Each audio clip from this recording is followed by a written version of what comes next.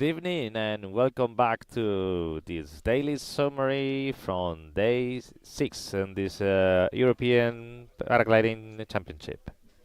Bienvenidos al sexto día de los campeonatos europeos en Pegalajar.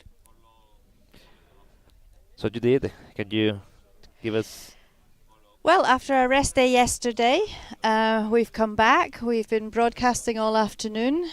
We spent the morning interviewing pilots from lots of different countries. We decided we would like to interview everybody who's here that will allow us to interview them. So we interviewed people from Bosnia, Herzegovina, Estonia, Turkey, all sorts of nations. So it was really interesting to get some different perspectives. And then this afternoon we did our live broadcast with our analysis of the task and what happened, and we'll tell you all about that in a few minutes. So today was task 6. We'd done 5 tasks before the rest day, and the way the forecast's looking, we've got 5 tasks to go. Well, now 4, because we did the 6th one today. The tasks are getting longer and bigger, and if it continues like this, we will have 10 tasks and we will fly 1,000 kilometers in total, which is incredible. For a competition. Okay, so Javi, can you give us a quick recap of Sunday, which was the last task day? Yes, sure. Well, to start with, it was really fast task, less than 2 hours. Just come on and have commenting that Fran was the first one arriving on the first turn point, but Maxine basically won the task because the leading point. The last arriving to goal in an incredible last leg. It was really nice to see how much he was pushing, but finally, because the leading point all along the race, Maxime made it first in the classification. So the order into goal, as he said, was Fran Reina, Maxime Pinot, Honoran, Steve Cox, and he was a world champion in 2005. And there were multiple it was also multiple Swiss champion, and also was the developer of the X-Alps. And also, just to finish, there were a lot of pilots that made it into the end of the speed section. However, they did not make it into the to validate the goal. So the overall results we have. So overall results for task 5 were Maxime Pinot from France, Honorant Amand from France, Sebas Ospina from Great Britain, Tilen Seglar from Slovenia, and Ferdi Pogel from Germany. In the women's classification for that task, it was Constance Mettetal. She's won all of the tasks so far. Second was Ellie Egger from Austria. And third, Petra Sivova. So that gave us a nation ranking after task 5 of first France, second Great Britain, third Slovenia, fourth Austria, and 5 Czechia. So that was the ranking going into task 6 this morning. So what was the task? Well, the task today was again more than 100 kilometers. Was 127 kilometers. Very interesting because there was 4 turn points, and then after they were moving from the northwest a bit on the north side from takeoff, they were heading mostly to the northeast, turn point after turn point, and finally heading to the south when they were reaching Sierra de Cazorla, with a final top point that took them into the east for final to the goal, and it was really interesting to see how they were flying. I think finally they found. We don't really know. We would like to see about those clouds, and if they reach finally that's a conversion that we were talking. That you will tell us a bit later, expected in this forecast. I would like to say that there were no altitude limits for today, so they were able to reach whatever they gave us today. Again, this conversion that was expected, but we're not sure because this guy they don't go as much as they can when they reach any thermal. They always push before that happened. There was finally south or southwest for sure at the goal, and you are more or less around 20 kilometers of wind. They needed to do some kind of traffic management as well, with this on road, because approaching on the goal, those canyons that they were needed to approach also, I thought, I'm sure it was really interesting to see, because there were 200 meters in depth, and the first one was really narrow, but the other one, it was more spread. So definitely was something really beautiful to see from the air, because that's part of the race, especially the last one. That area with Sierra de Segura is next level, how beautiful it was. Well, and also on the sad part especially for Spain, is two pilots today, they couldn't fly just because they got sick because of virus, of gastroenteritis virus. So they were really sick, and that was it for they couldn't, but we hopefully, and they will recover fast enough, but tomorrow they will be able to fly. Yeah, so today's weather forecast for this task, which, bearing in mind, they had to go northwest and then northeast and then due west and then due south and then due east. No, I didn't mean to say west, I meant to say east. East, south and then east. So they started at 3 when the forecast was 13 kilometres northwest at surface and also northwest at altitude. By 4 o'clock it was supposed to be the same, but going southwest at altitude.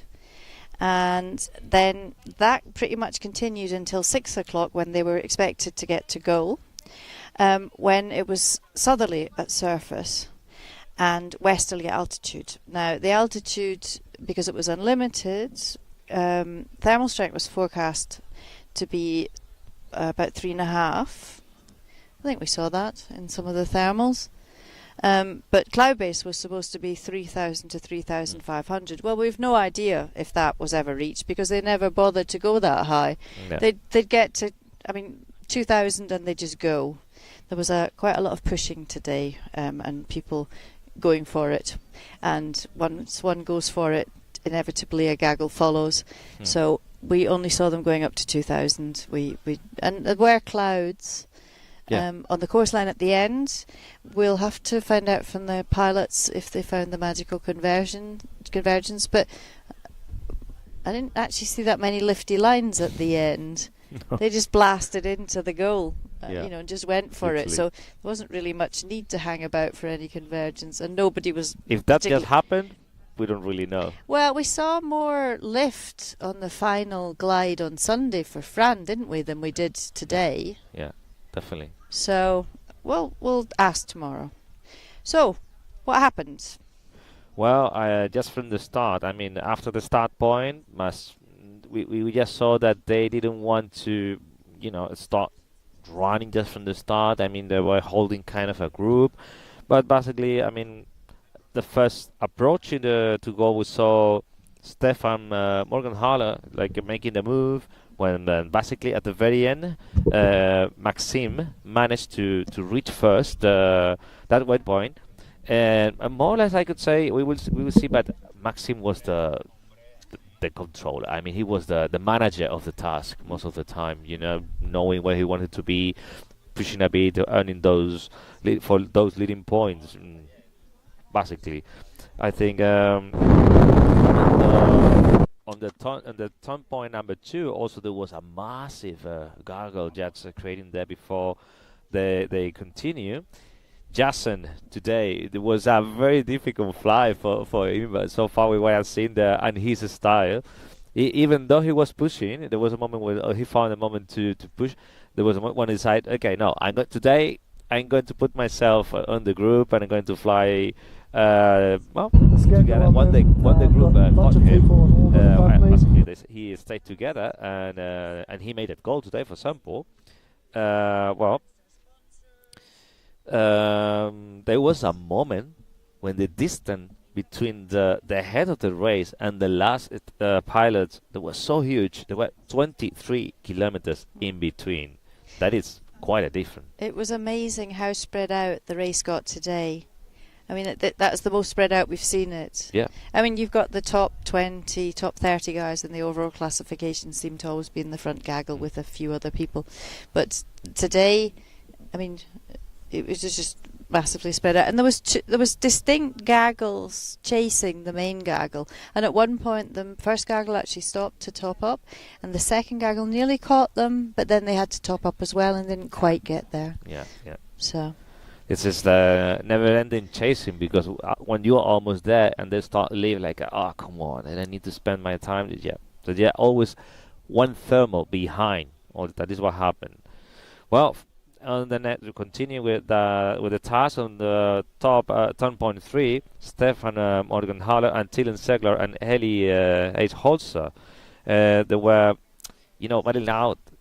Well, they were sort of battling out to get to that turn point first. They broke free as a group, and at one point, Heli H. Holzer was ahead, and then Stefan Morgenthaler. But in the end, Thielen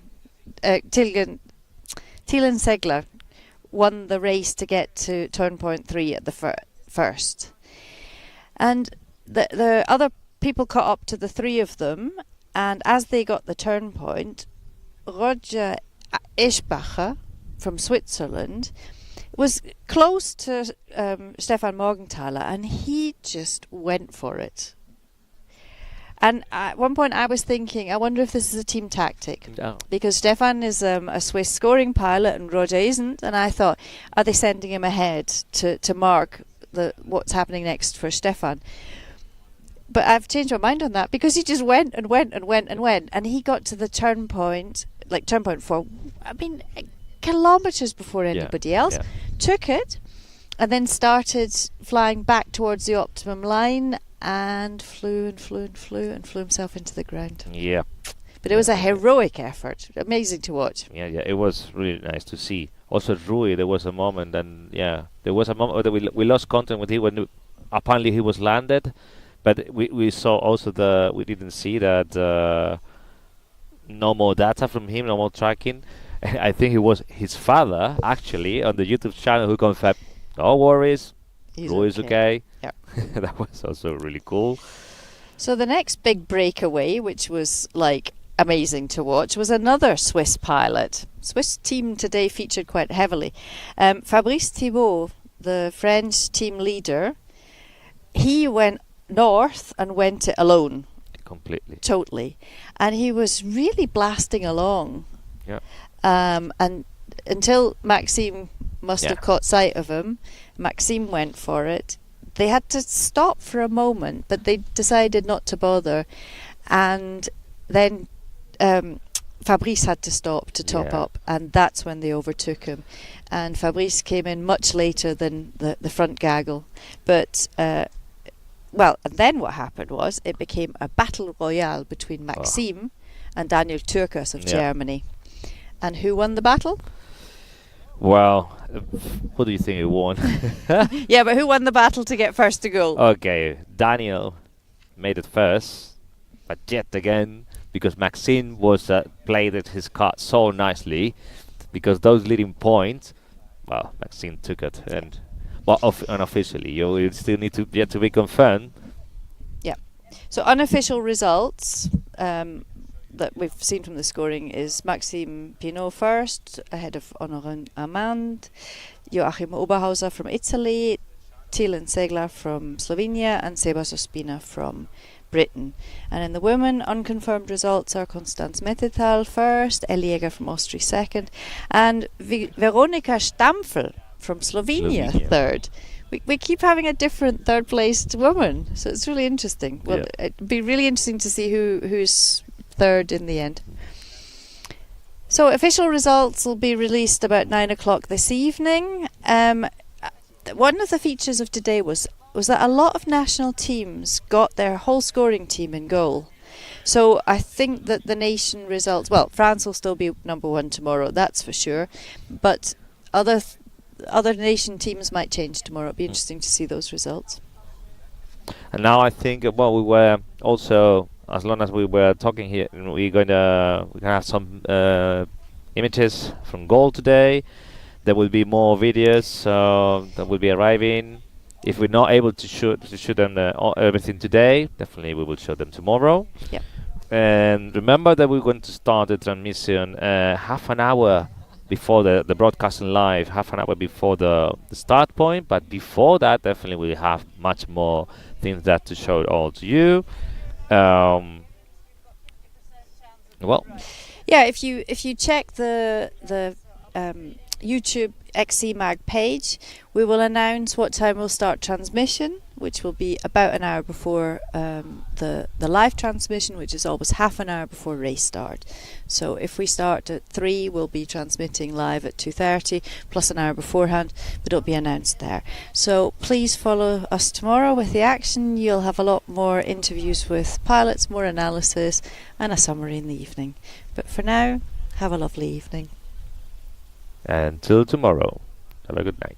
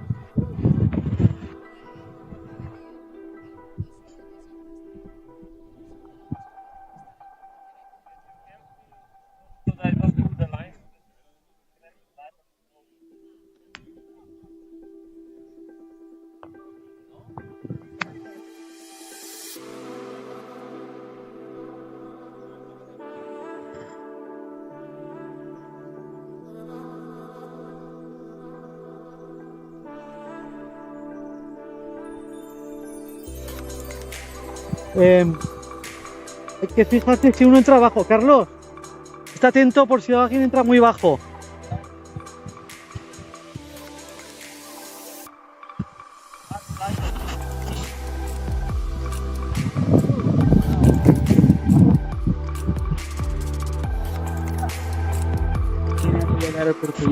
No sé, hay que mirar en internet.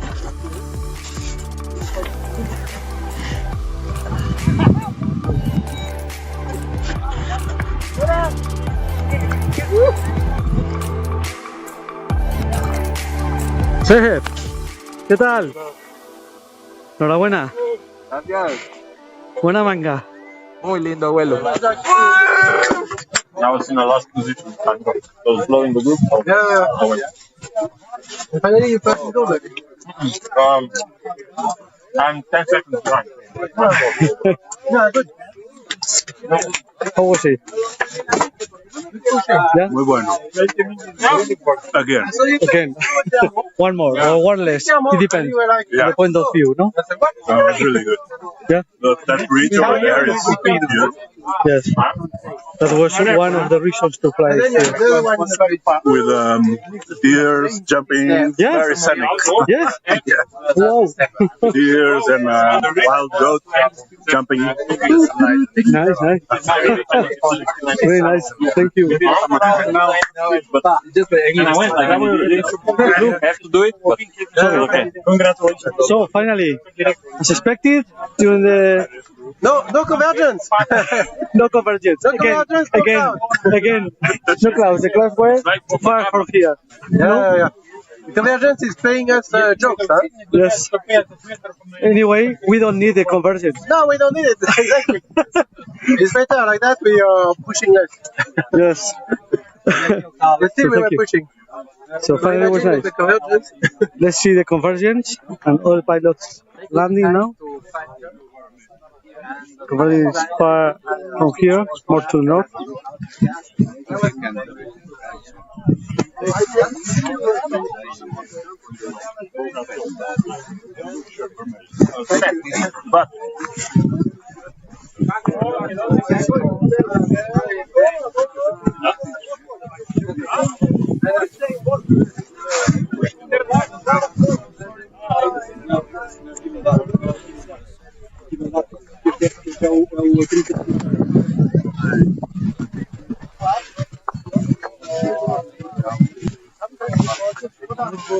Our pilots packing at the shadow.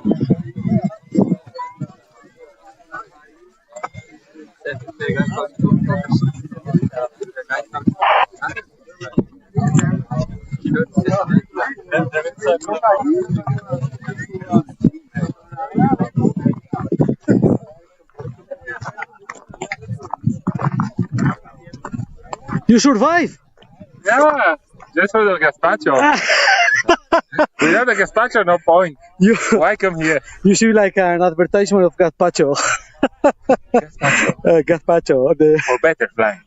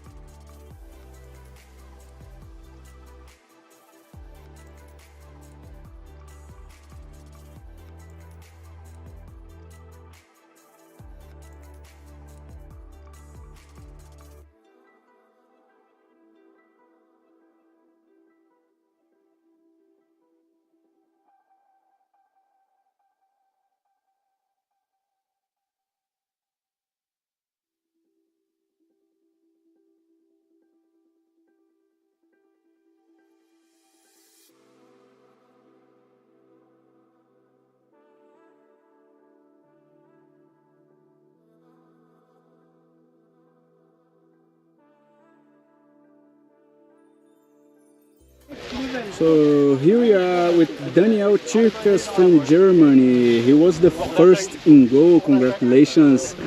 So you made a great final push to get the first position.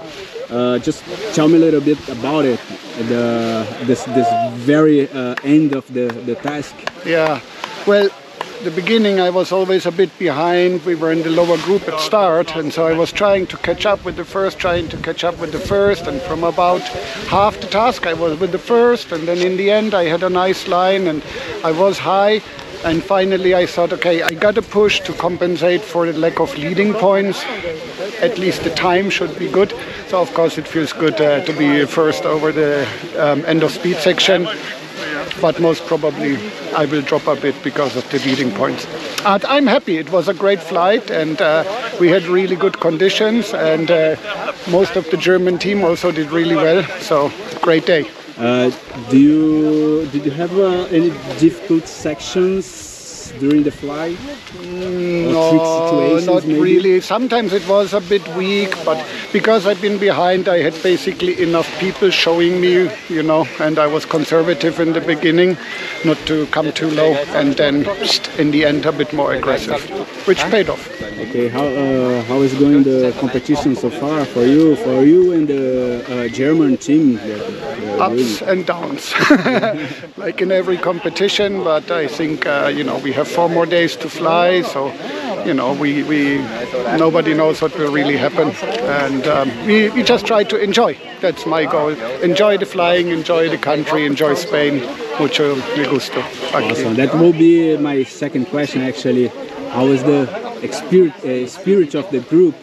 Everyone happy, motivated, excited? Well, when we do well, we are of course more happy than if we don't do well. But in general, I think we are a great team and we're having a good time. And Spain is a great country, and the food is great, and the sun is always shining. Yeah, we can fly every day. So what else do you want? Great organization too. Yeah. Awesome. Thanks so much. So here we are with Fabrice from the Switzerland team.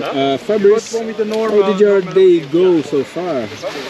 Yeah, it was a good day. It was not so easy to stand with the front gaggle, and just at the end I tried to attack with another line alone. So it's just, I was just not speed enough, but I lose 1 minute, so I'm really happy with this result. Yeah.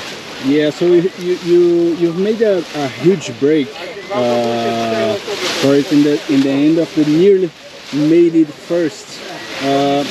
What was your thinking decision to make the process? Yeah, for me the last terminal where we are all together was not strong enough, and I was hoping I find something better, and also that some people will come with me, so nobody follow me, so I said, yeah, I have to go through and try. It's maybe a chance or not. Okay, so the Swiss team seemed to fly as a team today, so you were close flying as a team. So was Rogers pushed to the TP4 planet? Did you do it to the team, or did you act independently? No, Roger is a pilot from the mountains, so he knows and like really the mountains, so he was thinking it's a good moment to fly, to go through, and yes, maybe he was too deep and too difficult alone, but we not really speak about this attack. Okay, so all the scoring Swiss pilot made it today, so how are you feeling as a team leader for the task today? You're happy? Yeah, sure, I'm happy for the result on team.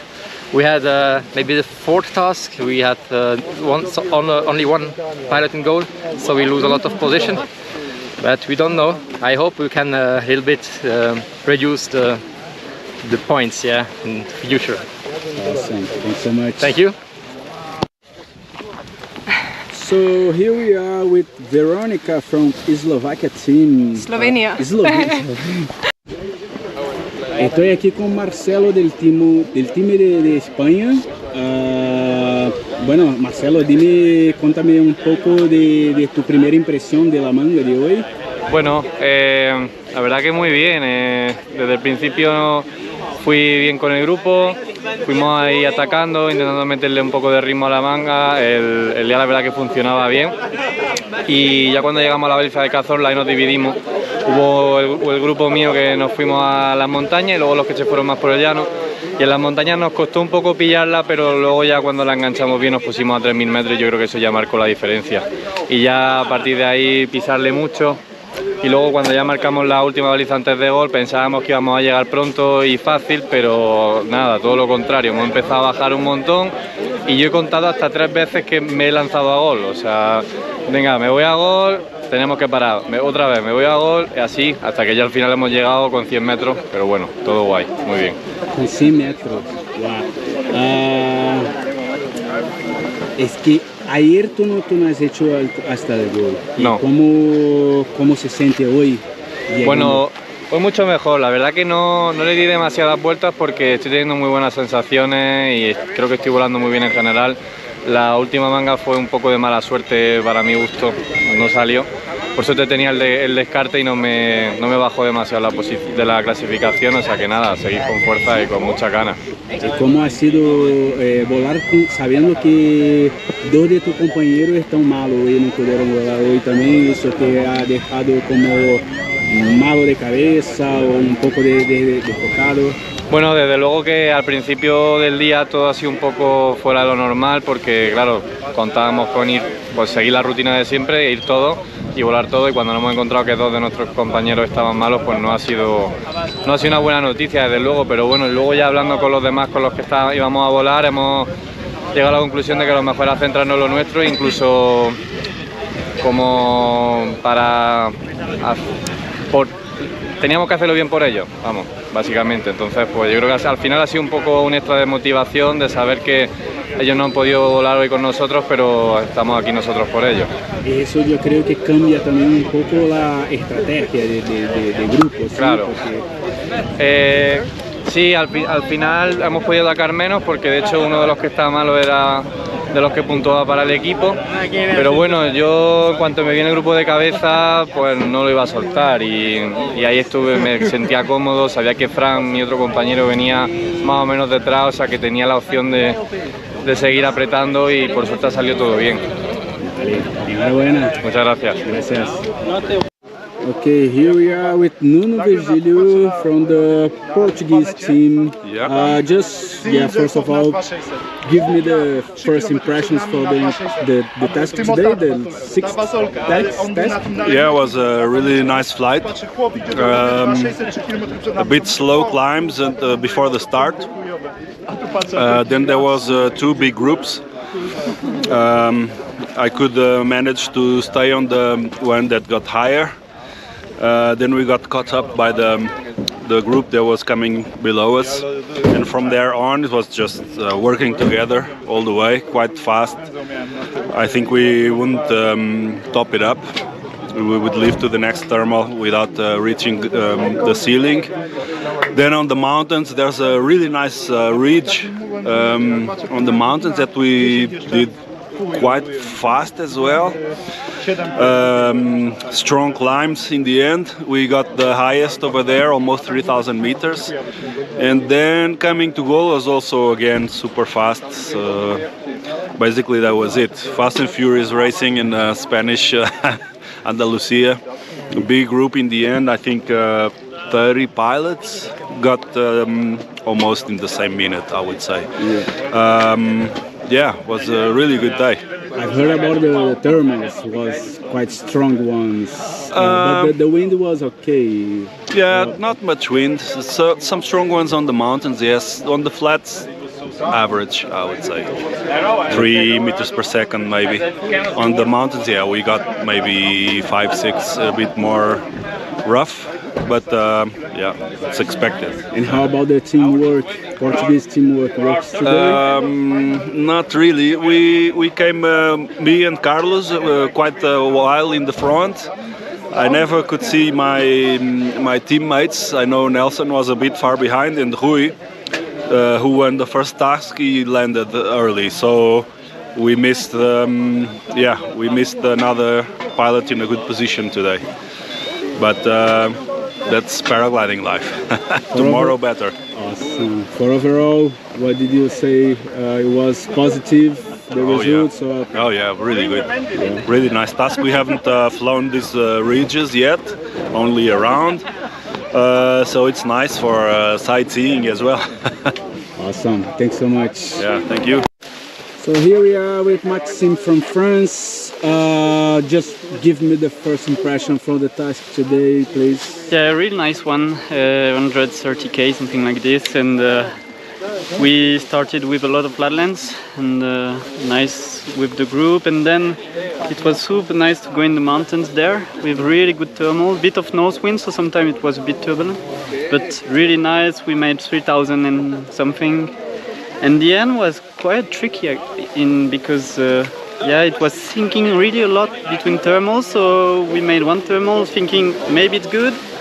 We need one more, maybe it's good, and we needed like 3 thermals to get there, and like 150 meters above the ground. It was in the convergence area? No, nothing, no convergence. No. I think it's more, we can see the clouds there, so there is some convergence, but further east, I think. Okay, and how about the clouds? Did it give you some tips for thermals or whatever? It helped us or not? We didn't have so much clouds, so it was still about the feeling with the wing. How can I let the wing fly to try to find a good line, but no clouds. No clouds at all. Okay, that's awesome. Thank you. Thank you. Thanks. Aquí estoy con Roger de la equipo de España. Dame las primeras impresiones que tú tienes de la manga de hoy. Pues bueno, ha sido una manga muy rápida por los kilómetros que había. Se ha volado muy rápido, al principio en el llano un poco más lento, pero después la parte de las montañas súper rápido y súper bonito. Vale, yo he oído que ha pasado algo malo con tu compañero de equipo, que no estaba bien. Bueno, ¿y cómo se ha salido el team como un completo? Porque hay una persona menos. Sí, bueno, son dos personas, sí. Sí, han tenido como una infección, bueno, no sé, les sentó mal una comida y no han podido volar hoy, y el problema es que uno de los dos puntuaba para la clasificación de equipos, entonces pues bueno, los chicos que puntuaban hoy tenían un trabajo más difícil, asegurar un poco más, pero lo han hecho súper. Vale, eso yo creo que hace falta cuando se están volando juntos, porque claro, es un trabajo que se hace junto de toda la gente. Sí. ¿Cómo se ha ido con la manga hoy, mismo con dos menos? Sí, a ver, cuantos más somos en el equipo mejor, porque más información hay y nos podemos ayudar un poco más, pero los 4 que hemos volado hoy, pues hemos hecho lo que hemos podido y nos hemos ayudado bien y ha ido bien. ¿Te estás contento con el resultado de hoy? Bueno, en mi caso en concreto me ha atascado un poquillo, he llegado un poco más tarde, pero bueno, contento de estar aquí. ¿Y las térmicas cómo estaban? Muy bien, muy bueno el día, sí. Venga, muchas gracias. Gracias. Okay, here we are with Ronnie from Netherlands. Ronnie, what's your first impression for the task today? Yeah, it was a difficult beginning, quite slow thermals, but in the end, and I lost the gale quite soon, so I was a bit behind, but I was really catching up. That was nice until the last turn point before the mountains, and then I got with the group. It was nice. Yeah. Would you say that the end point was a trick situation, or there was any others? Well, I because of the weather forecast, I knew we would have a different wind from the other side, so I tried to climb as much as possible on the mountains, but I didn't really get a really nice, good thermal. So in the end, we all went, and then just a few k's before the cylinder, everybody started thermaling. And I thought, yeah, it's just a few k's and let's go. And I saw someone going and taking a good climb. Then I went, but I didn't get it. So there I lost a lot of time. But yeah, that's part of the game. Awesome. Yeah. This one was the longest task so far. What? No. I think we had a 140k, 140k. Yeah, so that's the longest one, I think. What do you say? Do you like the longest or the shorter? Well, I like it when I'm with the leaders and gliding and going fast. And today I got stuck a few times. So then you're all the time in your back thinking, oh, I have to go faster, I'm late. And that's less nice. But on the other hand, we'll probably have a nice day where we all go really fast. Awesome. So yesterday we had a day for rest. Do you have recovered your batteries, or how is it going? I did some sightseeing. I went to Granada, and yeah, it was good. Yeah. Awesome. Thanks so much. Okay. Here we are with Siglan. Tilan, yes. From Slovenia, just landed. Yeah. How was the task today? Very fast, very nice, good conditions. It was really nice to attack. The conditions were working well. So it was a very enjoyable. And also at the end here was a bit difficult conditions on the plateau. The group was hesitating, so I went very low. I gambled a bit, but it paid off because then I just came with the first one, so really good. I think you were the first one to touch the ground, right? I came super low, because I was going 200 meters slower than everyone else. Okay, any tricky points? This at the end actually, so this was quite tricky because it didn't really work. It was huge sink all the way. So I already, when I saw the task, I was thinking to push into this canyon here and try to do the end speed, and actually then I was in a situation where if I waited with the guys I would be very late. So I attacked and it worked out. Awesome, thank you. Thanks. So here we are with Veronica from Slovenia team. Veronica, first of all, congratulations for your task today. Thanks. So you got here on third, right? Really? Yeah. I don't know. Now you tell me the score. Okay. Yeah. So how was the task today? Oh, I really loved it. I really enjoyed. I had an amazing start. I was on top of the Gaggle with Tilen and just pushed in the beginning, and it allowed me to follow up. In the middle, before crossing the ridge, I got stuck alone, kind of. I was trying to catch up, but no one was behind me, so I was kind of thinking what to do, but then I was just, okay, let's go into XC mode. And I survived the ridge and then had one thermal to save me. And that was it. Yeah, great task. We didn't have a chance to interview before, so how is going the competition so far for you? For me, great, because I didn't have any expectations. It's my first big competition and I'm flying a sea glider, so it's impossible to keep up. But today I was maybe slightly lucky with the thermal and two to catch the Gaggle in front of me. So I think today I bumped up my score quite well. That's awesome. It seems like all of the pilots from Slovenia scored today. So yeah, perfect. You look forward for celebrating? Or? Oh yeah, we're having beer today. That's awesome. Just the last question: how is the spirit of the team? Oh, I think it's always good. We're friends, so it's like having vacation with friends, but flying, and it's. For me, it's really nice to fly here, and also the boys are enjoying, so we're having a good time here. Just the last one, sorry. Why are you flying as a team?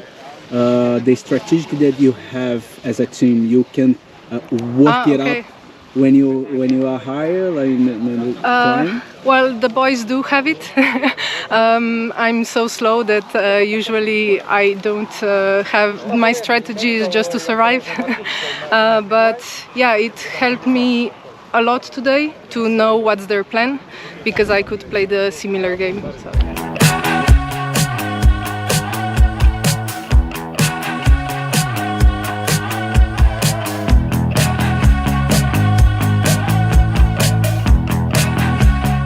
Ya hemos pasado el ecuador de este 17º Campeonato de Europa de parapente en Pegalajar. Hemos pasado el ecuador con esta sexta manga. Ayer fue jornada de descanso, hoy otra manga estupenda de 126 kilómetros. A esta hora, 80 pilotos que han llegado, cuando todavía nos quedan 3/4 de hora para que llegue más gente, que los vemos que están de camino. Y otra vez ha ganado Maxime Pinot, el líder de la carrera, que está intocable. seguido de su compañero francés, Onogan, que también está volando de maravilla, aunque un día tuvo un pequeño fallo. Y bueno, pues otra vez otro mangote. Esta vez nos hemos ido hacia el sur, dirección Baza, un poco más al norte de Baza, y a ver qué nos inventamos para los próximos días, porque los próximos días sigue habiendo una meteo fabulosa que intentaremos seguir aprovechando.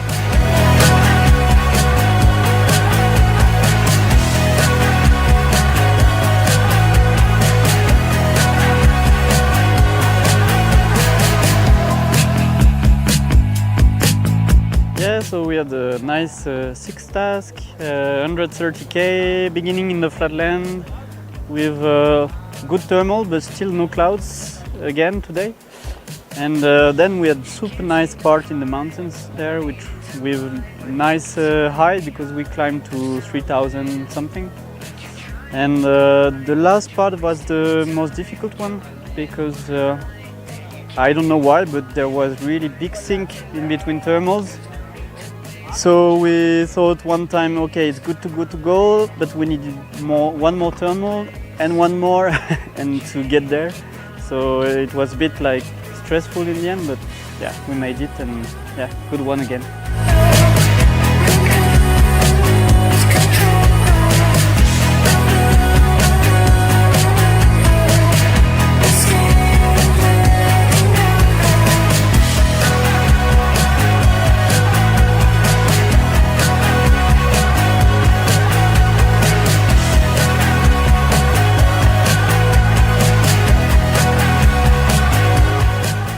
Une jolie manche aujourd'hui de 127 km, c'était super beau, magnifique manche, c'était très bon au début, j'étais super bien placée et puis à la fin on était sur la montagne et à la montagne j'ai perdu un petit peu de temps et donc du coup j'étais un petit peu derrière à la ramasse et puis c'était un petit peu moins bon sur ce plateau, on est monté un petit peu moins haut et donc la rentrée au goal n'était pas facile à négocier, mais voilà, je suis contente d'être au goal.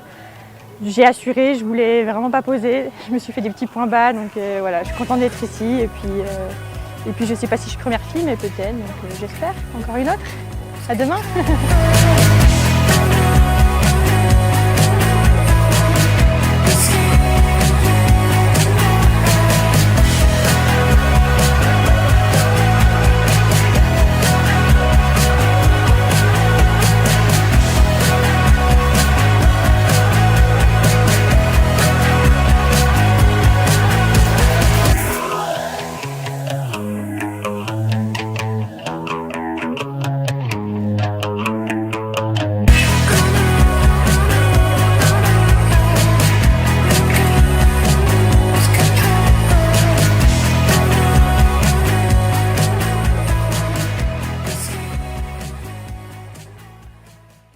Okay, Blase Macezone. Yes. Easy? Not easy. Okay, Blase, I would like to ask you about yesterday's task, how it was for you. Well, it didn't go well for me, really. After the first turn point, I got low.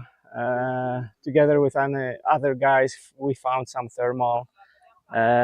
Went to the second turn point, but well, didn't manage to get there. So did some big mistakes from the beginning. I was really low when the race started, and I decided to go anyway. So yeah. Okay, and overall along the competition, how it Well, it's my second big competition in my career, which is quite short, to be honest. And I'm just here for experience and learn from top boys and girls how to compete, how to think, and technically, flying wise, I believe it is all good with me. It's more about tactics and gaggle behavior and all these things. So, like I'm saying, I'm beginner, so I'm here to learn. Excellent. And I don't know about today. You check the forecast. Do you have any idea what to expect for today? No, I didn't. I don't really want to. I'm just gonna follow better ones than me, and I will make decisions in the air. Okay, excellent. So, well, thank you for your time and good luck today. Okay, we have Carlos Lopez. Yeah, so Carlos, I would like to ask you, how was day 6 yesterday task for you? Ontem, voei sempre com o grupo da cabeça, sempre no grupo da frente, até à montanha, só que na montanha eu deveria ativar o chip de X-Alpes das montanhas e subi e perdi um pouco de tempo, perdi 10 minutos para o primeiro, não foi muito bom. All right, and about overall competition, all along the competition, how does it feel? How is it going? Está a ser uma competição muito boa. Para mim, o meu objetivo principal é ajudar a equipa, tentar a alturas que a equipa precisa da minha ajuda com informação e com ajudar a equipa, porque não estou a pontuar. E o meu objetivo principal também acaba por ser fazer todos os golos e o mais bem posicionado possível. Excellent. And finally, today, day 7 of the whole competition. I don't know if you checked the forecast or you know anything about the task today. What to expect? Hoje espera-se um dia muito bom, talvez o melhor dia da semana, com tetos altos, e espero que vai ser uma manga sempre muito forte, sempre a atacar e sempre com uma média muito alta. Excellent. So thank you very much and good luck for today. Thank you. All right, Marcin Visic. Here we are again, day 7 today. So Marcin, I would like to ask you, how was yesterday's task for you? Yesterday task on the beginning was quite nice. I was quite good start task. Through the mountain, I fly quite well. I was quite happy with that. But in the mountains, how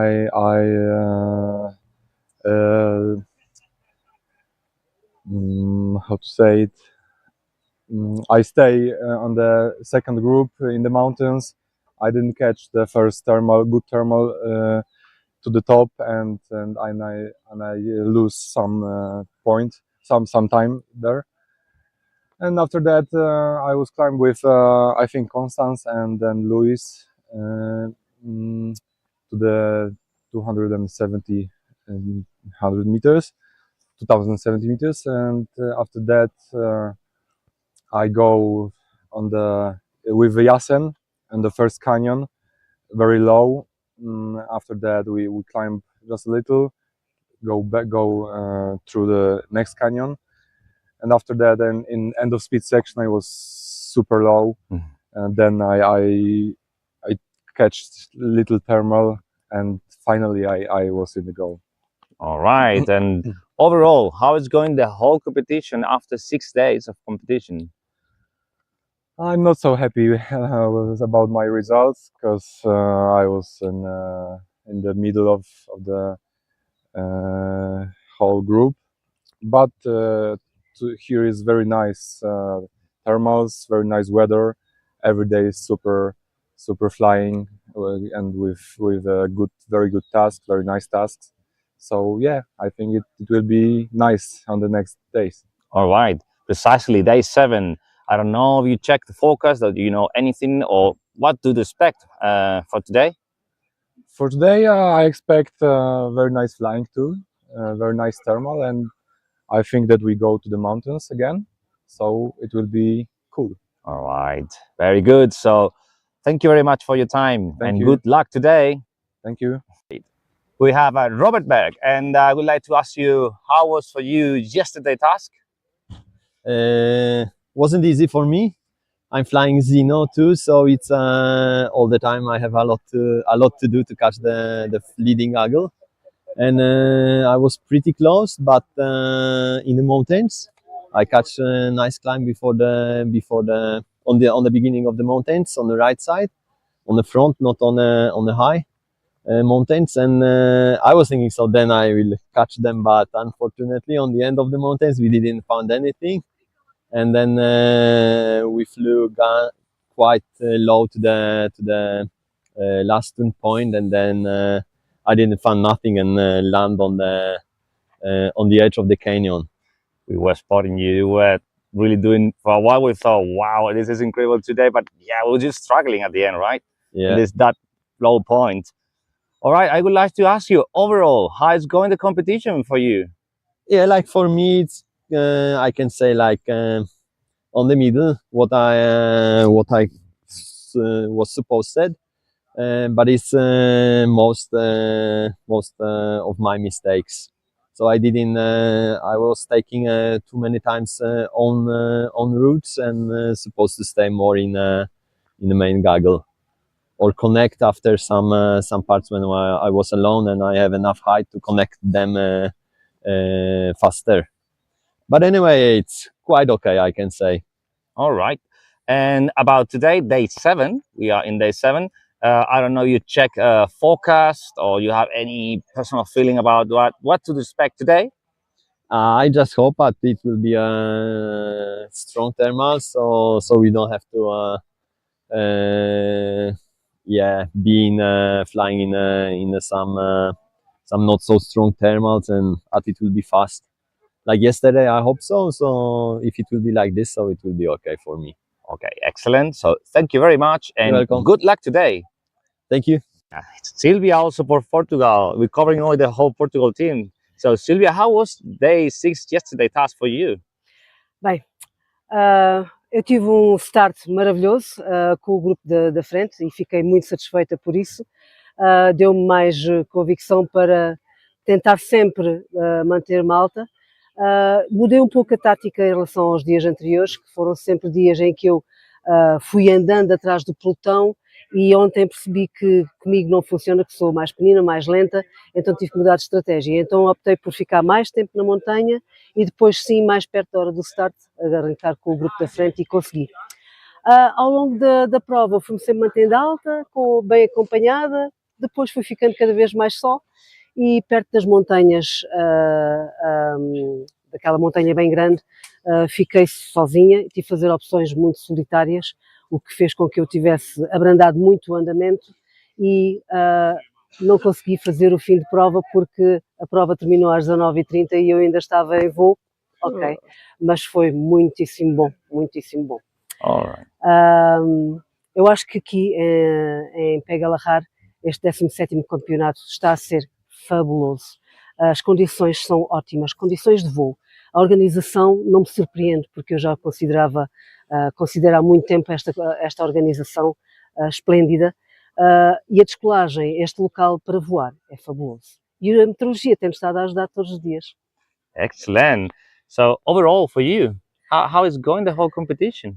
Ao mais alto nível, at high level, completely, with a beautiful and human kind of pilots. And for me, I have a low level, but it's an honor for me to be here. Oh, okay. That's very good words. And today, day 7. So what to expect with the forecast and maybe the task? Vai ser uma manga longa, são 136 km. Dá-me a ideia que vamos para a zona de Yelmo.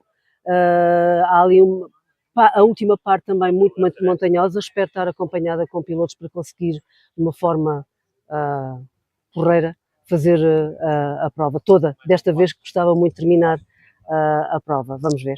Okay, so thank you very much for your time and good luck today. Obrigada. Sergio Buca, good morning. Here Good we morning. are in day 7, and I would like to ask you, how was task yesterday for you? Yeah, yesterday was really nice task. After one day off, we had some resting day, and the organizer immediately gave us 127 Ks. And I'm second time here in Pegalajar, and this task I never flown. It was really nice on the north side, and we catch the big mountains and go up it again to the flat. So I was in the first half of the race in the front of the race, but later on I was a little bit in late. So it was really nice, and I was something like 50 something. So I expect more like this. All right, and overall, all the competition, how is going for you? How do you feel? Yeah, as organizer of the big comps, I can see this competition is really nice organized. I don't have any any objection for anything. So it's really nice, and I want to congratulations to the organizer. So I hope more competitions like this, so other organizers to see how to make good organization. Maybe a super final. Yeah, maybe super final here. I don't know. It's question for PWCA. All right. And so finally, today, day 7. I don't know if you already check, have forecast, or have any idea what to expect for today? Yes, I check forecasters every day because we are competitors. We have to check everything. So I think today we will go to the south side today, and cloud-based 3500 and some clouds on the big mountains. I expect that we will go there and maybe more, much longer task than yesterday. I don't know. All right. See. Okay, so thank you very much, and You're welcome. good luck today. Thank you very much.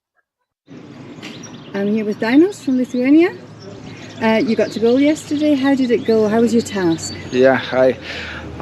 It was quite okay, quite nice. Finally, we got really nice weather, and I loved the thermals, and I was lucky from the beginning. Yeah, taking the start cylinder, I was quite high with the leading group, so it went very well. Well, unfortunately, I'm not so fast pilot, so leading group they left me behind, but still all the thermals were quite strong, quite often, so it was no problem until we get near to the last point, near to the mountains, and maybe that was a bit a mistake. Mountains weren't working so good as we expected. Flatlands were better. So we got a bit struggle. We wasted some 15 minutes, but eventually we survived and went to the goal. So it was really nice. Yeah, nice day. Great. I mean, have you got to goal pretty consistently over the competition? Unfortunately, I have 2 non-goals in this competition so far, but I really hope to get all the rest days. If it's good weather, I really like when conditions are stronger, not those survival ones. So yeah, I like that, and I hope for more goals. And I mean, you're flying an END rather than a CCC glider. Yeah, you're in an Evic Peak 6. Yeah, I'm flying on Evic Peak 6. Well, I do not have so many hours each year, so I don't want to overtake myself. I feel comfortable. It's fast enough still, I can imagine, and let's say in our country, like in Lithuania, it's good enough. And when we have national championships, I still take podium, so it's good for me. Brilliant. Well, I mean, it's a lot to be said for a glider that you're comfortable on, and you know, outperforming it rather than being on a glider that you have to be worried about and not performing so well. Yes. And if you're making the podium on your pig, well, that's brilliant, isn't it? Yes, that's exactly, yeah. So at the moment, yeah, it's the best what I can do, so it's good for me as well, yeah. Brilliant. Thank you so much. I look forward to seeing you in goal again. Thank you. Hello, good morning, Julia from Germany. Good morning. Good morning. You had quite a day yesterday. Yes. What happened? It was tough because already mentally it was a challenge because I did not really manage on the first days, on the first week to differentiate in the start gaggle if it's a push day or let's take it an easy day, a bit slower day. And so yesterday I fucked up the start and was a bit behind and low, but I did not realize it is again a push day. So I did not push first, and then on the waypoint I fucked it up completely because I got in such massive sink that I thought I couldn't reach the turn point. And right beside me, someone was popping up in the air, and so I went there and thought, oh, come, only a few turns, and then I get the waypoint. But suddenly I was 4.5 kilometers away from the waypoint, which was pretty shit. And so yeah, mentally it was really tough, and so I pushed against the wind back to the waypoint, and of course lost all other people. But then finally, I don't know, I found my flow back because I just pushed full bar and only thermal 4 meters, and then I could even catch up to the other group, which I left there when I went for my 9 kilometers detour. But then I catched back up to them and finally overtook them, which was pretty cool. But I think it was just a bit of luck. But it was tough. I mean, after battling for 4 hours, you made it into goal as a third woman, which is really impressive. You know, to come back. I mean, psychologically, it must have been very difficult. It was already hard because the third task was for me personally quite good. And then I fucked up the other 2 tasks, and since then mentally it's definitely not so easy. Okay. But yeah, you're coming into girls I try third my yesterday, best. has put you third in the female ranking. So, you know, that's pretty impressive to come back from such a big detour and to be third overall now in the women's ranking is brilliant. And you were part of not very many teams that had all scoring pilots in goal. Yeah, that's cool. Yeah, no, I mean, honestly, good on Team Germany, because all 4 of you were there. Yeah. So, you know, you've gone up in the ranking as a Yeah. team as well. Yeah. What happens in your team with your team leader? Like, when do you get instructions in the air? Is Harry monitoring what you're doing and helping you along? No. No, not at all. And like team radio, do you guys? Yeah, this year we are finally like doing more on radio, so it's pretty awesome compared to the last years where we were pretty much silent all day. So we're getting better and better every year, I would say. And this year it's definitely, yeah, much better. But you know, if you're behind, like, I don't hear anything. And how does it work with the non-scoring pilots in your team? Are they like the peloton that help you along, or are they flying as individuals? How does the team dynamics work in Team Germany? Well, I think we're not quite where the Frenchies are. But it's good. Like, I mean, when they are on the front, like Martin helps the team a lot. Like, they communicate a lot there. But of course, if you're a bit behind, or like Pepe was also some task a little bit behind, then you know, you cannot really help there. But yeah, we try our best. This year's much better, but still room for improvement. Well, I have to say I was very impressed when we saw you in goal yesterday evening after your epic task. So I hope it goes better for you today and it all goes smoothly. Hope and the you same. just zoom to goal in a winner. Yeah, no more stupid mistakes, please. Thank you very much, Julia. Thank you. Hello, Dagfinn and Marius from Team Norway. So you guys both made goal yesterday as part of one of the teams that got all their scoring pilots into goal. Tell us about your task yesterday. Yeah. Well, it was a fun day, and we were in the group that ended up a little bit low. Like 5 minutes before the start, everyone started sinking out, like even some very good pilots. And so we ended up having to play catch-up the entire task. Which was almost impossible. Even we flew really fast on the flats. We were really close to catching up with the Gaggle, but they seemed to get an advantage every time. Yeah, like even on the big tasks with lots of space between the cylinders, it's very difficult to do something different and actually catch up, because the level is so crazy high. But I'm very happy with coming like quite long behind in goal, but I'm happy anyway. It's much better than landing out. Yeah, it was an amazing flight yesterday and beautiful terrain. So. Yeah, we finally had some mountains. That was really nice. Yeah. Well, I mean, it's all about getting to goal. You know, that's the key thing. Yeah, it is. And so, how are you finding the competition overall? Are you enjoying it? Yeah, it's been a blast. I mean, like I said, the level is incredibly high, but people are so friendly and the atmosphere is quite chill. So it's so much fun. Mm-hmm. Yeah. Let me ask you a little bit more about trying to catch the lead Gaggle. Do you think it's because they leave a climb early to blast a long course, and you're topping up a bit more, or do you think they're just flying so much faster? I think they're super effective, and they are very good at eliminating things that are too slow. If it's a bad climb, they leave it for the next if they have not enough altitude to go further.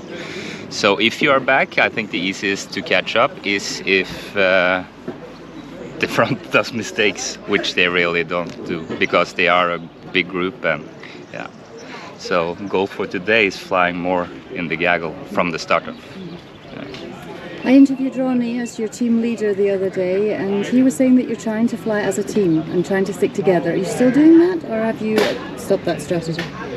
We kind of end up doing that. I mean, we have similar levels and similar flying styles, so it's quite easy to look towards each other. And if if one of our team members does something, then we always try to have that option to follow, and we quite often do. So very often we end up in similar positions. Yeah. Great.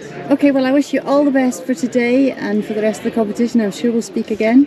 And thank you very much. I'm here with Roger from Switzerland, who yesterday made a heroic move. Tell us about your task yesterday.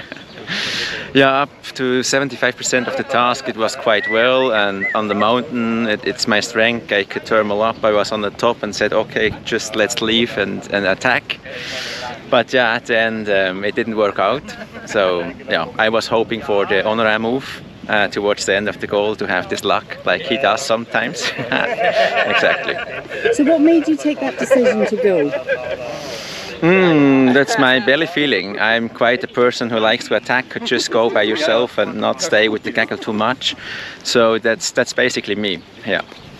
And was there any kind of team instruction? Because you were with Stefan Morgenthal at the time. And yes. We were wondering if you were pushing forward to find something for him to follow you, or were you just going it alone?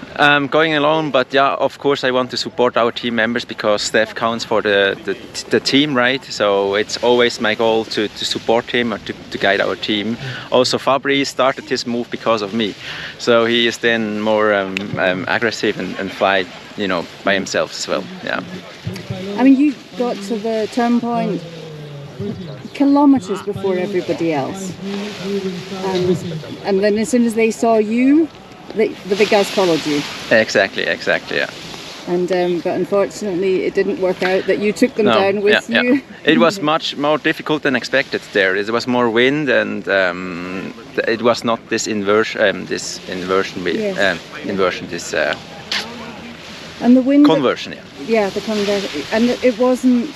The wind wasn't as it was forecast where you were. You were having to go into a crosswind. Much more difficult than expected. Yeah. Exactly. Yeah. Unfortunately, yeah. But even thank you. I mean, it was so impressive to watch, and we were on the edge of our seats. Yeah, and we were thank you. cheering for you, thinking, "Wow, this could be It was tremendous." great. Yeah, it was great. The day is coming. The day is coming soon.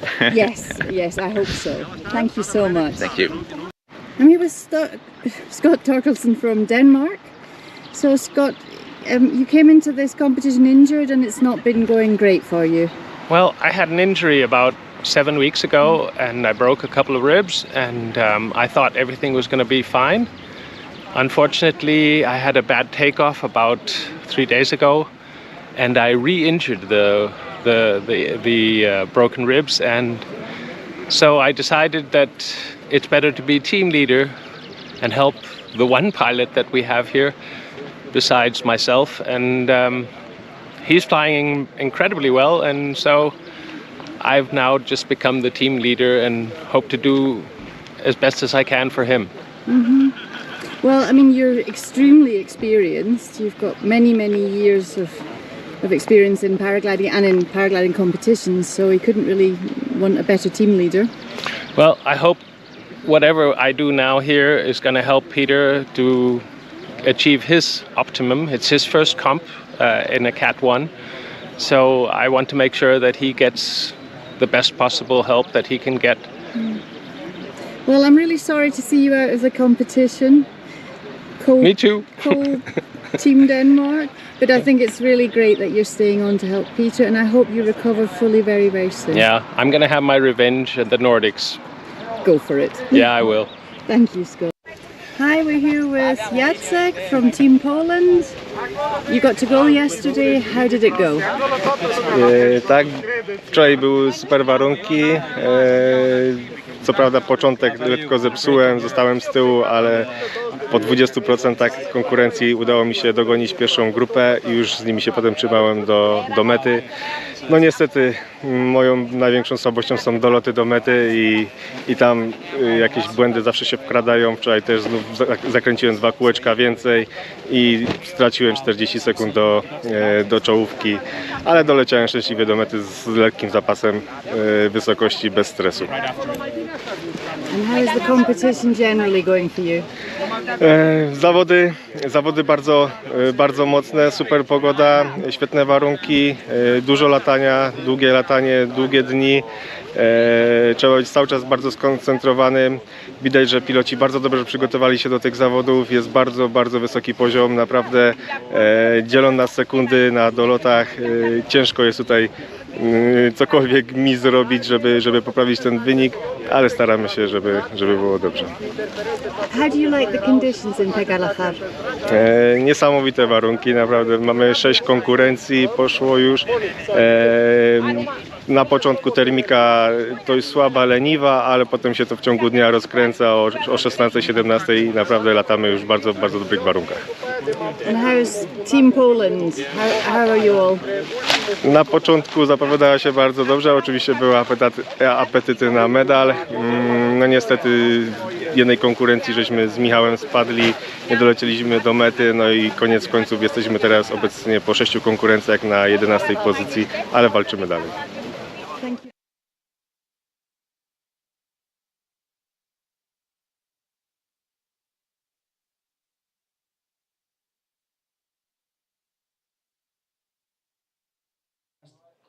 Today we have an awesome day, an incredible day here, especially at the mountains. So we have to find a balance between the weather forecast and the setting of the task. We are on the 7th task, and you are a bit tired, and we try to shorten the retrieval. So this task for today is set thinking on those aspects. Safety, and always we think on safety, of course, but at this point of the championship we are taking the safety into account a bit more than any other day. Winds, top altitude at 2 p.m. at surface 12 kilometers per hour, northwest 1,500, 5 k's, northwest again, and 2,009 k's south. So again, there is a change of the wind direction at one altitude around 1,500, 600 more or less. Okay. At 3 p.m., surface exactly the same, 12 kilometers northwest, 2,000, 6 kilometers, almost the same, and southwest. The direction has changed a little bit, and at 2,000 is 11 kilometers coming from northwest. At the top, at that hour should be around 2,300, 4 kilometers per hour southwest. 4 p.m. now, yes. Surface, same, 13 kilometers per hour coming from north, 1,500, 13 kilometers per hour northwest, 2,011 kilometers per hour northwest. At the top, around 2,300. At 5 p.m. in the zone around Cazorla. Cazorla is, could you show where is Cazorla, please? In that zone, we expect a wind at surface 11 kilometers per hour, always the same at surface, everywhere. 2,008 kilometers per hour coming from west, and 3,000, almost nothing, 2 kilometers per hour south. And 6 p.m., close to El Yelmo. Could you show where is El Yelmo? Surface, same, 10 kilometers per hour northwest, 2,000 meters, 9 kilometers per hour northwest, and 3,000, 6 kilometers per hour west. So at the top, almost no wind. We hope this task is a good task for today. At the top, around that zone, should be around 3,500. And finally, 7 p.m. at goal, surface 6 kilometers per hour and 2,000 meters, 4 kilometers per hour northwest. Okay, so we think it's a good day for flight with good conditions, maybe bombastic conditions, especially at the mountains. So let's enjoy. Okay, clouds and mountains. Cloud base expected. Cloud base is 3,500 or more, even to 4,000 meters. Thermals plus 3.5 plus 4, medium, average. And the mean temperature, 6 degrees at 3000. And the cloud depth, 500 meters, so no problems today with the clouds, no expected problems. Yesterday we hadn't problems with the clouds, neither with the convergence. I know it was placed more to the north, but anyway, the task was really nice. I think it was a good choice, even for yesterday. So that's it. Regarding the meteo forecast, you have any questions? 6 kilometers long task. Could be longer, yes, of course, but we have, as I've said, we have to find a balance between the distance and the retrieval and so on. Not only for the pilots at goal, but for the rest of the pilots, of course. So we've said, this is the task. ¿Esto es la manga de? Okay. The start point is one waypoint B28, 20 kilometers radius, and after that start point, we have set one waypoint to be sure that there are no crossing between pilots once you check the start point. So it's just for safety reasons. Okay, similar to other days, but a bit different. After that, you have almost 80 kilometers, so you have many ways or a long distance to open the different tracks to reach the next waypoint, Rambla B50, with 8 kilometers radius.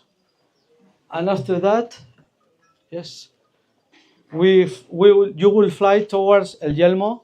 El Yelmo is where the next World Cup will be held in few weeks, no? At the end of June. And then we have another turn point, B74, is the house of Lope. So if you have problems around that zone, he has beer and one swimming pool and anything. It has 6 kilometers radius, and this leg is around 30 kilometers. And after that, the last leg, around 18, 19 kilometers towards the goal. The goal is B29, is the same goal we used the first day. Remember the goal, third? Okay, third then. Okay, the same one, sorry, we have repeated the one goal. It was terrible, but we have to do it. So, you already know it. Can you zoom the goal, please? La carretera. Well, the speed section. This time, instead of a goal line, we have radius, okay, for both cylinders, for the distance. So you already know there are some fields on that zone. And finally, this radius is placed before the road. We want to avoid problems with the road. We had the other day one problem, but this time I think we are doing this better. And then after the road will be placed the line. The line this time is just as reference, as always, is a reference, but this time more because we have a cylinder on the end of the distance. Okay, just to be sure where is placed the landing. Can you change the cylinder?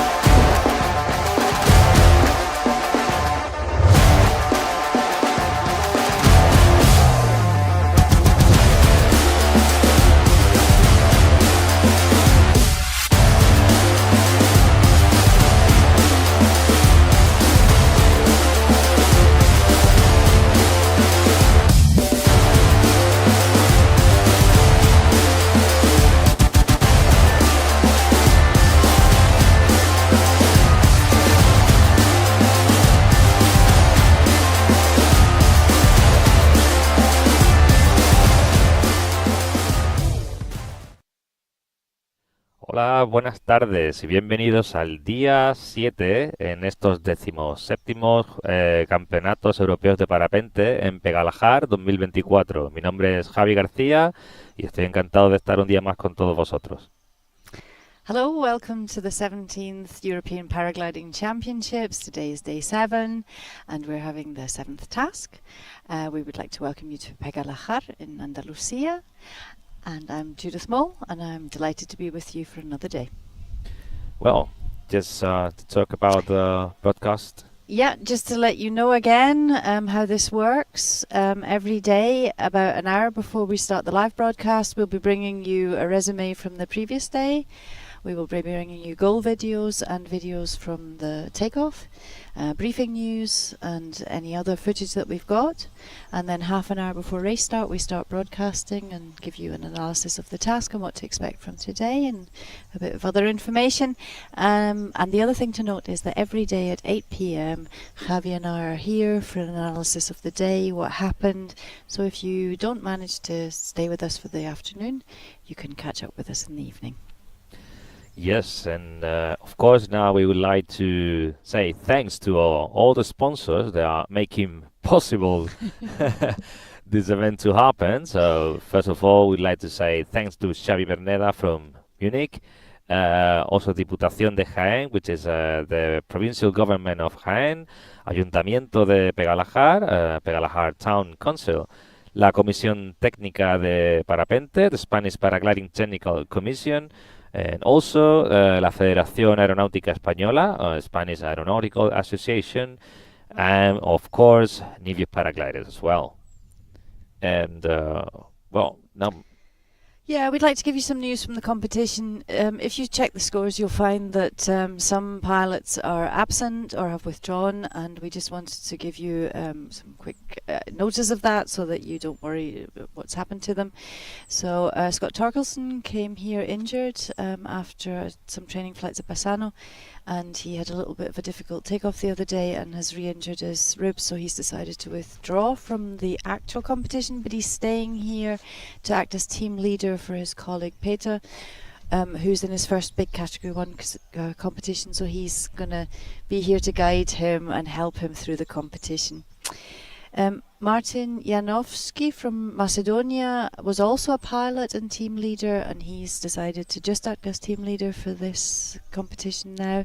Vasily Pavlov from Bulgaria went home, and Roberto Smolko had to also withdraw from the competition for personal reasons. So you won't find them in the results table anymore.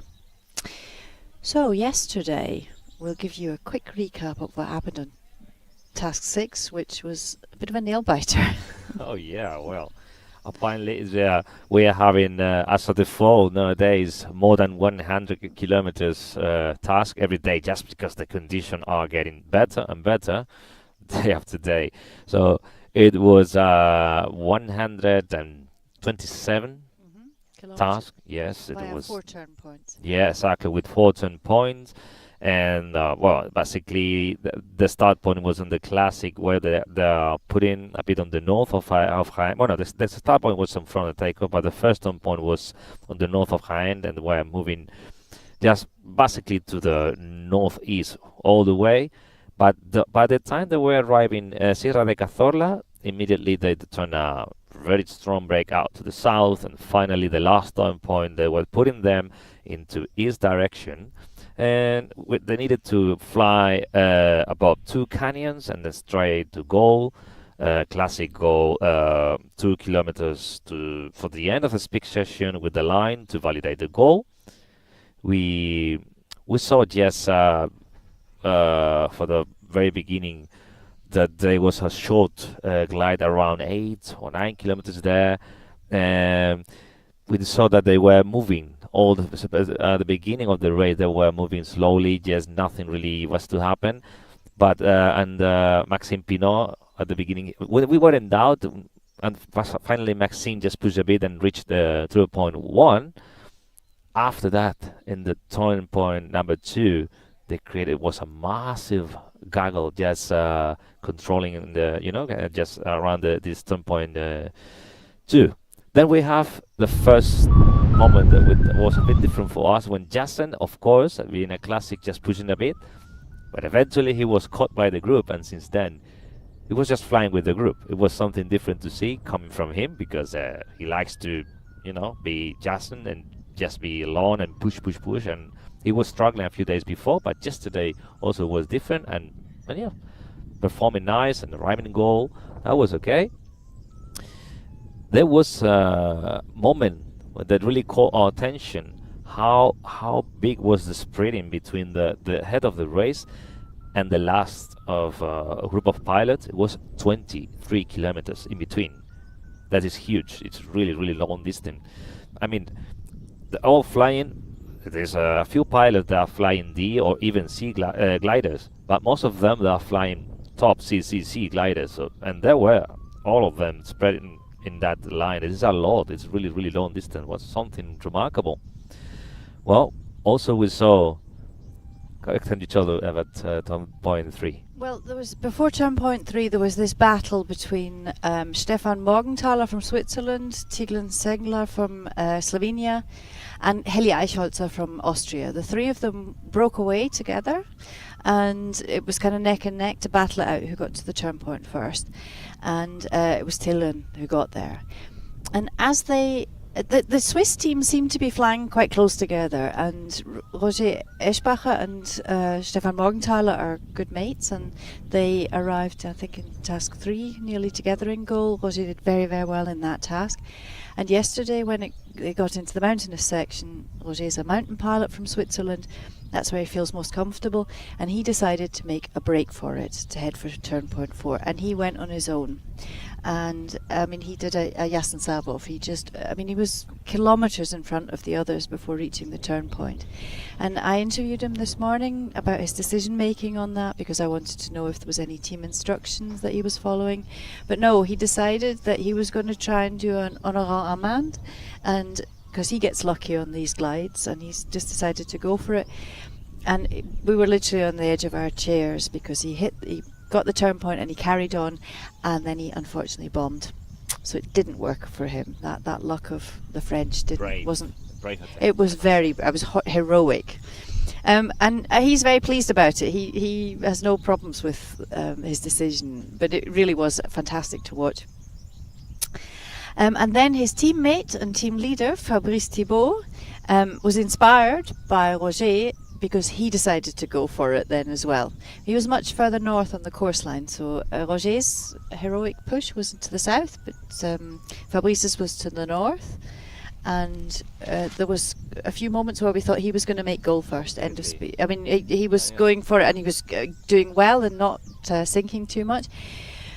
But Maxime caught it and realised, and then led his quite large Gaggle into the end of speed section, and just Fabrice had to top up and couldn't quite make it. He did get there reasonably fast, but Maxime won the task, as you would. But sorry, I forgot to say that Daniel Tirkus from Germany, he went first, and he raced Maxime to the end of speed section and got there first. He just didn't make it on leading points. Yeah, it's one of the classic, what I have seen in those tasks, how Maxime is controlling all the tasks and then managing those leading points pretty well.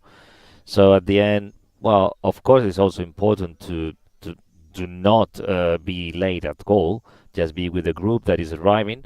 But at the end, if somebody made it first, and you know that this other pilot is not earning that much leading point, well, at the end, you're going to win the task. It happened to Maxime, if not twice, maybe more, with also Fran Reina, for example. So this is how it goes.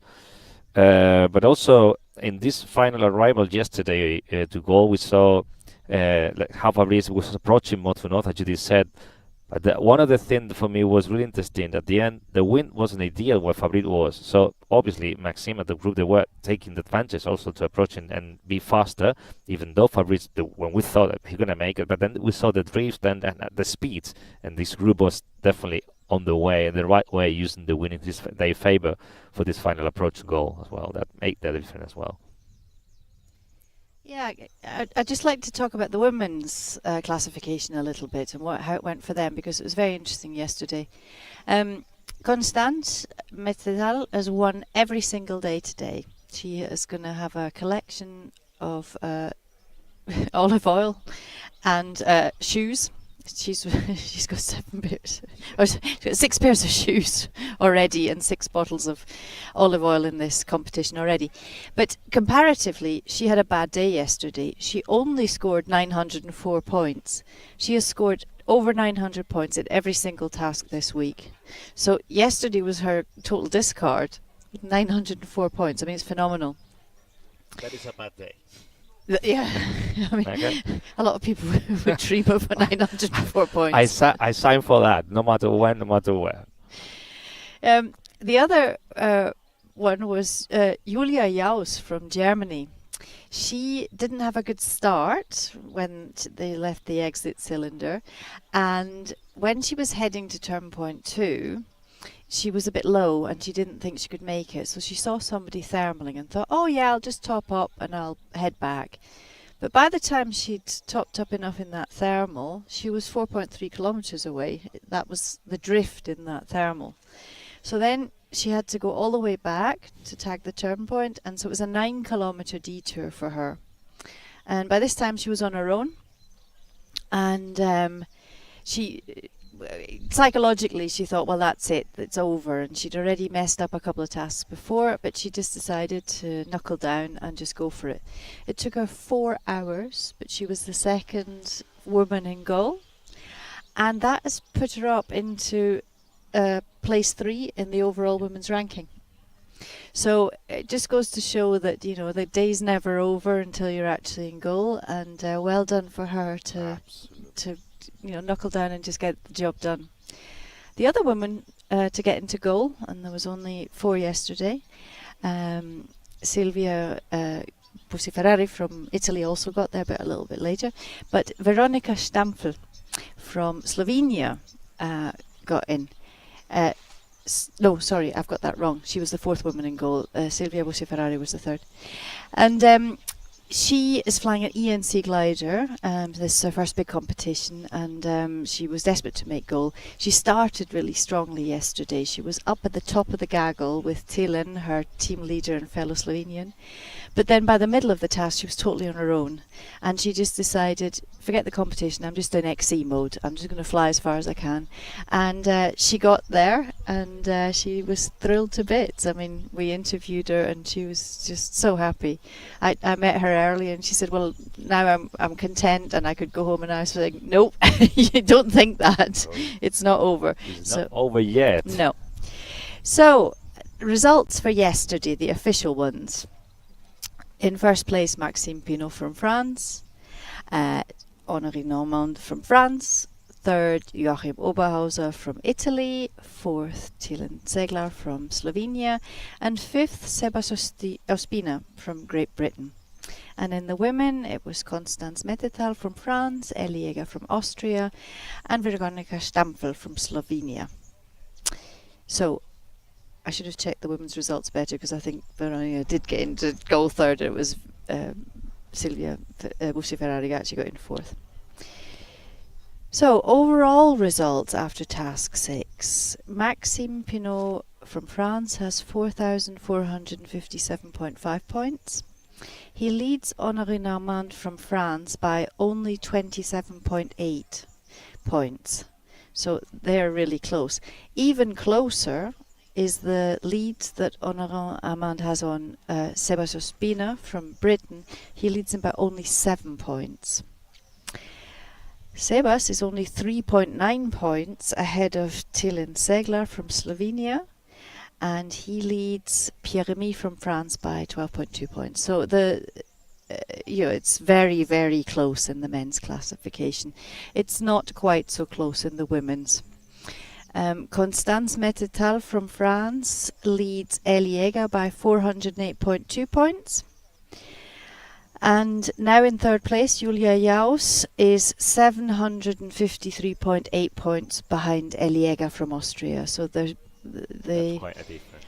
Quite a difference, yeah. So she's more than 1,000 points behind Constance Oh, yeah. Metatal in the third ranking. Mhm. So the women's ranking is changing every day, the third place. I think we've had a different woman. I mean, Julia's been third before once this week, but otherwise it's always been different. So the women's third place podium is the one to watch. Yep, there's an open battle there. So I did an analysis of the teams that got all their scoring people into goal yesterday, which I thought was quite interesting, really, because there was a lot of team flying. We saw a lot of teams kind of together in the lead gaggle, and a lot of people, you know, the peloton, the other pilots kind of supporting the scoring pilots to get forward. And the teams that got all their scoring pilots, both men and if they've got a woman in their team, were France, Germany, Slovenia, Italy, Switzerland, Austria, Serbia, Belgium and Norway. And then we've got the teams that have only got one member, but they all got their scoring person in. That's Bulgaria, the Netherlands, Estonia, Bosnia and Herzegovina and Slovakia. So that gives us a nation ranking after task 6. So France leads Great Britain by 97.8 points. They are ahead of Slovenia by 3.7 points. Slovenia leads Austria, their neighbours, by 145 points, and they lead their neighbours Germany by 189 points, 0.9. So yet again, I think we have another battle there, really clear. Yeah. Between the Great Britain and Slovenia. Yes. Yeah, Britain are going to have to really fly well to not be caught by Slovenia, because 3.7 points is nothing. Yeah. And I have to say, the last task, Slovenia, is really doing a really nice job. All the pilots is always there as well. So looking forward to see how it goes today. Yeah, can I just also say it's interesting that those 5 top teams all have brought a female member. You know, it does make a difference, because it gives you 4 scoring pilots instead of just 3, and all of those teams in the top 5 have brought women. So it does make a difference. Yep.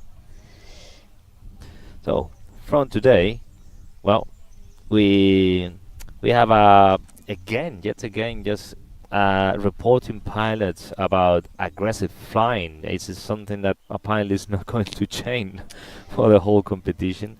And of course, when that's happened, they were reporting about, especially in the Gaggle, pilots that don't behave correctly, and they made to stay in the Gaggle difficult.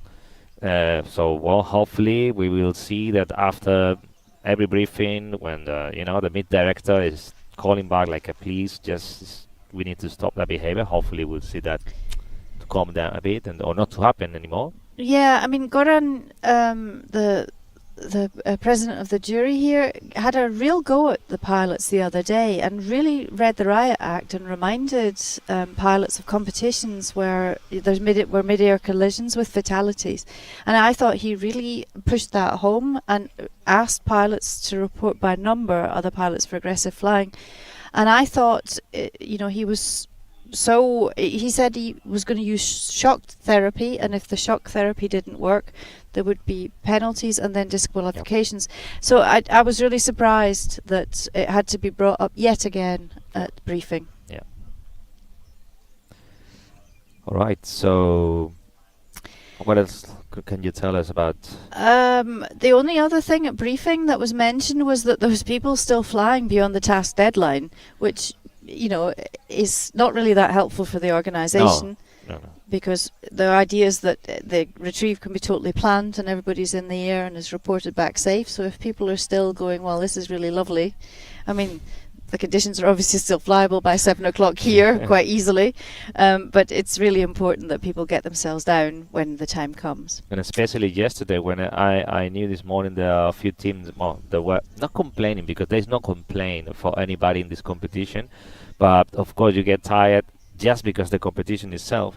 But if the retrieval takes another 2 hours or more, and then you arrive to your accommodation at midnight, well, it's not ideal.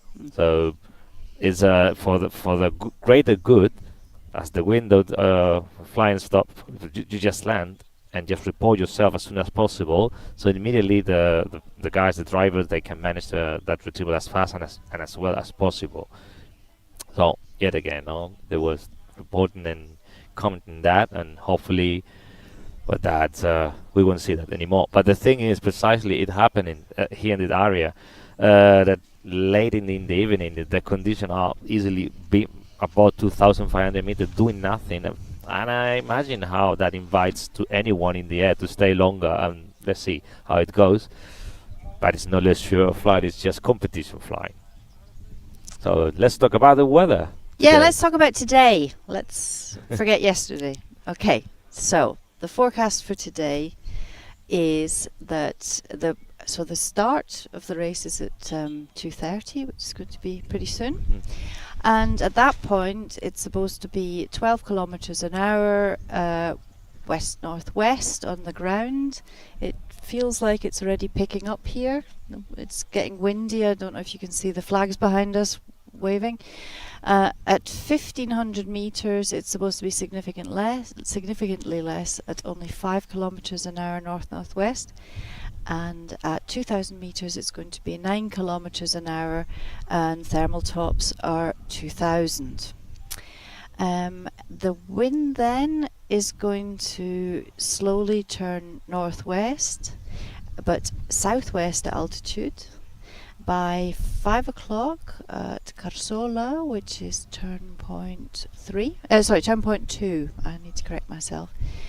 It's going to be northwest 11 kilometers an hour at surface, but 8 kilometers an hour west at 2,000, and 2 kilometers south at 3,000. So quite a significant shift in the winds at altitude.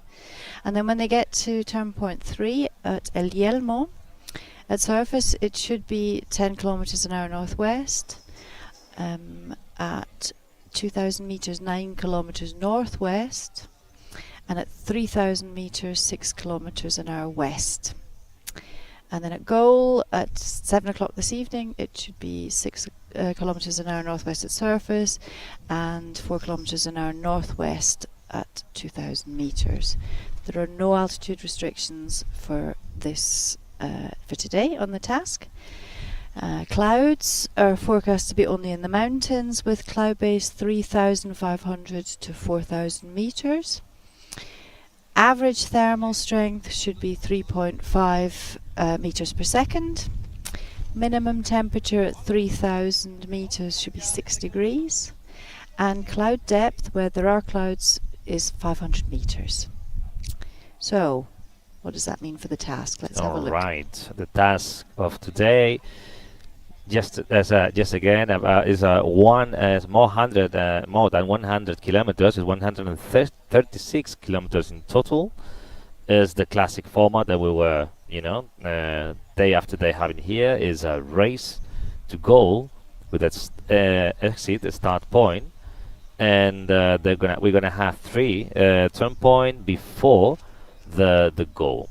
In this case, the start point has been changed a bit. Normally we have this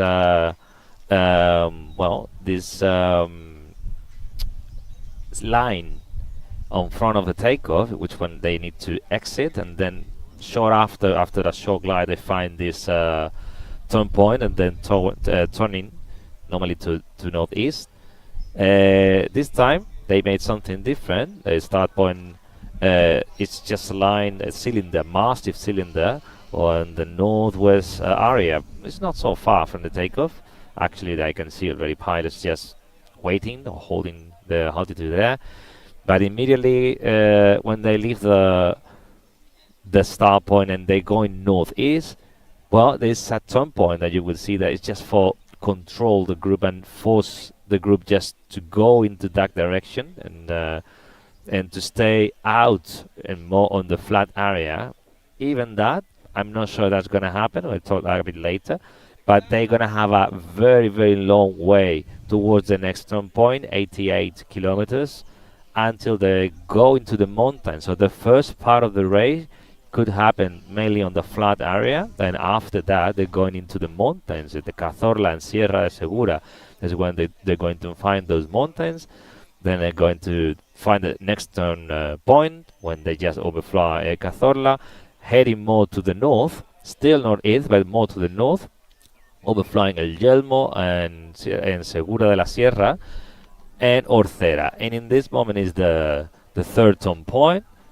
And finally, they will be heading more to the northwest for this short 18 kilometers leg, the final one, towards Gaggle, which is happening again very, very close to the highway.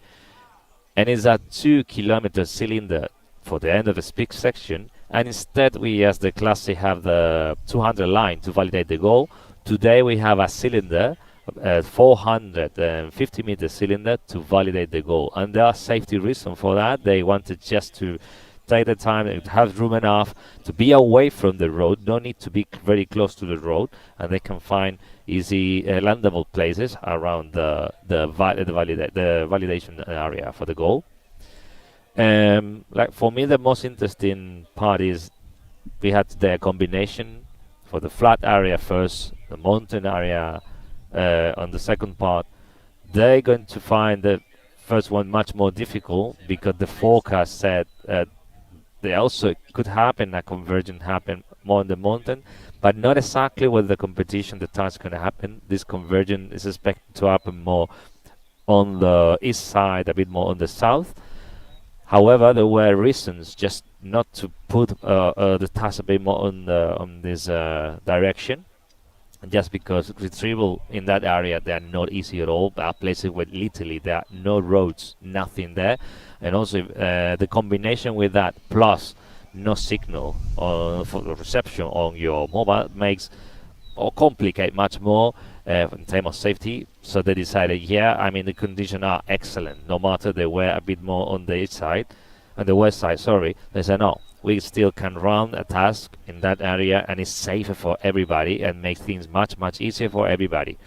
So that's what mainly is why the task is happening here. Well, I think I have. Can I just make you aware that this is the goal that we also used on task 3? So it's the same one. Yeah, exactly the same. But they did change the radius. Correct. They just changed. Yeah, because you have to approach over a road, and they wanted people to come in slightly higher. That was the task where somebody nearly crashed into one of the retrieve vans. Exactly. Yeah, so now we are 7 minutes or 6 minutes also almost away just from the start to happen, so the race to start basically. And well, we can see all the group just holding the altitude there at around 1600 meters as an average there. And well, it's just even though they changed the configuration today, compare all the tasks and where the start point was plus the next turn point, at the end the effect they're going to have is similar. So basically they're going to abandon the takeoff area in this northwest direction. Maybe what they're going to do, because I can see a Gaggle that they are pretty close to the start point. So it means that will happen is they don't need to fly to the start point and then exit. They're going to stay inside the start point, and then from there they immediately will be launching the race towards northeast. Then of course, because they need to pass to the next turn point, that is pretty close. It's just about to guide the group on this starting on the race, and hopefully that will be enough to kind of show like a course or a predetermined route to take.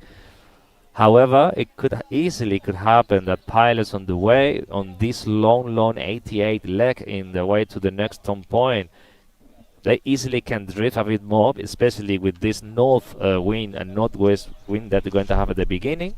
They easily can drift me more into those mountains nearby Torres or Betmar or Jolar, and little by little do not fly that much on the flat. They're going to be, or they could happen, they're going to be more in the mountain. They can arrive Cazorla and Quesada very soon, and not as through Peal del Becerro, which is a more flat area, and also with the roads just beneath them. So, but we will see. Definitely also probably we will see another big group at the very beginning. I really would like to see two groups split it and choosing different strategies here, because it's possible, it's totally possible. I don't know what's going to happen today. And also, I'm also looking forward to see if Maxime again is going to say, I'm the manager here, I know what to do, I'm going to be pushing here and there, I'm going to earn as much leading point as I can. At the end of the race, well, I don't really mind who can take it.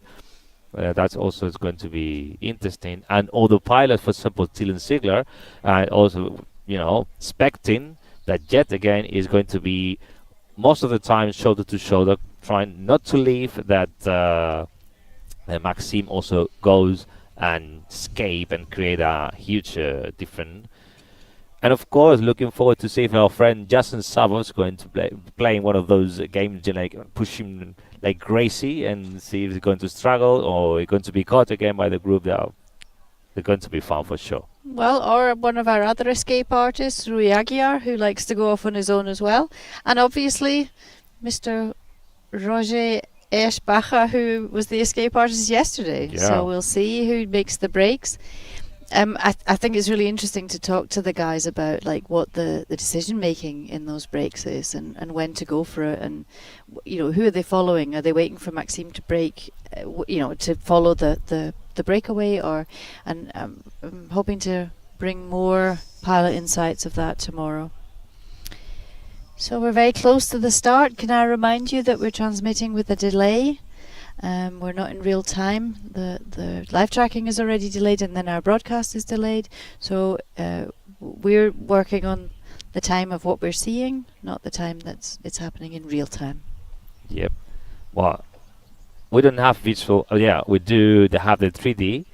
I would like to see real footage about this gaggle that is created, because definitely this is one of those huge gaggles that we are seeing today. This is one of the most impressive things you can spot before any task to happen. Also, we'd like to remind you along the competition, and first to say hello for people in the chat, in the live chat as well, in the YouTube channel as well. So thank you very much just to being there. And also we would like to invite you, just please, if you have any question all along the task, we're super happy just to answer any question. So please just put the question just in the chat. We will read it, and we will happily answer to any doubt that you can have. Definitely. And a note from the race direction, the forecast is not correct at the moment. It's actually at the moment northeast at 8 kilometers. All right, that's a good point. It's really interesting to see. We are just 1 minute ahead, just for the race to start, and the group is taking positions. So they want to be as close as possible, because here they can be pretty close where the start point is happening, but also just be launched for the next turn point. And this is exactly what's happening. They abandoned the thermal when they were not really high at the moment, 1600 above the ground, but they're going inside the turn point. Remember, it's an exit start point. That means that you need to be inside the cylinder and get out to really start the race. So all the group, really dense group, and a few pilots also coming from north, but a bit lower, they're taking position when there's basically 10 seconds now for the race to start. 10, 9, 8, 7, 6, 5, 4, 3, 2, 1, and here we go. Yes, the start gate is officially open, so race has started. We will see how pilot they're going to react there. They are pretty close. This cloud of glider has to be so impressive to see. We can have a look at the 3D, show that they are just shoulder to shoulder there, and they are naturally using this course to head out north and northeast, and they will be on the way to reach this pretty close, this next turn point. Remember, it's just a control turn point to force all the group just to go in that direction. But after that, I think anything could happen. If there were a few that are going to turn more into the mountains, or maybe others are going to use more of the flatland, we would see when now they are leaving this start point. We can see, for example, Francisco Reina and honoring a man on in the heading of the course. I have good news actually, because just from I saw just Jose Jimenez Belda, and that good news because that means the Spanish pilot that yesterday they were sick because this virus, this stomach virus, they are completely recovered, and today now they're flying. So Jose Jimenez Belda and Luis Martinez Iturbe, they are recovered and they are again back in the competition without sensational news, and they're also super motivated again. Looking forward also to see them just pushing when actually Jose Jimenez Belda is in one of the head in the head of that group. Yeah, the Spanish lost a scoring pilot yesterday with the 2 pilots that were sick. And when I was reading out the list of scoring teams yesterday, Spain also lost their female pilot. Unfortunately, Rica de Cam was injured. She has got a shoulder injury and she'd been training really hard before these championships. And then, 2 weeks beforehand, basically had to say that she couldn't come. So it was really tragic. So Spain's got some places to make up to get into the rankings, so today's the day to try and make some points. So hopefully they'll all get into goal today, they're scoring pilots. So yeah, the lead Gaggle is the usual suspects. Abel Varga from Hungary, we haven't managed to catch up with him yet. We've seen messages in the chat to say go Abel and interview him, but the Hungarian team seem to be a very relaxed set of guys, because we look for them before briefing and they only ever get here for briefing, so we struggle to get them before we have to sit down and get to work and write our script. But we will do our best to get in pushes and being at the front, so we'll bring you news from Team Hungary hopefully very soon. Well, we can see at the moment, little by little, holding an average about 50 kilometers an hour, led by Francisco Reina. They are pretty close to the next waypoint. Remember, just a control waypoint for them. And Abel Varga is now taking the lead, but at the moment the differences are not that much. It's just the start of the race. Just remember, it's a long race. It's 136 kilometers. And now they have this long leg, 88 kilometers. And, well, I can see already Peter Kosicek is just taking a completely different route, even though eventually he needs to go back and reach the waypoint. But he's going towards the mountain. Hopefully, I don't know, maybe he saw already something that is going to help him. I think we have Joachim Oberhauser that's going to reach the first place. The turn point is going to happen in 3, 2, 1. It's almost there. It's going to be the first one to reach a control turn point. Made it. Then it's going to be Jose Jimenez Belda. No, they didn't before he reached it. Apparently they found something there. They start to turn.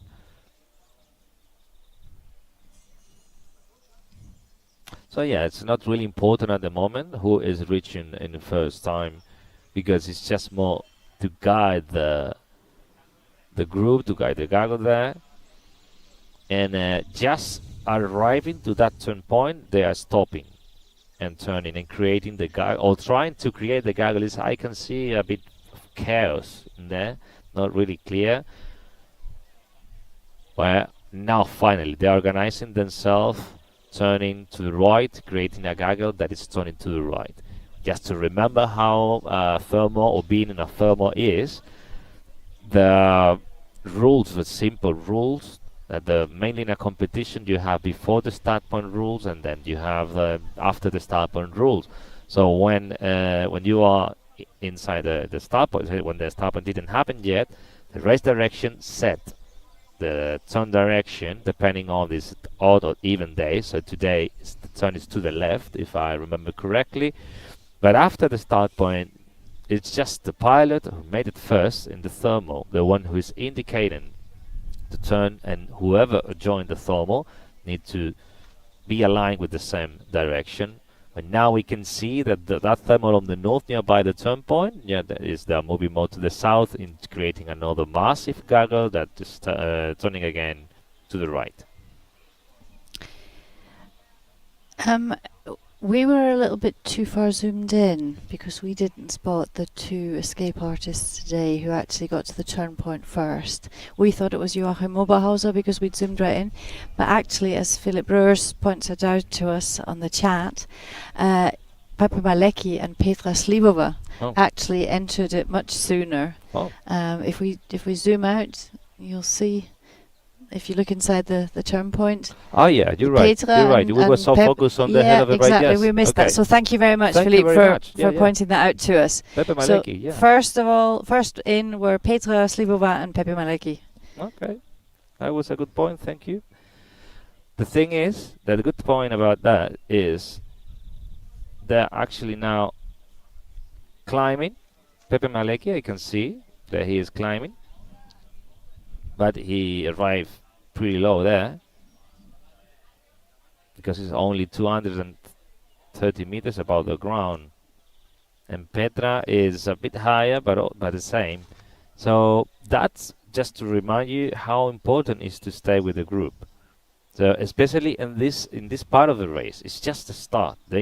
It's not really sensible to just start pushing or make a big difference compared with the group R, because normally the condition cannot be ideal or not be completely set. So it's much more reliable just to stay with the group, and eventually you play a bit with those.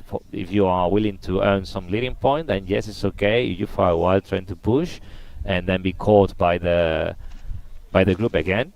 But if you make those moves like Pepe Malecki or Petra Slivova, you can find yourself in troubles or in situations you don't want to be sooner than expected.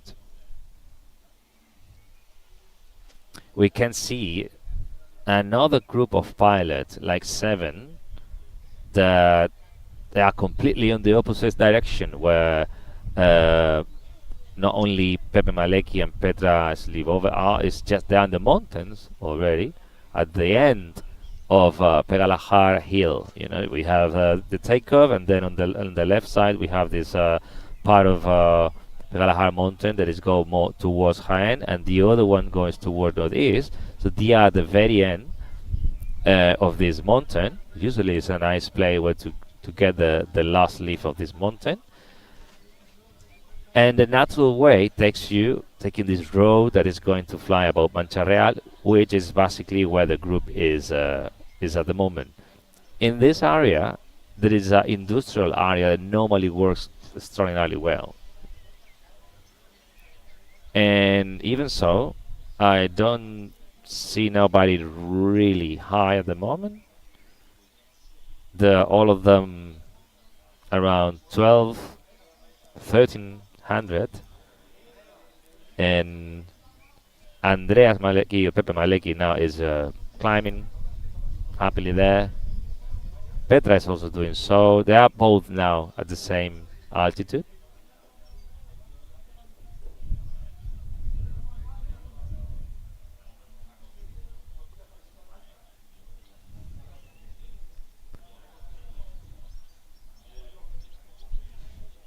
Because of that, sorry. No, I was just saying we've still got a few pilots that are still struggling to get away from the takeoff area. They haven't got to turn point 1 yet, and I believe that Mirvad Zanoni has landed. He's our representative of Bosnia and Herzegovina, and he's landed. But other pilots are now making their way to turn point 2. Sorry, no, turn point 1. Sorry, what I went to say was that there's pilots still struggling to make the start gate.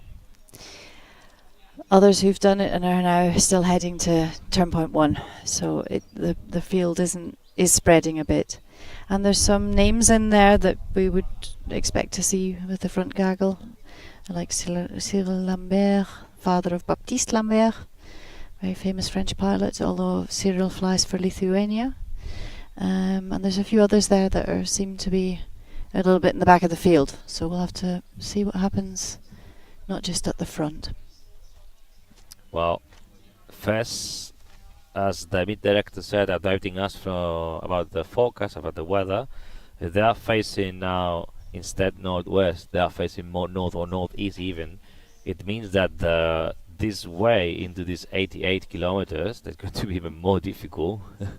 So that's just to start with. But also the thing is, I don't see that at the moment they are climbing really high, which is also another thing that they're going to struggle with. But the only drift that I am spotting at the moment is nothing really important. I don't see much wind there for the few turns that they made. Well, the wind speed that Inigo was telling us it was 8 kilometers an hour, so it's not significant. It's not relevant. But Philip Brewers, who works for the PwC and as the in-flight reporter, has just said that Pepe Malecki is actually one of the guys who can be really dangerous when he's on his own, because he thinks for himself, and if he's made an analysis, he'll stick to it. I mean, Pepe has been in the German squad for years. He's one of their most experienced pilots here, I would say, along with Daniel Tjokas. They're the older guys in the squad, and Pepe he's such a top pilot. He's not at the best of competitions here this week, but he's one to watch always. And Pedra Slivova, well, former world champion, Czech team leader, a legend. She again she had a really terrible day yesterday, but never ever take her out of contention. Well, actually, we see Pepe trying to move forward a bit, and when he has a bit less than 1,300 meters, 540 meters above the ground, and he's almost heading out from that cylinder for the first turn point, and 51, 52 kilometers an hour on his own. Meanwhile, the group that is now led by Rod Cover, they're also moving forward, but they're not really flying. They are starting to accelerate a bit, but they are much more like flying at around trim speed or so. Maybe they're accelerating a bit, especially if they are facing this northeast wind. I see a little drift more to the south, which I think is mainly north wind, the wind that they have. A few pilots now they're breaking completely the direction and going south, probably because the pilots that are in the mountains, they are showing them there is a good lift in there. I see Peter Kosizek around 1,550 meters climbing.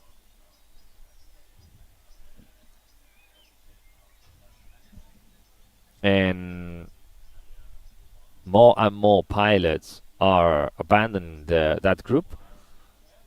Meanwhile, there is the main one, as they are holding the direction, they're holding the main trajectory with the main axis, just going northeast. I can see Robert Berg, for example, just braking in the opposite direction. Okay, that is really interesting. I really like it, because for the first time in a few days, pretty soon we are seeing how different options are open. There are pilots that are going to stick in this direction, in this course, maybe choosing for this flatland, or that's immediately decided, no, we're going to bet for the mountains. When also we see lonely pilot like Pepe Malecki, completely different idea, just more on the north, and well, now we cannot track him at the moment. We lost just, eventually we'll see him. But that is really interesting. This is something that we like to see, just a completely different approach, because the area allows it. It's sometimes bet for the flat, it could be the choice, because sometimes if the glyph is really good, you really run like crazy when you are in the flatlands. but sometimes the land is not working at all. What you want is just the support of the mountain, and then you go in and then you go to the next one, and then you go to the next one. It's more clear where to spot where the next support is going to be. Maybe also for this task, especially the first part of the task, they were telling is the most difficult one. Well, but they're going to test it. We can see that definitely we're going to have two groups to test those conditions.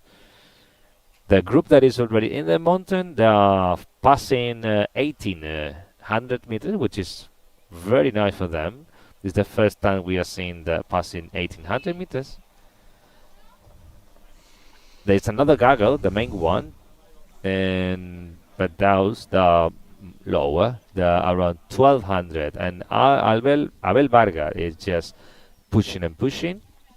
Remember, short after, basically from now on is when the leading points, they will have something to say, so definitely we'll start seeing spotting pilots trying to attack or make short attacks to try to earn those leading points. And there's Hungarian Abel Varga, who we mentioned several days in a row. Well, he's starting to turn. I thought he was going to make a break for it. Yeah, climbing nicely there. So apparently he found a good one. Yeah, this is a good one. So that definitely is going to create another incredible Gaggle in that group. You can see Francisco Reina, Jose Jimenez Belda, and many others.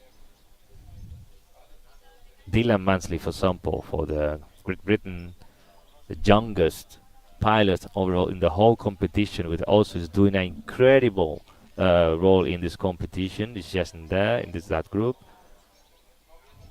Let's have a look what's going on in the mountain. You can see Julian Wirth, for example, in that group, passing 1800 meters. And look who's leading the push southeast. Roger Eschbacher from Switzerland, who was the escape artist yesterday. And Fabrice Thibault, his team leader, fellow Swiss pilot, who also went for the northern push. Yep. They're together, followed by Julien Wirth. Yep. Maxime Pinot. That's really interesting to see that Maxime is in this group and not in the one that is more aligned. Yeah, but if you look, Honorat is in that group as well. But we know by now how the French group operate. They as a group, as a team, how well communicated are they and how much they talk. So if they are there together, it's not by chance. Definitely there's a purpose on it. I'm going to try and speak to Julien Garcia again, their team manager, to see if I can get some information about how, because I mean I've passed him on the road when I've been going to goal, and he's there on the radio talking to his team. So it'd be interesting to find out like how much coordination actually happens from the ground, if he tells me. Who, you know, I can ask.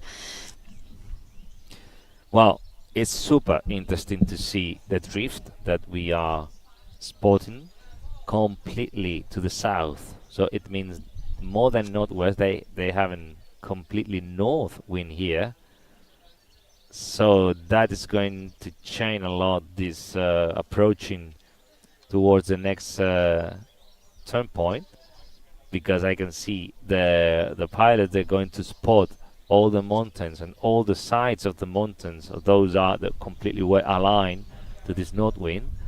So I don't know how far they're going to dare to go to the south until they head again into the right direction. But the thing is, I mean, they still have room to do it, because there's a few mountains they can use on the course, but then soon after they need to correct the direction more into the northeast.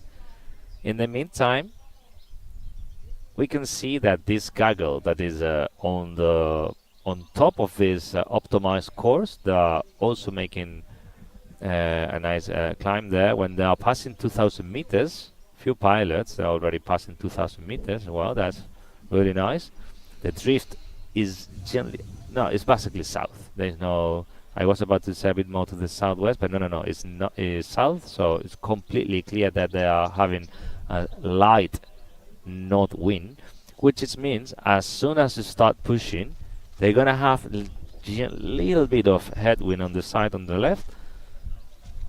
But as long as the wind doesn't increase too much, that is okay. Something they can face, but definitely is going to make slower this leg, and even more when they need to turn more to the northeast. If they still are finding, I think that while the forecast was expecting more on the higher layers, they go in altitude more that beyond 2,000 or even 3,000 meters. Finally, there are places where they have even south.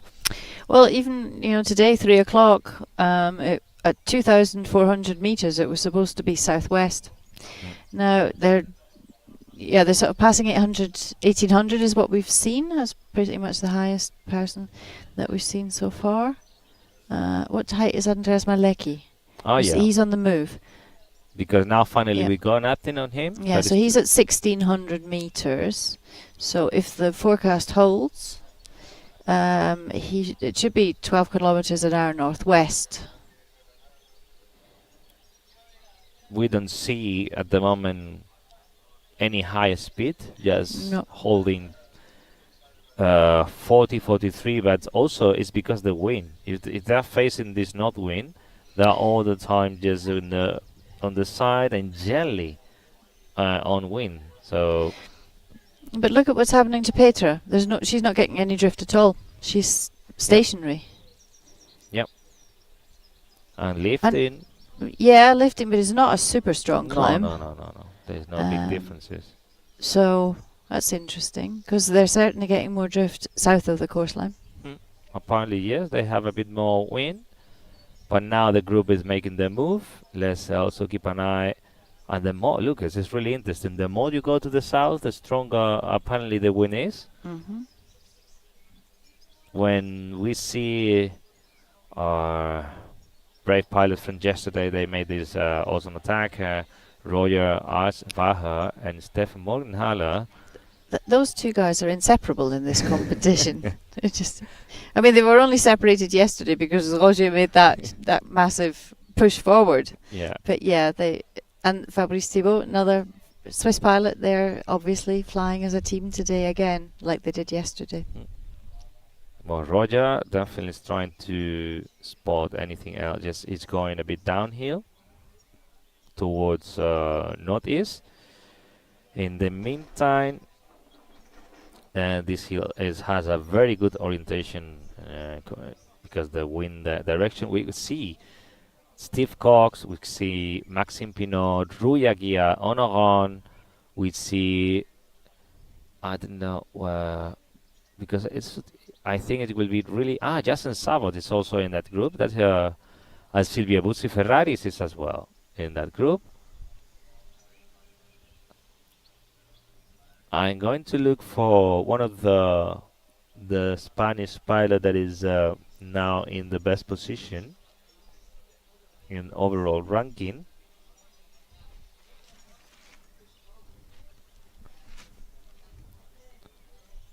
Okay, that's definitely it's going to be really interesting. I think all the Spanish pilots decided to go with the group that is aligned with the optimized route. Marcelo, Francisco, Jose Jimenez Velda, and Roger, and Luis Iturbe. However, most of the French pilots, they took more on the mountain, more going towards south. So that I think is going to be really interesting to track and to follow, to see finally what decision was best.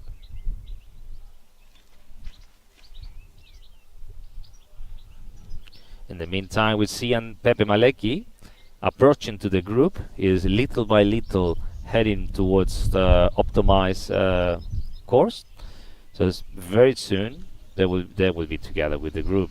He is now at the moment first, yes, leading the race. Good position for him at the moment, earning some leading points. 670 meters above the ground, trim speed, maybe just pushing a bit, but because the wind it has some headwind, it faces on into the wind, but nothing really important in terms of speed, around 50 when he maybe find less wind. Abel Varga is leading the main group when he's 1400 and 800 meters above the ground, 50, the same speed that Pepe Malecki has.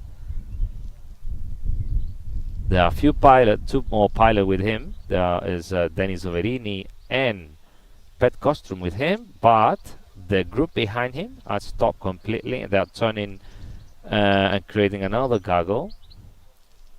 This is a classic when in these first moments of the race they don't push that much. They're trying, especially if they are figuring out that at the moment the conditions are a bit weak. But I think it's time. I mean, now I don't think that they are finding weak condition. What they could find though is strong thermal, but also what they can find immediately after is the strong sinks area. That's I think it's happening here. It's not they're finding soft thermals, because at the time with the gas weather, the gas wind that we have here is the perfect sign that what we're having is really strong thermals. But when a strong thermal happen around them, there are also very strong sinks area. And this area is how it works. Can I just bring a few comments from the chat on YouTube? One thing is that Daniel Bien has reported that there's 2 Alvaro Romeros flying today. I've reported that to the race director, and it will be investigated straight away, because obviously that's slightly worrying. And there's Fran Lopez says that he thinks that the wind direction will change to the west along the day. That's what we've got in the forecast here. Fran, I'll get back to your comments about El Yelmo when we get closer to that turn point, because I think it'd be interesting to talk about the site at El Yelmo because it's so famous. Fran also thinks that mountains will be best for the lift. Please keep your comments and questions coming. We would love to hear from you. Yep, we're just looking at the live tracking for. Obviously, there's an anomaly there that. Yeah, that has to be looked at. Yeah. Because there's one in.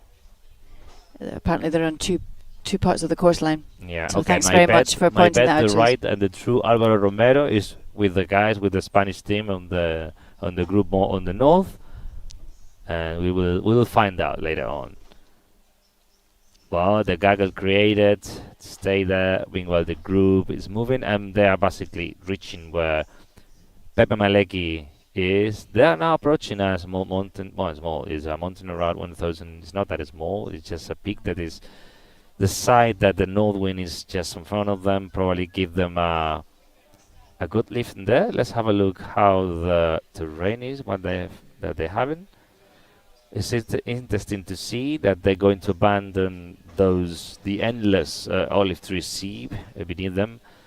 They're going more into rocky and more forest area, and especially when they will be in this Sierra de Segura, Sierra de Cazorla, which is stunning landscape. It's super beautiful place just to visit, to fly, to go hiking. Many activities in there. Wildlife also there is amazing. It's really cool.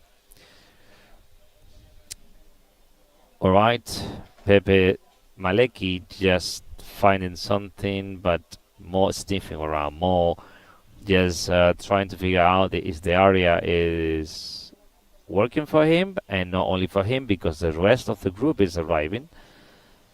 So that is the group that is on front. We have Petra still is. Oh no, we lost track on Petra at the moment, so that's why we just saw her. Okay, now we have an update on Petra Slivova. She's also following Pepe Malecki's steps. 1,400 meters. Yes, 45, 46 kilometers an hour, and the mountain group, led by Roger Eichwacher, is also 1,400, 300 meters above the ground when he's passing a little peak around 1,100 meters. Stefan Morgenhaler more on the south. Fabrice Thibault also with him. The French people, the French pilots, Maxime Honoran, just a bit behind. Jason Sabov passing 2,200 meters, so that's really cool. Luca Mon, 2,200 meters as well for them. And Jonathan Marin is in that group as well, so pretty much all the French pilots. I'm going to try and find Constance to see how she's doing and where she is.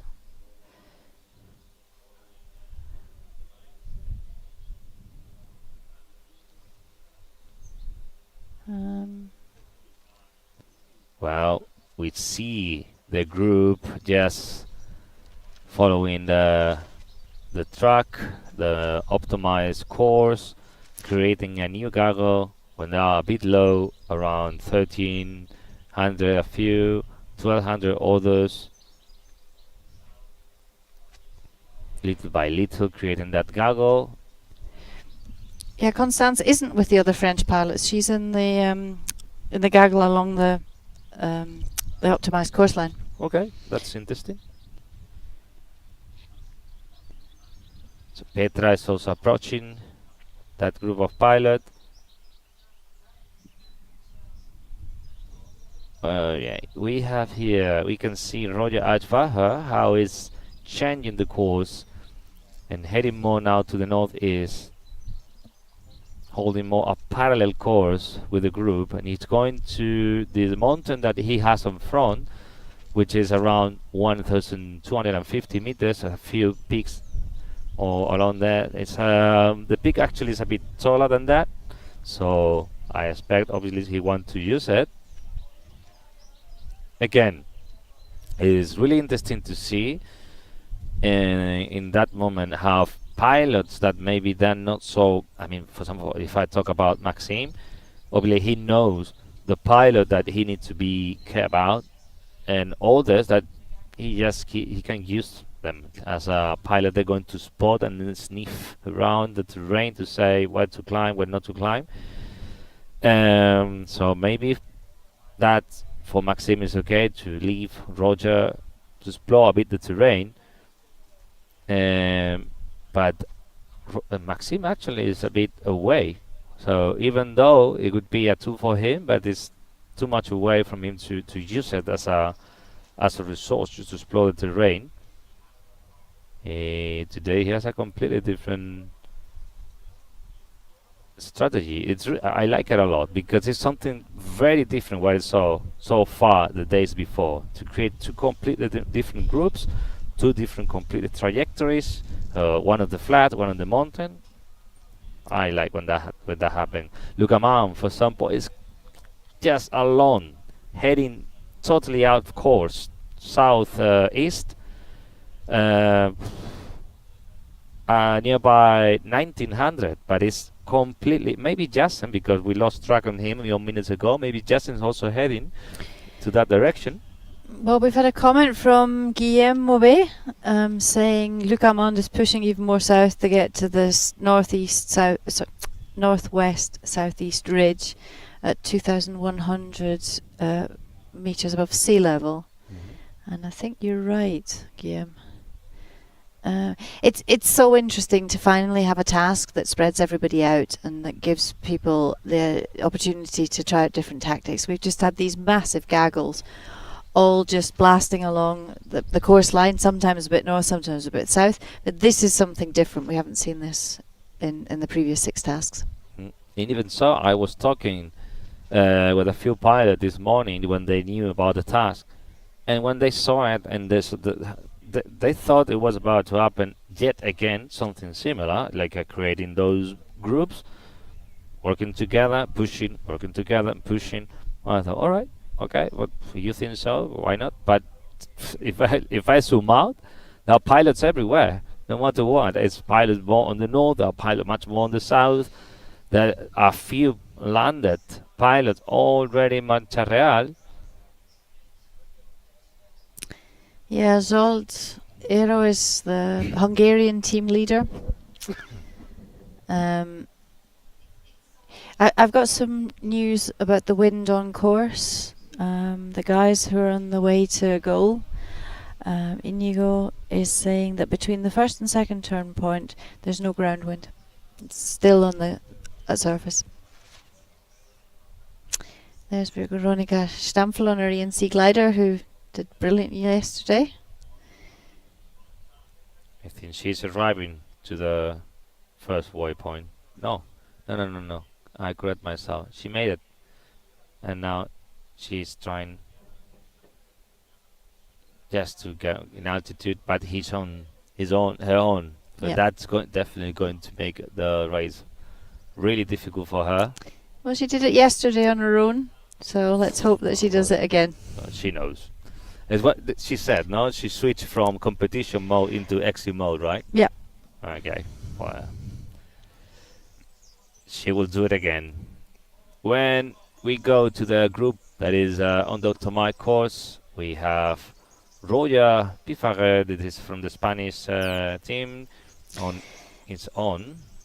Well, it's interesting that Roger is the only Catalan on the Spanish team this year. Normally, the Catalans feature quite heavily. You know, we've had lots of Catalan Spanish champions, Xavi Bonet, Sergi Claret, and to have just one Catalan on the national team is unusual. Would you not agree? Well, I think in Spain at the moment things are changing a bit, and betting for new generation pilots. I mean, nothing to say wrong, of course, about Chevy Bonnet and many other days. We need no explanation about those names. We are incredible top pilots, but they're betting, giving more room for young pilots just to join competition, because recently we have new names. In that case, coming from Andalucia, José Jiménez, Marcelo Sánchez, Álvaro Romero, and they're now currently here, and they're doing an extraordinary role here, which I think is also probably the way just to bet for new generation and give them the opportunity to demonstrate how good are they. And I'm sure I'm sure there will be more, because there are younger even pilots like Marco, Sancho, and many others that they're going to be there in a couple of years. And I mean, they're ready. We thought we used to say they are the future, but no, they are the present actually. They are here in the top 20. Yeah, I mean, because I live in Catalonia, I know mostly the Catalan pilots, and it was nice to see such a young team of guys in the Spanish team, and bringing on new talent is fantastic.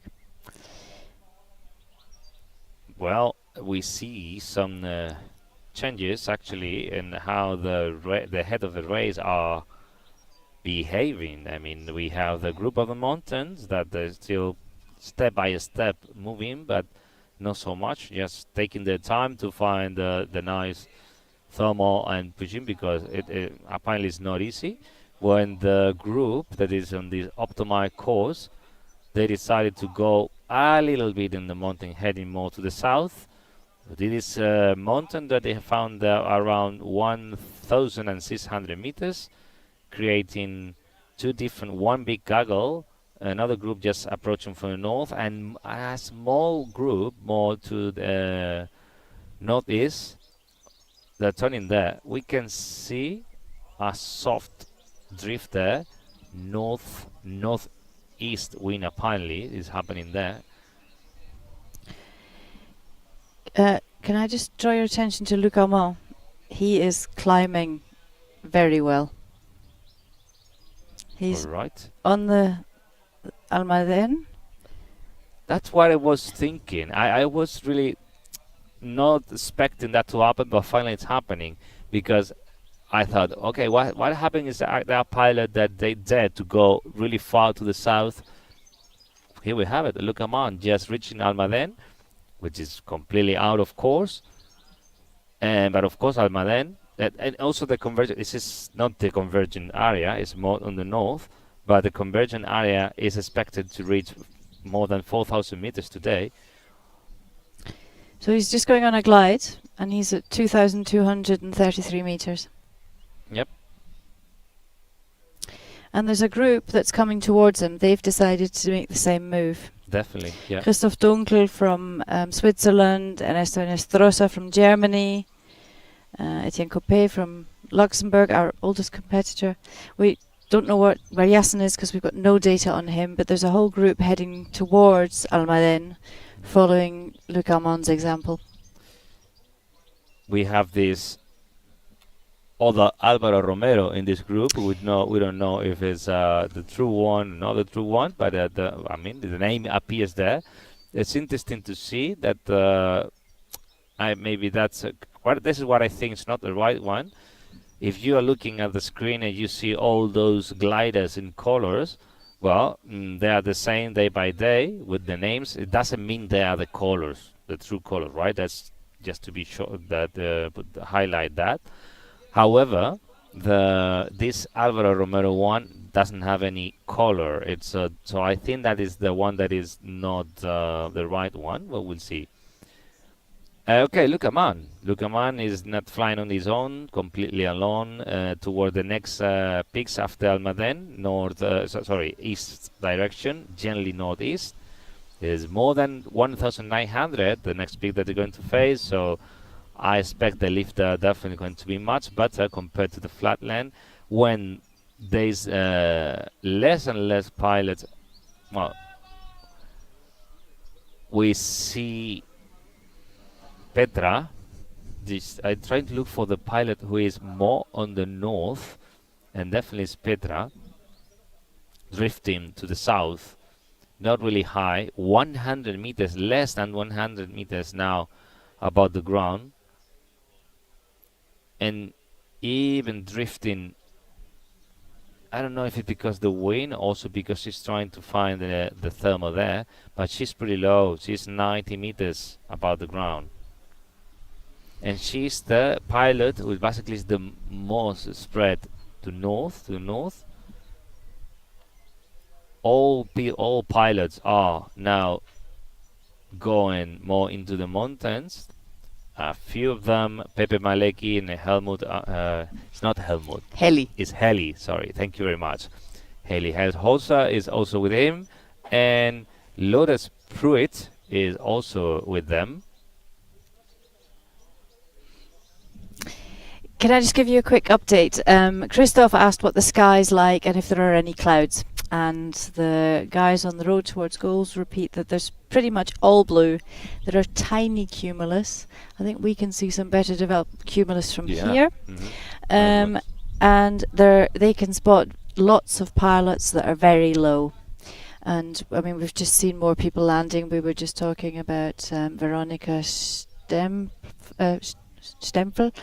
She's just landed, unfortunately. I hope we didn't bring her bad luck talking about her. But yeah, people are starting to struggle a bit behind. And I wonder if that's why people are heading into the mountains. Yeah, Petra is getting to 20 meters, 16. I think it's landing. That's it. Mm-hmm. So it's going to be a more interesting task today in that we'll not only are the tactics differently, but I think tactics definitely is going to be really important, especially how different approaches are, but also apparently the conditions at the moment are far away from being ideal. So I think it's going to be more endurance. Well, the predicted time for this task was 3 hours. We're nearly an hour in. We've done 50 minutes 45 minutes since the window opened. And we're still getting reports of pilots landing. Yeah. Yasin's been out of signal for 11 minutes. So we don't know if he's with Luc Armand or not. Hopefully when he comes back online we'll be able to see that. But still a group of pilots following that line that Luc has taken. Yeah, but it's now trying to recover in Almaden. Yep. And the group of Honoran and Maxime is a bit more on the north. Luc Armand, they have them completely on the left side of him. There's another peak in front of the one that Luc Armand is using to travel all along the mountain. Honoran, Stefan Morgenhaler, Maxime, Pierre-Remy, Julien Verth. A lot of French pilots really solid there, using this course just to try to move forward. 50 kilometers an hour. They have a nice altitude there, more than 2,000 meters, 2,100 meters. The main group, led by Pepe Maleki and Heli El Hossa, they are leading the race currently. There are 1,600 and 1,300 meters. Lourdes Pruitt as well. Then we have really close to the head of the course, Pet Costrum, around 2,000 meters. Joeri Val is also 2,000 meters, and the main group just finally managed just to have a very nice altitude there, more than 2,100 meters, and we can see Luis Iturbe, Francisco Reina, and just leading that group. It's very nice to see new names in that group, and not just the classic. There's this top 20. This also they were spread completely separated. Decided to go approach for the task of today. Something really nice to see.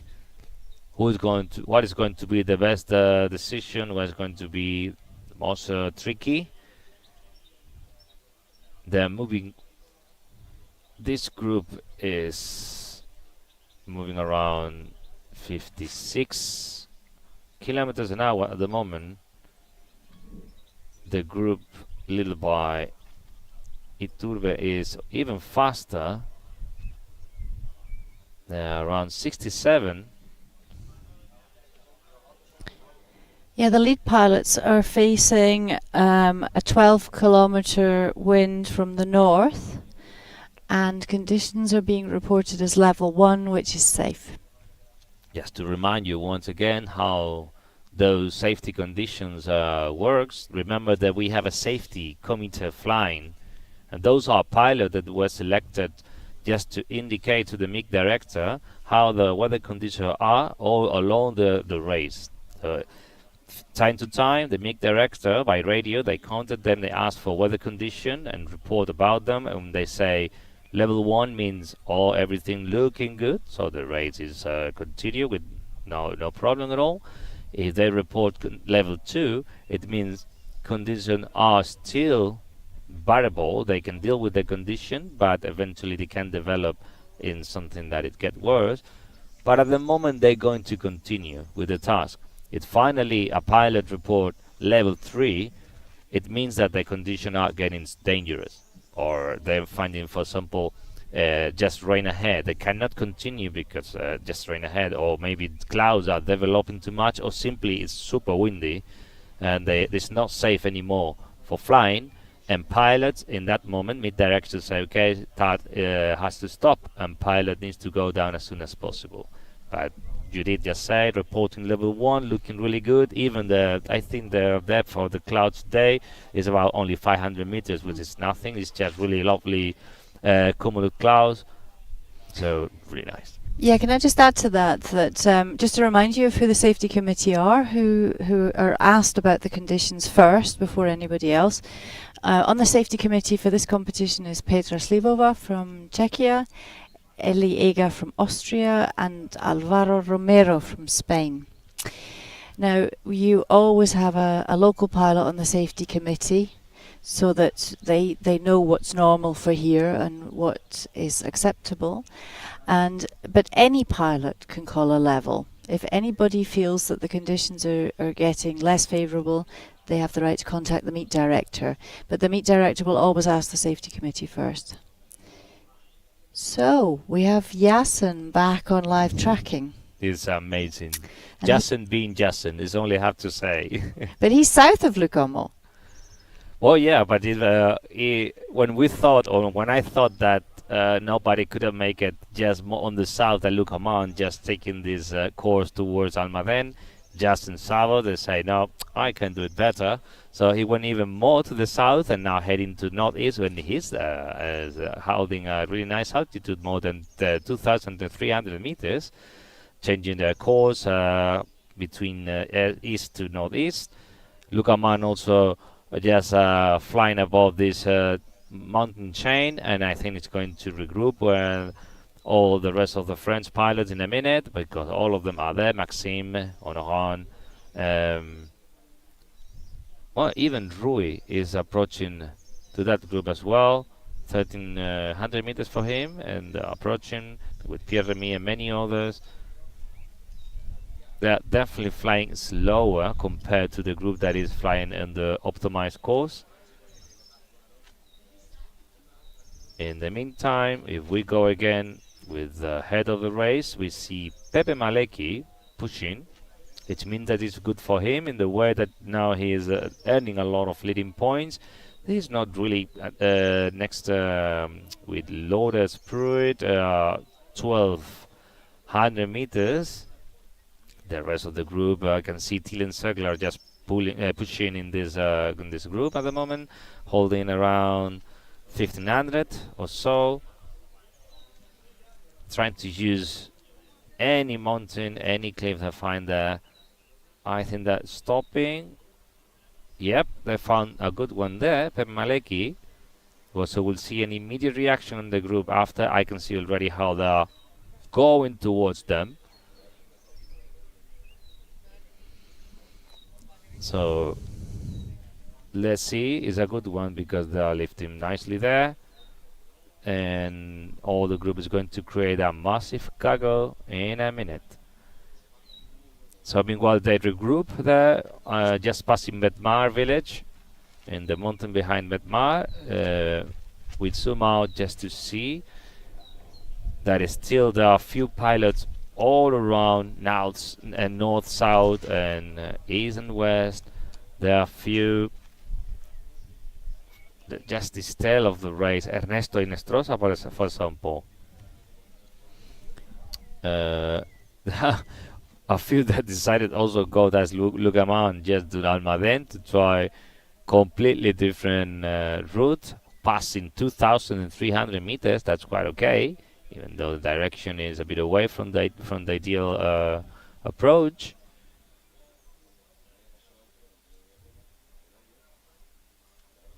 You're gonna keep an eye on the French pilots and around in this group, just moving more to the east, around 1,500.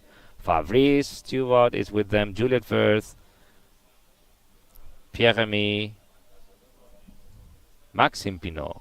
Maxime Pinot is moving more to the northeast at the moment. He has is generally below 2,000 meters, moving 60 kilometers an hour. And on the left side, he has Dag Finn Graning. So interesting how they were completely changing the strategy here.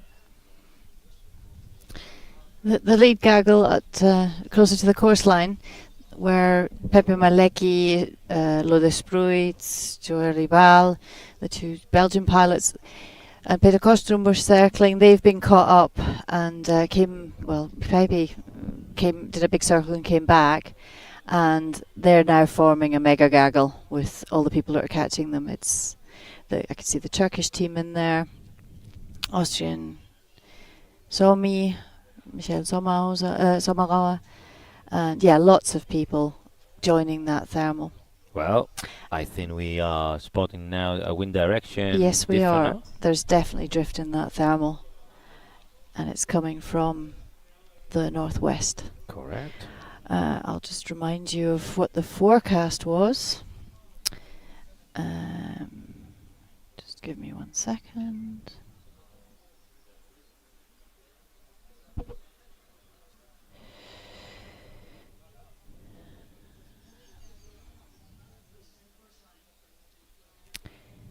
So the forecast I'll give you it for 4 o'clock. At 1500 it's supposed to be 13 kilometers an hour northwest, and at 2000 11 kilometers northwest. So they're below that. So at surface it's supposed to be 13 kilometers northwest, but northwest right up until you get to 2400 where it's southwest. But that drift is definitely indicating even northwest. drift. Yeah. Wind. I think we're gonna see something really interesting here, because as the group on the north is drifting towards south, Maxine is basically going towards them. So potentially we're gonna see a massive, but we're gonna see the group, a few relevant pilots, really important pilots. Or meanwhile, for example, others like Honorat, they continue a completely different course or go to the east. As Jason Savov, for example, about 1800 meters on his own. It's a classic, just following this mountain, Morro de Cavacillas, sorry, and then holding that altitude there on his own. Fabrice, Stefan Mordenhaler, behind Honoran, and also with Julian Wirth. However, Maxime and Pierre-Remy, they are moving more to the northeast.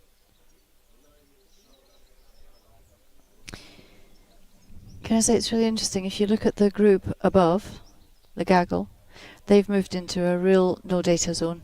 They just all switched to no data for a couple of minutes. So we're getting into parts of the course that were supposed to be bad for coverage, and you can see that. So what we can see, I mean, they're back in, but for example, Spike, Michael Gerlach hasn't got coverage. So that's going to happen intermittently along the course line, that will suddenly lose the signal to the, and then people will suddenly start making a big leap when they come back into signal strength and their live trackers start working again. But Heli Eichholzer and Andreas Malecki, Pepe Malecki are pushing forward in that group now. They've left that climb and they're going for it, and they're being followed by Juraj Vidic, Peter Kostrom, Darko Stankovsky, who's in the top 10. He's the quiet pilot who we keep chasing every morning to try and get an interview, and he always escapes us. Yes, he does. We will get him though, eventually. Ellie Egger's in there as well. Yeah. Look at that. She's decided to break away as well. So the ones behind them still thermaling, but a gaggle of pushing pilots starting. Philip Haag's in there. It's Philip Haag's birthday today, so I hope he gets a nice present of being in goal in a good time. In a good time, definitely. That could be super nice present for him. Well, they are arriving to Jodat. There's another village, a classic just on the way when you fly. It's a typical flight when you go from Pegalajar towards El Yelmo. There's a classic village just to pass through. So we can see between Pepe Malecki and Pet Kostrom is at the moment, those are leading the grades, flying between 18 and 1600 meters. Pet now is pushing a bit, flying around 60 kilometers an hour. I see, okay, Heli, Elhauser and Eliega, they are turning together or trying to find something a bit more on the north. Aaron Mitchell is also approaching completely alone, a bit more to the north as well. So super interesting to see how spread are they. You know, completely, not even big groups. You can find easily scattered pilots here and there, completely on their own, completely different routes, trying, well, many different approaches. And no, I was just wondering if it's time to have a quick recap of the task for anybody who's just joining us, so that they understand what they're looking at. Absolutely. Well, today yet again we have a long task. It's more than 100 kilometers, 136 kilometers. We leave Pegalajar takeoff. We have a race to go with the start gate, exit the start gate on the northwest, really close to takeoff, and then after that we go to the northeast with the need to pass a control turn point that apparently didn't work exactly as expected, because a few group of pilots, after the control turn point, they head out completely and they went to the south. There's a long leg, 88 kilometers, this first leg, towards the next turn point, which is going northeast direction. Once you join the mountains behind Cazorla, and Sierra de Segura, Sierra de Cazorla. After that, you turn more into the northeast, and when you arrive to El Yelmo after 30 kilometers, you find yourself between Orcera and Sierra de Segura. Finally, you turn the course again into northwest for another 18 kilometers glide into the that takes you to the goal, to the final goal, which is a cylinder, 2 kilometer cylinder for the end of the peak section, with another cylinder today of 450 meters just to validate the goal. That goal is set very close to the highway. This side of the cylinder is set because safety conditions, to pilot, to avoid, just to validate the goal with room enough and to find easily landable area. And the thing is also, as I explained before, even though conditional forecasts are expected to be even better, a bit more on the east side, more in the mountains, because safety condition regarding retrievals and also regarding signals, and the phone, cell phone also signals. The task committee and safety committee decided to put the task a bit more on the west side, where the roads are well connected, better connected, and also they have easily cell phone signal. Well, I think I can see those probably is Pepe Maleki or Pet Costum in that case. They're approaching, we could say they're almost on the halfway. It's still a bit away, but they're almost on the halfway in this first leg. Pierre-Maxime, Bibar says, Pierre-Maxime have got a good climb, and they're joined by Luc Armand and Steve Cox. So they're in fact, Maxime's and Pierre's are across the peak and heading down back towards the course line. Again, they're spread out. There's a whole group of pilots that are following the same line that Luc Armand took earlier. So they went to Almaden and are surfing those mountains, but basically exactly the same line as Luc Armand took. But there's still a big spread. There's the big front gaggle near the course line, then there's the pilots that took the mountainous route, and then there's a lot of pilots following in that same route as the mountain group took. It's really interesting to see Jason Savo, the pilot, that he is more on the south side. Well, I correct myself, there are other pilots, but that I be away. Still in an Almaden. Carlos Lopez, for example, is there.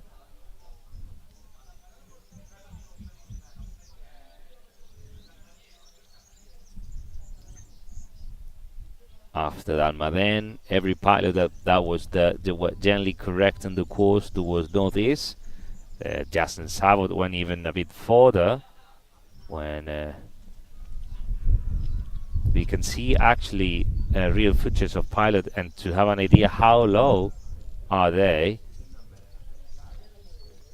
in the moments when now they're having a nice altitude because they are 2,000 meters, just in 1,800. Fabrice, Maxime, Honoran, or passing 2,000 meters. Now they start turning and immediately they drift. They push them to the south or southeast, which is the perfect indicator that now they have a bit of northwest wind. The next group, Maxime Pinot, Pierre-Emile Lucaman, Steve Cox, they just had a fast turn on a thermal, very clear wind coming from the north, and they continue flying towards the northeast. Maxime Pinot starting to be a bit low, 480 meters above the ground for him. Lucaman, Pierre-Emile, quite similar situation. Steve Cox also quite similar situation for him. When it's see and in the main room we can spot Constance. They are basically passing or turning above Hodar, about that village.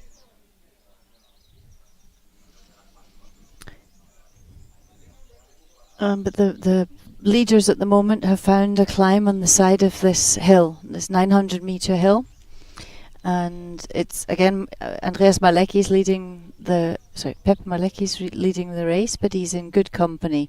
He's there with a few Belgians, Peter Kostrom from Czechia, as well as Abel Varga from Hungary, and there's so few other names in there that are very familiar to us all this week. Juraj Vidic, veteran pilot from Slovenia, Philip Haag, birthday boy from Germany.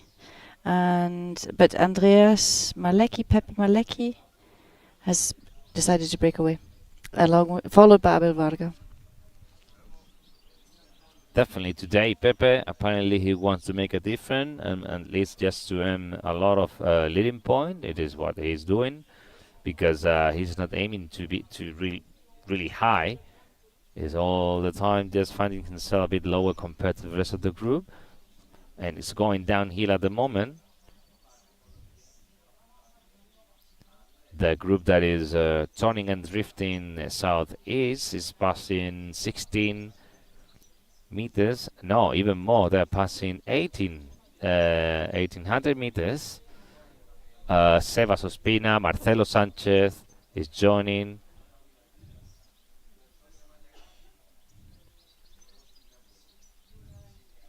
Now that I saw Marcelo, I can confirm that all the Spaniards are in this group.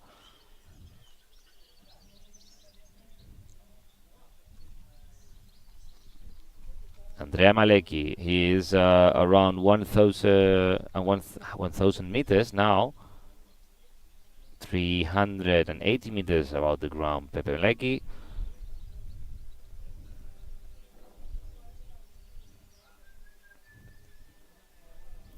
From south, we can see Jason Savov on his own, 1,880 meters.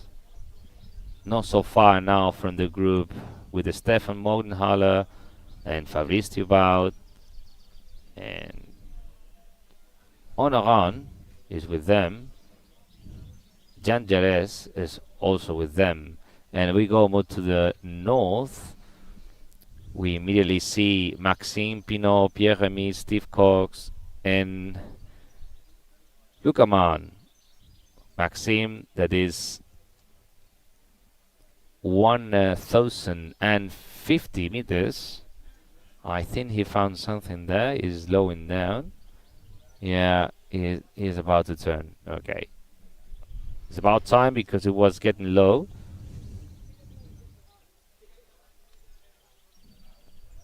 Nothing at the moment really solid. He's just trying to get it. Maxime Pinot when he's around 1,000 meters. In the meantime, the other two French pilots, Pierre-Remy and Lucaman, still moving forward, followed by Steve Cox.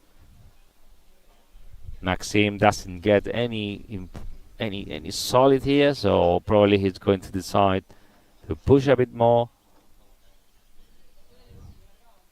Yeah, he continue when he is below 1,000 meters. Jason from the south on his own, 1,600 for him. Honoran leading that group, a bit more to the north. Fabrice Thubaud with him, just pretty close to him when they are 1,800 meters. So they are pretty well in that area. He puts them out, basically midway. Meanwhile, Pepe Malecki was searching. He was kind of sniffing around, and I think that encouraged Abel Varga, who was on that top of the peak but didn't find anything, to head towards Pepe. But Pepe's back to gliding. And Abel has found something. Yeah, he's climbing.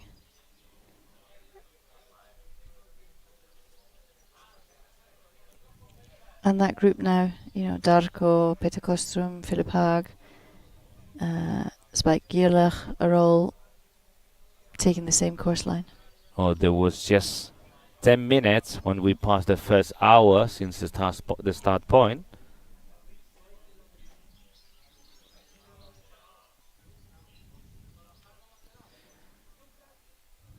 Just to recap about the weather, how the weather has been changing since the competition started, when we were at the very beginning of the week just in our jackets and struggling with the cold.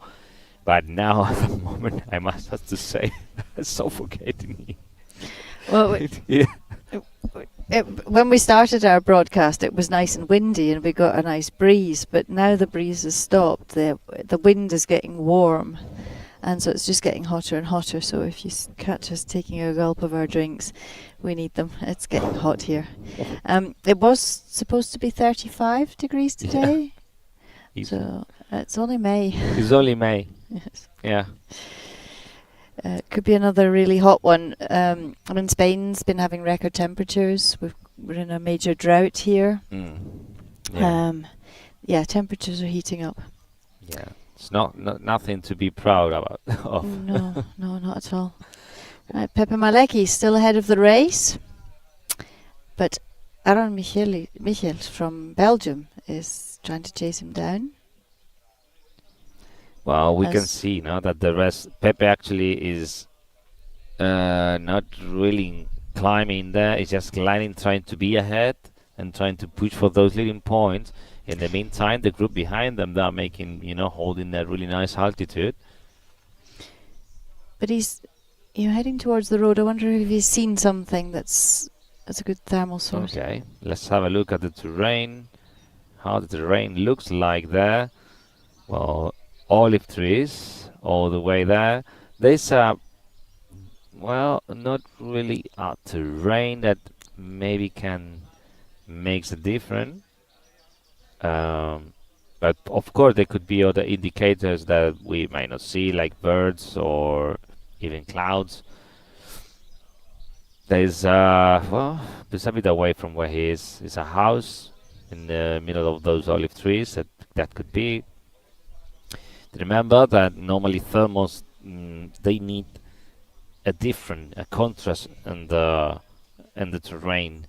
Normally dark terrains, obviously they get warmer compared to forests or lakes, and that they can start concentrating that potential energy just to be released. But sometimes naturally they find a trigger. It's what we call when there's an obstacle or something that create that different, that make this energy, this warm air, to develop and moves and create the thermal. All the time what happens is because there is no chances that to happen, just that layer remains until, and even just a car passing by nearby the area is enough to break this layer, and the thermal is created.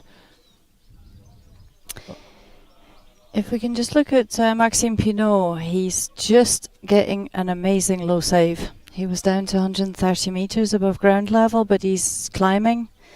He's just made it to 170, so he's fighting back and getting up. Wow. Okay, that is why he is who it is.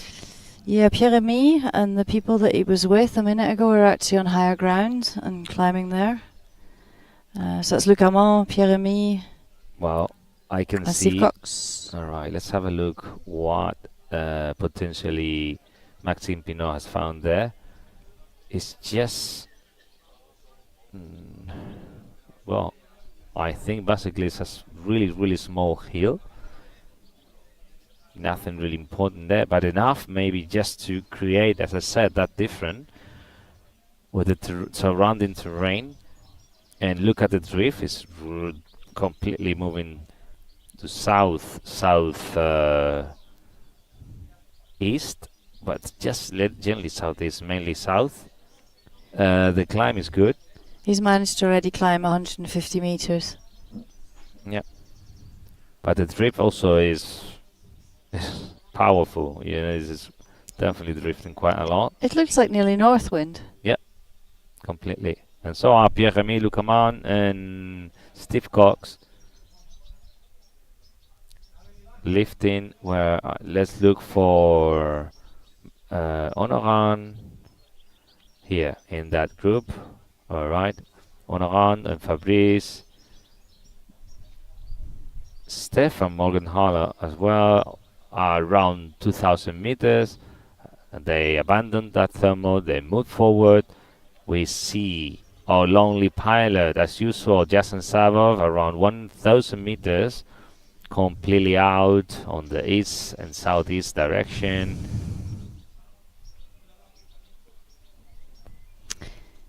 I was expecting a few, that's going to happen, that pilots moving towards Quesada and approaching to Cazorla more straight and not to Peal de Becerro. So that was what I expecting. Two groups, bigger groups, not to have lonely pilots as Jason, but definitely a few of them going towards Peal del Becerro, the flatlands, and others just trying the luck more on the mountainside. But apparently, the main group decided to go for this flatland, and just French pilots and Jason Sabo and a few of others, they decided to work in the mountain. However, let's go again with Maxime and his recovery, passing 1,200 meters. Very good to him. Look at how nice those stones are, tight and drifting and holding, recovering from this low save. Now we have Lucaman, completely different again, separating with from Pierre-Remy and Steve Cox. The Pepe Malecki and Aaron Michels, they had to stop to top up their thermaling. I mean, Aaron was much higher than Pepe, but they've now been overtaken by the group slightly south of them that have all just been on a glide and passed them. Yeah, no surprise, because the difference in altitude between them was significant, almost double. So Pepe's led the race basically since turn point one. Definitely. Well, he reached turn point one first and has been ahead the whole time, but now he's been overtaken by a large group of pilots, led by Juraj Vidic. So Juraj Vidic now is pushing around 40 kilometers an hour. And Michal Yerlak is also in that group. Iturbe, Reina.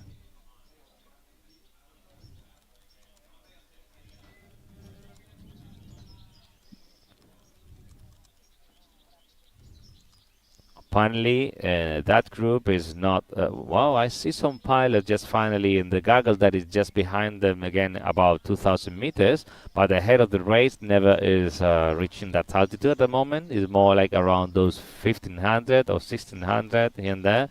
Meanwhile, Pepe Malecki is trying to recover, passing 1,100 meters. Aaron Mitchell is passing 1,300. They're stopping, the head of the race is stopping, and Juraj Vidic is not stopping, though. It's just moving because it's stopped. It was climbing just easily there, doing nothing, but it's going to try a bit, it's push a bit just to earn some leading points. In the meantime, we have Maxime Pinot reaching 1,600.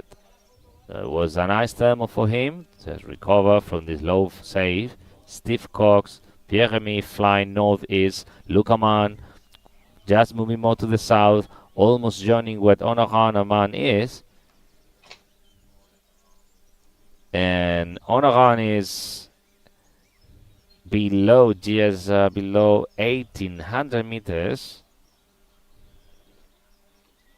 Everybody now is flying around 50 something, not really pushing, not really flying fast. Jason is the pilot and also lonely more on the south. When he's 1,113 meters, drifting, trying to find a lift moving a bit more to the south.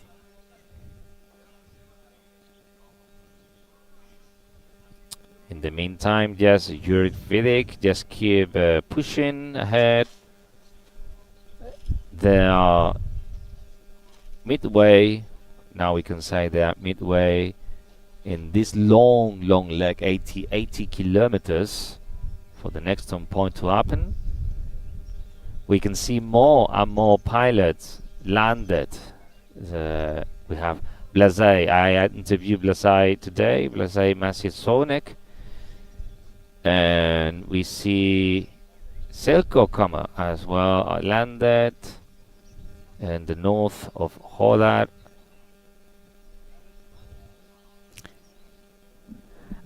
I've got some news from the course line. There are now cumulus forming, and pilots are trying to reach them. They're only small. I've got a photo of them on the course line. So there are clouds forming. Well, that's very good news for the pilot, because definitely that's the best indicator they can have about the condition are improving. Potentially it will be easier to find the lift or 5 lifts all along the way. And potentially also that will allow to increase the race speed as an average. Well, we see some changes as well in this group, in this race. Meanwhile, Yuri Vidic is putting distances between him and the group. Marcelo Sanchez is taking positions ahead when he's 1500. Marcelo is currently also in a good position in the overall. Remember that in there's only, I think if I remember correctly, between the overall maximum and Honorand is just maybe 27 points or something like it. I can tell you exactly. There's 27.8 points and between them. Sebas is just 7 points behind Honoran. And then, so what I'm trying to say, the distance in point between the top 10 or 20 actually is not that much.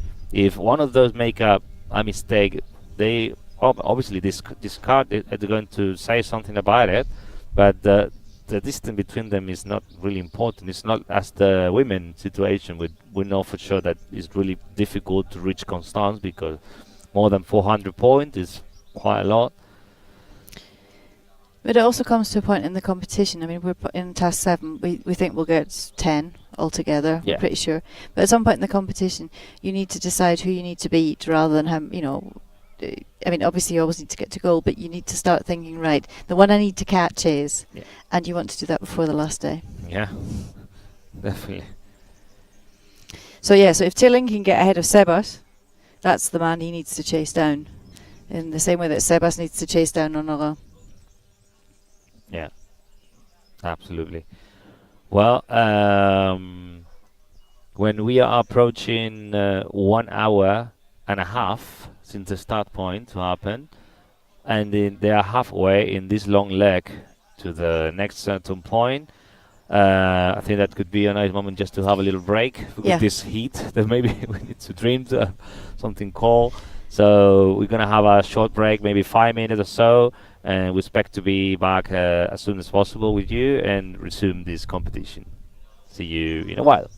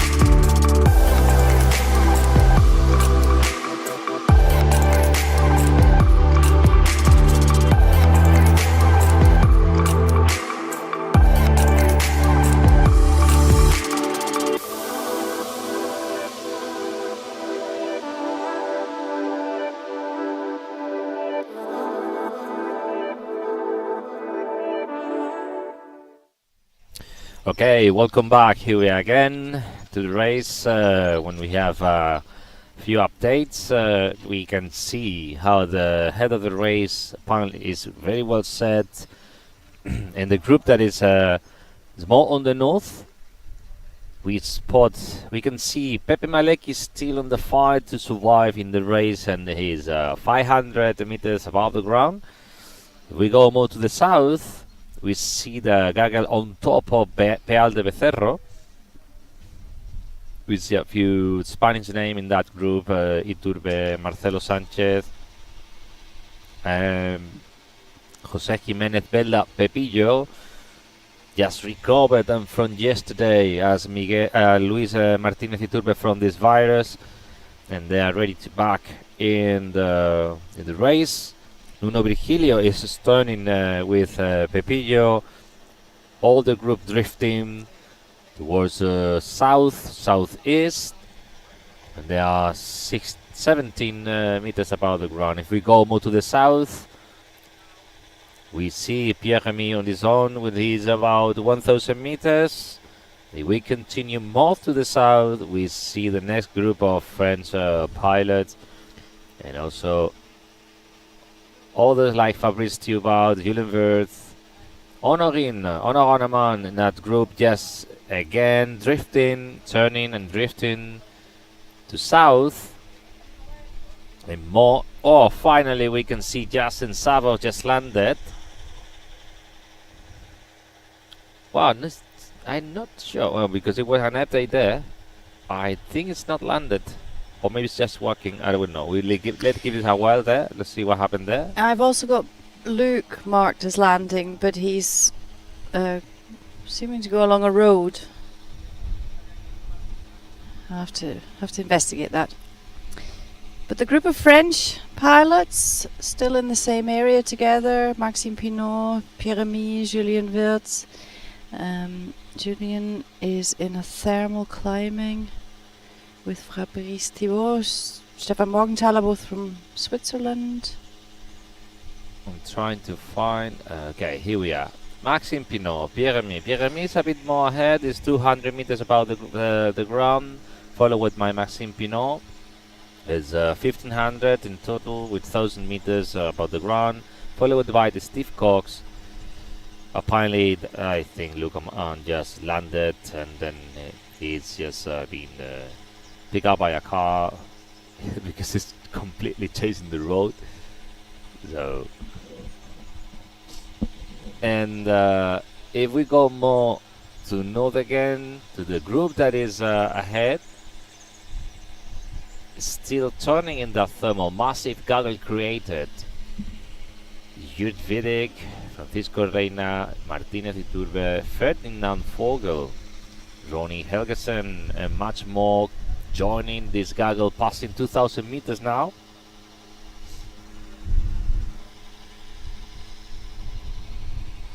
Yeah, Luc Hamon and Yasin have definitely landed.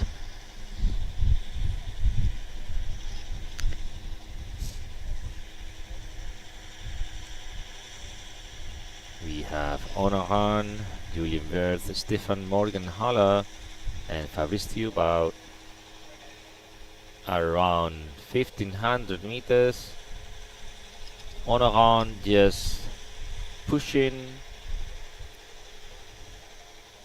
Apparently, the bet that they made to go towards more to the mountain, it was not that good as the group that they are using more the flat land before reaching the mountain. Just remember, just to recap a bit what the task is today, we have a 136 kilometers task, which is a goal to race to goal with exit the start gate, and 3 turn points before the final goal. The start point was the first point just to need to exit. It was set on the northwest side from the takeoff, pretty close. After that, there were to the northeast in the first turn point, pretty close, because the idea with the turn point was just to guide the group and to show them where the route, the ideal route it should be. And there was this long leg in which one still the group are dealing with. It's 88 kilometers leg towards northeast. And after that, they will be in the mountains, going into Sierra de Segura, Sierra de Cazorla. The next point is it's called Las Banderillas, very close to Las Banderillas Peak. From that, they're going to head more even to the northeast, to El Yelmo Peak, or Orcera, Sierra de Segura, Segura de la Sierra, which is the next turn point. Finally, they're going to change once again, one more, the course more to northwest direction, right, just straight to goal. This is a flat land very close to the highway, 2 kilometers diameter to the end of a speed section, and an inner cylinder of 450 meters to validate the goal. Just looking at the Gaggle that was climbing south of Peal de Bercero, where they got to around 1700 meters above the ground, and that Gaggle is now pushing forward.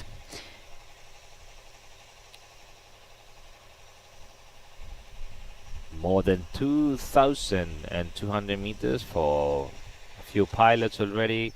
Others passing 2,300 meters. A bit more pet costume, for example, on the north. Spike with pet costume just turning together, passing 2,400 meters. Aaron Mitchell as well, but it's a bit pretty low. So apparently that area is working pretty nicely there. We're going to look for Pepe Maleki, more on the north, trying to survive. Is climbing, so it's eventually potentially is going to be back and fight for the race. The race director Inigo is actually at Peal de Becero, and whilst it's working just south of it, the actual town isn't working, and there's a few pilots quite low, and a couple have just landed. All right, we can see Constance approaching to Peal de Becerro. We have real images live from Peal de Becerro. What is happening at the moment just there. The group, they are pushing. Marcelo just leading that group when he's more than 2,000 meters. 2,100 meters for him. Francisco Reina with him, Abel Varga, Jose Jimenez Velda, Pepillo with them, Darko Stankowski. I'm going to find this is Vladimir Vakanin.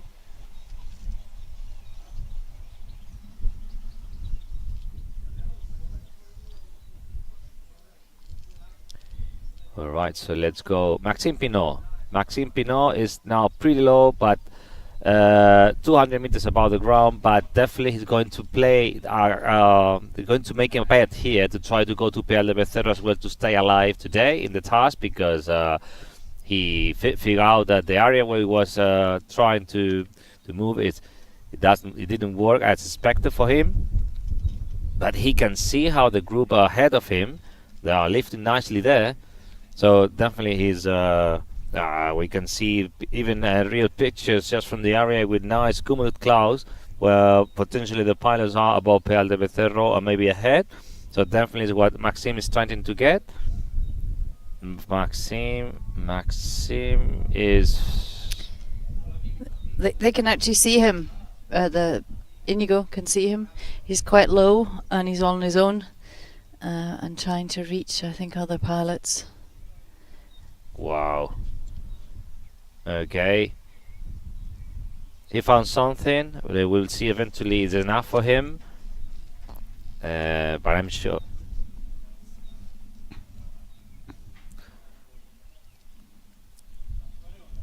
Well, meanwhile, the group is led by Marcelo, is moving ahead, holding a nice altitude around 2,000 meters. We're going more to the south to see how it's going for the pilot. They are arriving to Quesada, more completely to the east direction on Oran, around 1200. Julian Wirth, Stefan Morgan-Halle more to the south. Favre still out as well with them. Pierre-Remy also, wow, 180 meters above the ground for him. Oh, whoa, okay, Lucaman, we know that it's landed, it's just in the car, but apparently all giving out indication this is flying yet, but no, Lucaman just landed. And Pierre-Remy is really, really low as well. Okay, Maxime Pinot fighting to stay alive in the race, in the task today. Rui Aguiar is in the area where Yasin Sabov landed, and he's also trying to find something. He's on his own. Yeah, a bit more to the east, below 1,000 meters, 360 meters above the ground for him. In the meantime, Pepe Malecki going back in altitude, passing 1,600 meters. The group ahead is stopping, creating a gaggle.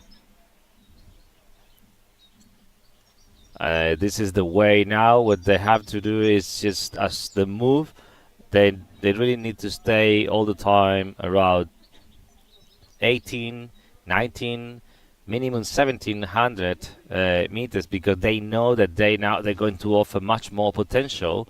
So if they manage just to stay all the time between 15 or more, maybe 16, 17 as a minimum, they will allow them just to push and fly faster. The lower they get now, they're going to struggle for sure. We see Roger Pifarré, one of the Spaniards, a pilot, just landed, very close to Peal de Becerro.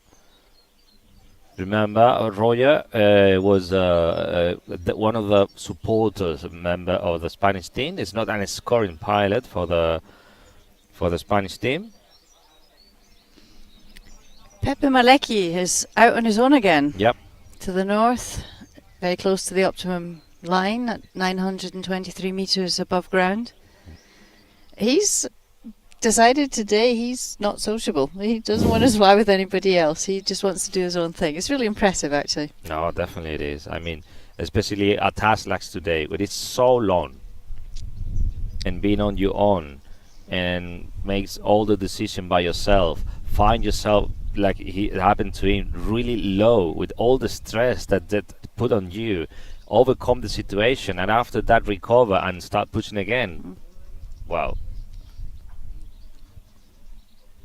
Meanwhile, the Gaggle on front, a bit more to the east, just drifting, passing 2,000 meters again, and 200 meters, 2,200 meters. Spike trying to join the Gaggle as well from the north, when he's 2,250 meters. We can see a few more pilots just little by little. Michael Sommerauer just joining the Gaggle as well, and more pilots. We go to the south a bit to check what's going on there.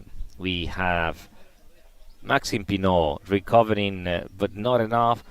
Hopefully he will be able to reach the good thermal that it was surrounded nearby Peal de Becerro, but he's pretty low. He's just 200 meters above the ground and sinking, just gliding down. He has above him Silvia Bussi Ferraris and Emily. This is from Finland. They're turning above him. So we'll see if Maxime is able to work with that. When, yeah, he found something there. No, it's not turning. Continue moving to the north, completely north now. And meanwhile, Rui Aguiar, who was very low, who was getting to, below 200 meters above ground level, has now climbed through 1,500 meters. Excellent. Near to where Yasin landed, Yasin Sabov. So he's on his way again. He's climbing well. He's back in the game. He's on his own. He's quite far back, but he's climbing. All right, so it's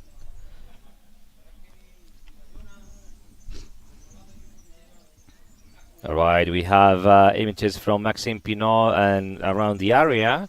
Real takes when we can see Maxime Pinot just finding something just to recover, making a low save from there. So we will definitely want to see those images. In the meantime, we move to the head of the race. Abel Varga is just taking the lead at the moment, more than 2,200 meters for him. Denis Overini on the right. Maxime.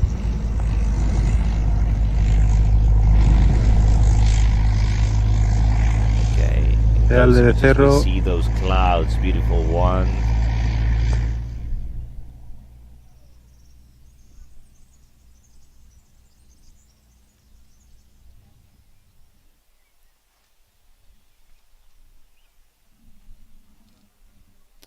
All right.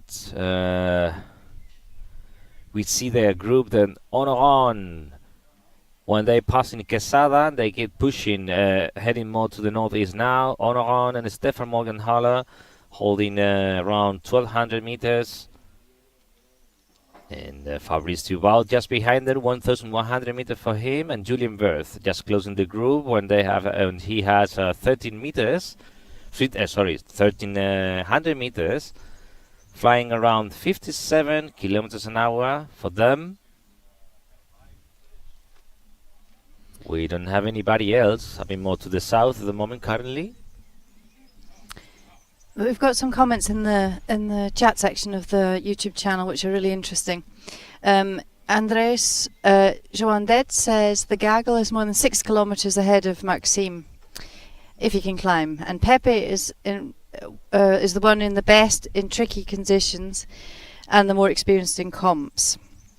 And Nando Cia Martinez says, where Pepe is now, I remember the lower layers to be really windy and not working. He should be very careful there, and stay alone is a very big risk. Now, Nando's a very experienced pilot around here. So he knows the area well.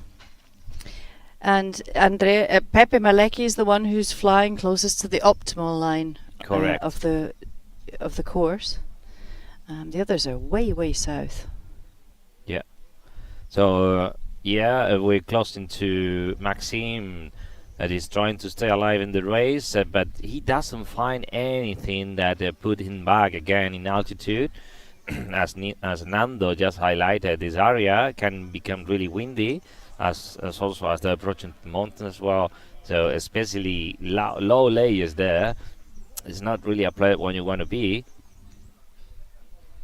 And in the meantime, the group are basically just on top of Cazorla. From here, from now on, this group they're going to see.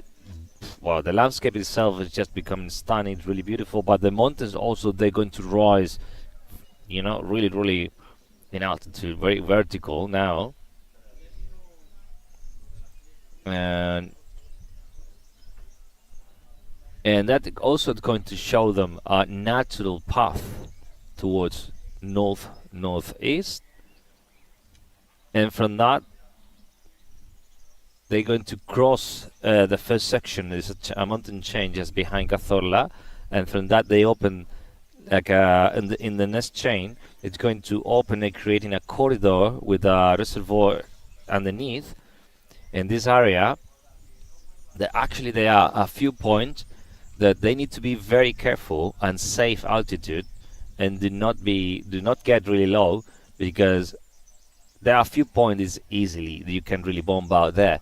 But it's not only is not a good idea in terms of just to land it, because also the problem is there's no road. There's a couple of points there's no road, but also there's no signal at all. So if you find yourself, obviously, because the tracker there will be able to see where you landed, but about retrieval, it's going to take a while. Or you need to find yourself and walk along and for a long time to find a track available for somebody to get to you. But on the other side, I was speaking about the beauty of this plane they're going to fly. Well, one day past, they're approaching now, but are not so far enough for the Neston point. So we're gonna talk a bit later. When they just be passing the Neston point, we will talk about that area around El Yelmo, which is pretty famous area. So now let's close again into the head of the race. Abel Varga is just pushing around 1900 meters for him, completely to the east, 61 kilometers per hour for him. And behind him we have pilots like Thielen Segler, Joachim Oberhauser, Iturbe, Nuno Virgilio, Pepillo, Pet Costrum, Marcelo, many others. Andrea Malecki, again getting a bit low, again just only 290 meters above the ground, struggling a bit. We go into trying to find Maxime Pinot. Maxime Pinot is recovering, is 1300 meters above the ground. 13 meters, now reaching almost 1400 meters, turning and climbing currently, when he has 770 meters above the ground.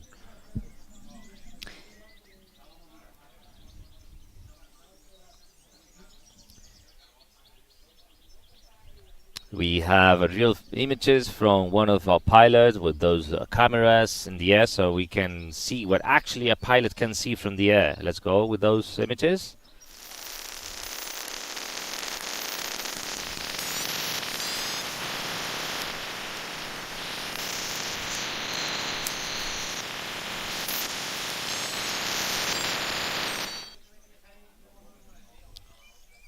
Alright, we have the group that is more on the south, led by Honoran, and they are 1700. Stefan Morgenhaler with him, Fabricio Baud as well with them, and Julian Wirth is in this group as well. They decided to go in a completely different course. They're going to head completely from the east. Now they need to head more to north here. Well, the two Swiss, two French, but Pierre-Emile has got up. He was very low. I mean, I was wondering if he'd actually get back up again, but he's made it and trying to join that group. The other person that I spotted completely on his own was Steve Cox from Switzerland. He was trying to connect with the Gaggles further north, and in fact he's nearly made it. He's just about to connect with the third Gaggle. Meanwhile, Pepe Malecki is climbing again. He's got a good climb on his own, right next to the course line. +3, I'm told, by Andres Joandet. Good of him. In the meantime, Rui Aguiar, for example, more in the south, pretty close, where all the French pilots are struggling, and just only 170 meters above the ground. Looks like most of the pilots that they try to go through the mountains. In a moment that needed to correct the trajectory, go again to the main group, or just a few landed, and others they were struggling so much, but only a few. The group with the Honoran, those that are surviving, and little by little just moving more towards north. The main group, which now is they're changing positions. Marcelo again leading the group around 1800 meters, moving ahead about 62-63 kilometers an hour, followed by Nuno Virgilio, Francisco Reina, Darko Stankowski, Pet Costrum, Spike, Jacek Gorski, Philip Hack, Pepillo, So looking good for them. There's and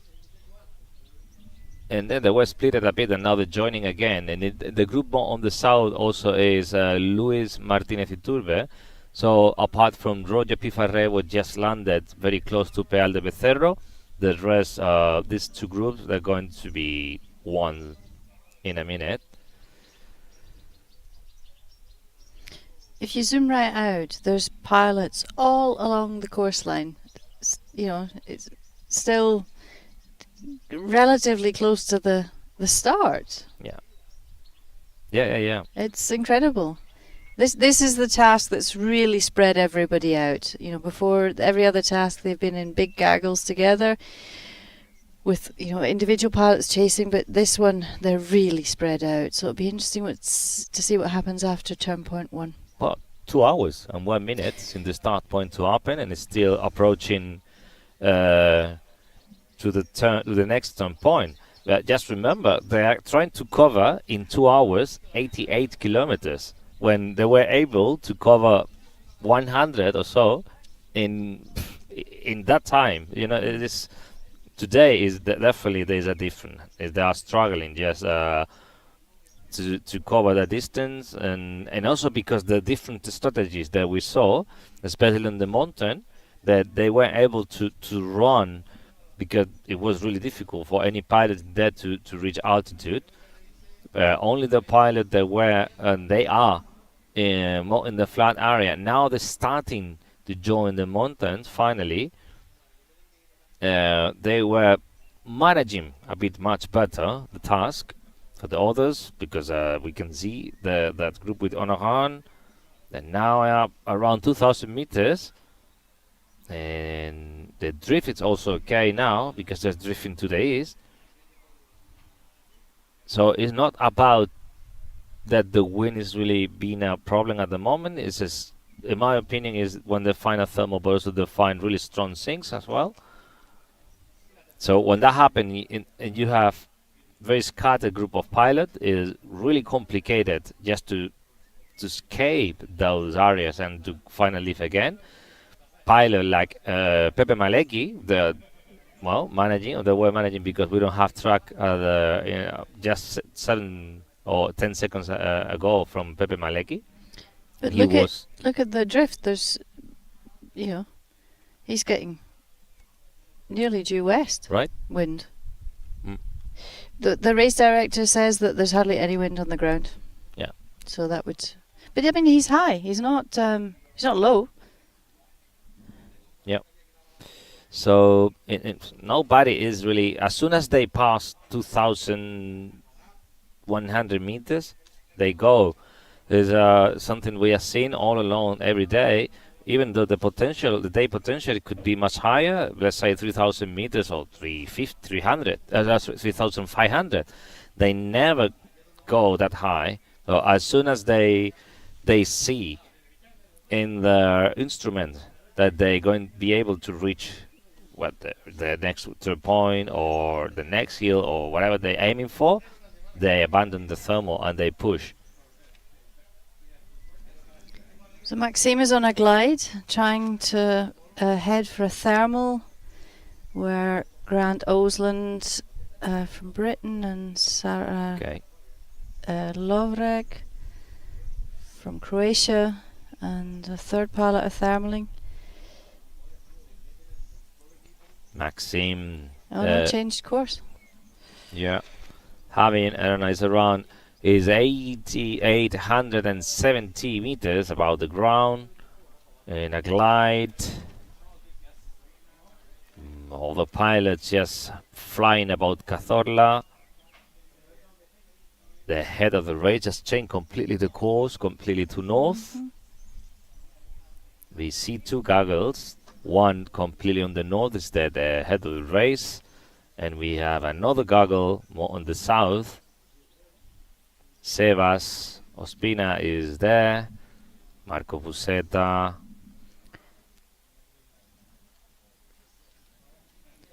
Ronnie Helgersen is there as well, Dylan Segler is there, Ferdinand Vogel.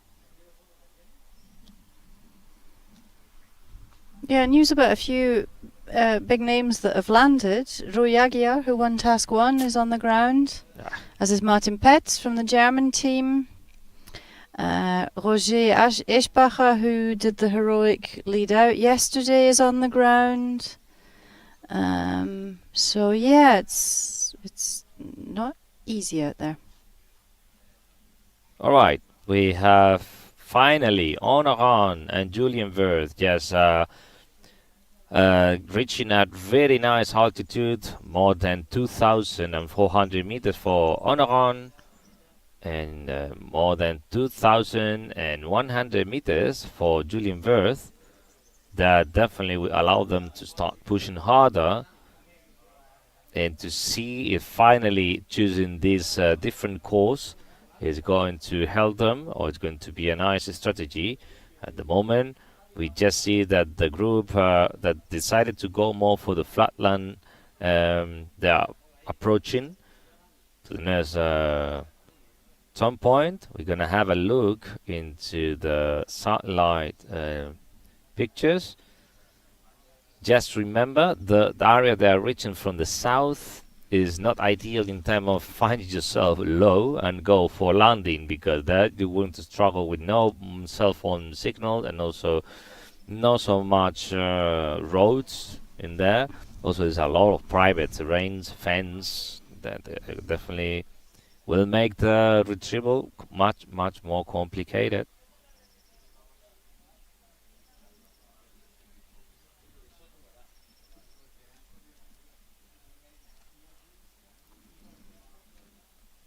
They're going to cross a valley with the difference between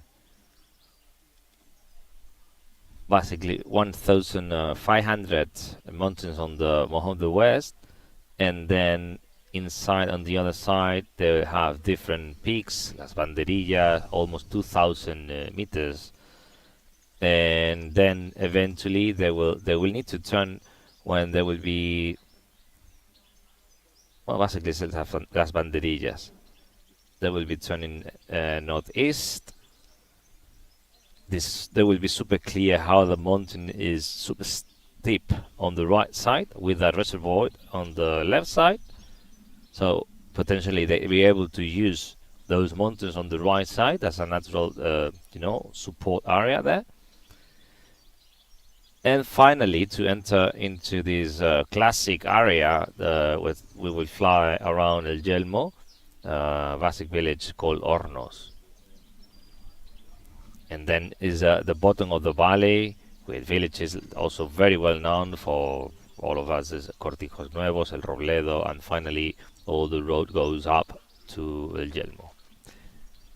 Remember, after reaching that turn point, they have another leg, about 30 kilometers, and a final one, about 18 kilometers towards goal.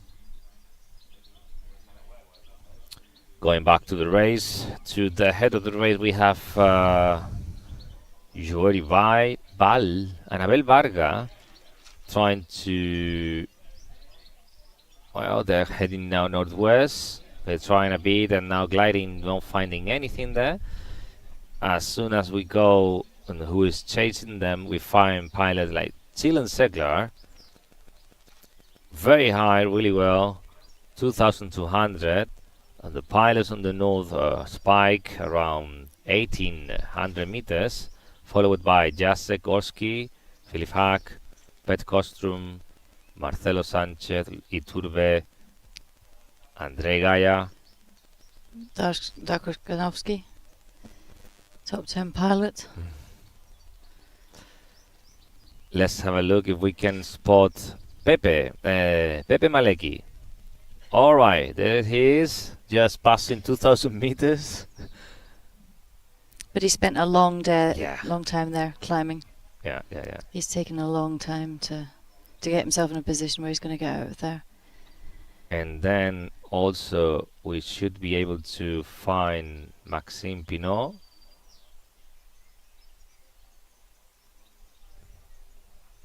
There he is.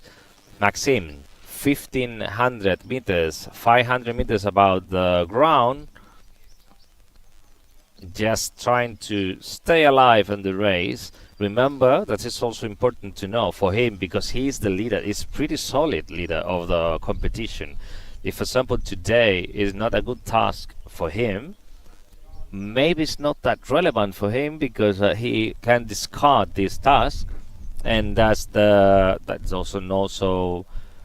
Remember that we are playing with the rule of 25% total discard. So after the 4 tasks, one task, the worst that you're gonna have, will be discard. What will happen is, because not every day the task is you got the best pilot who win the task will reach 1,000 points. It doesn't mean that it means that all the tasks for you is, it has, for example, an 80% validity, you will earn only 800 points, but that's absolutely right. It's a relative, the scoring will be relative to how for the validity of the day. So we can see that maybe you can, if you see at the scoring, that going to take the worst task that you made, but maybe it's not enough. So the remaining point to achieve this 25% also will be subtracted for the next worst task that you have. So, and because the competition is alive, that discard is changing every day. Because tomorrow I can have even a worse task, for example, so this discard will be applied on that task. So, for example, for Maxime, maybe that will happen today. So he was doing super nice, and the discard was applied. I don't know. I can't remember the numbers, but maybe in task number 2. But now it's going to be changed, and maybe they will apply in this one if the result is not good for him, for example. So, in the southern section of the race, that group of 2 Swiss and 2 French, Stefan Morgenthaler, Fabrice Thibault, Julien Wirtz and Honorant Armand. Honorant went for it. He's trying to get forward and reach the main gaggle. Julien Wirtz has followed him, but the Swiss have stayed back.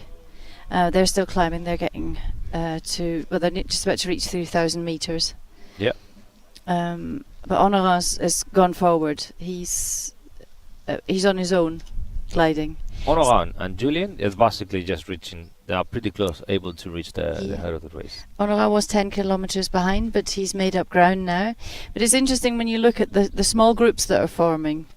You know, there's not that many people who are going on their own, apart from Andreas Malecki. But Andreas Malecki's now also gone through 2,000 meters. He's 1,500 above ground level. So I think that we'll see those 2 gaggles at the front. Well, they've merged, basically.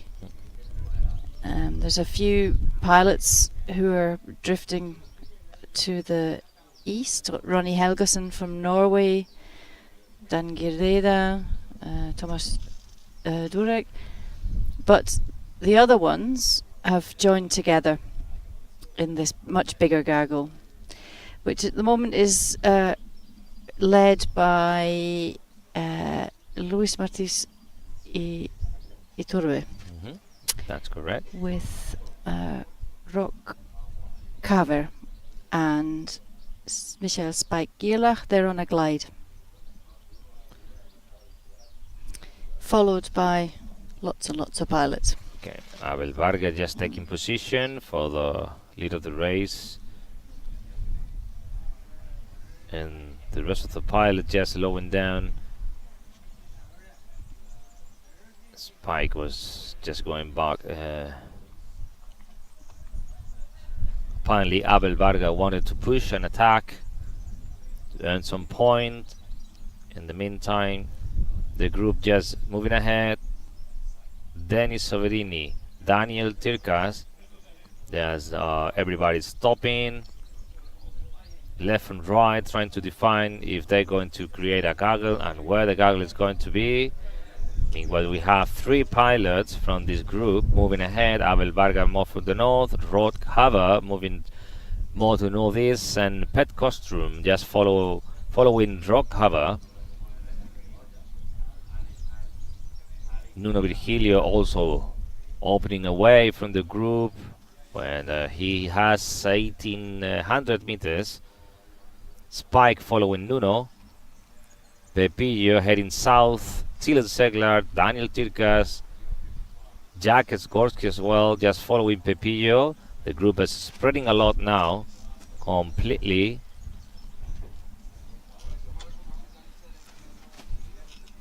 Zooming out, looking for Pepe Maleki is 2,400 meters now, but very away. Very brave action for him just to be completely on his own and trying to stay strong there. So definitely we will be chasing him. We have other pilots on his own, like Marchitan, just in the middle of nowhere there.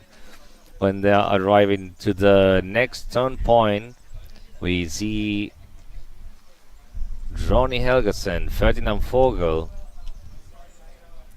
Thomas the Neck, and Dan Gitter just approaching more from the south.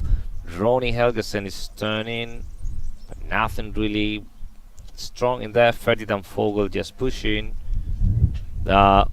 Almost taking the lead of the race at the moment. Let's try to find Onoran is just arriving. That group, 1,500 for him. Julian Verdias following Onoran. Jonathan Marin also joining Onoran. So the French are regrouping. Yeah.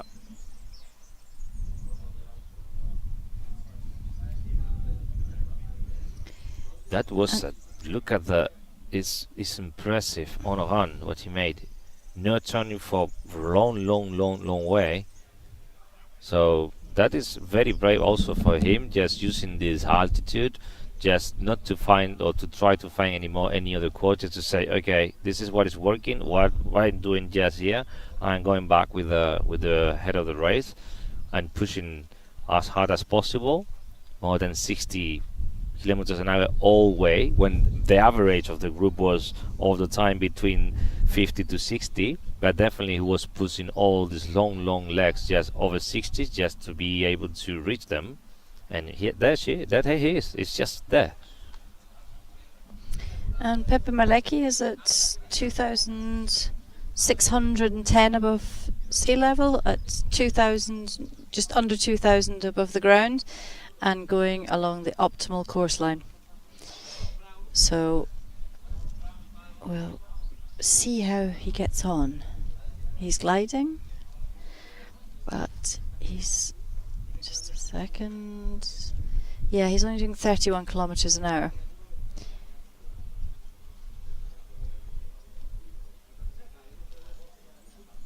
I'll give you a weather update. That's what the forecast was. I'm waiting for news from the race directors. So it's now nearly 5 o'clock. So at Cazorla, the forecast was surface at 11 kilometers northwest, 8 kilometers an hour west at 2,000 meters, and at 3,000 meters, 2 kilometers an hour south. Well, very interesting to see how again the group is spreading between a small scattered number of pilots, like Abel Varga just more on the north, with Pet Costrom on the side, on the left side.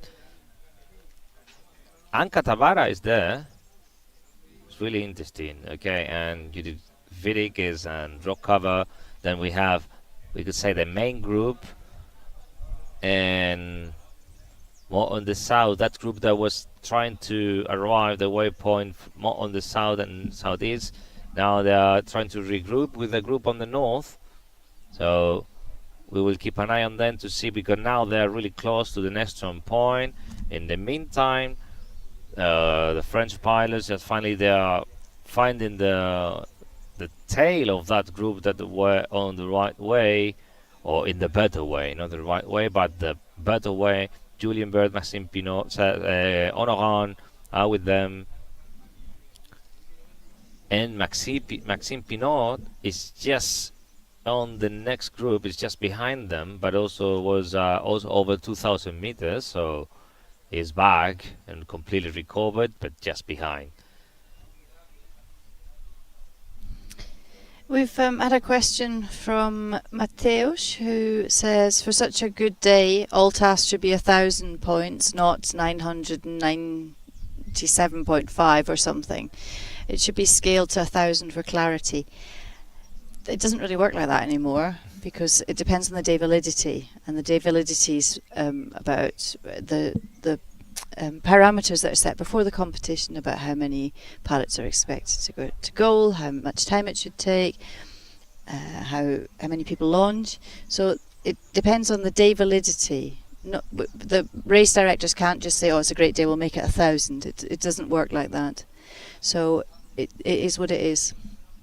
Exactly. Basically, those parameters, as Judith said, they can adjust depending on the level of the competition, and the local competition or the international competition. But eventually, those that will define at the end of the day how much the task is going, how much the points are available to get.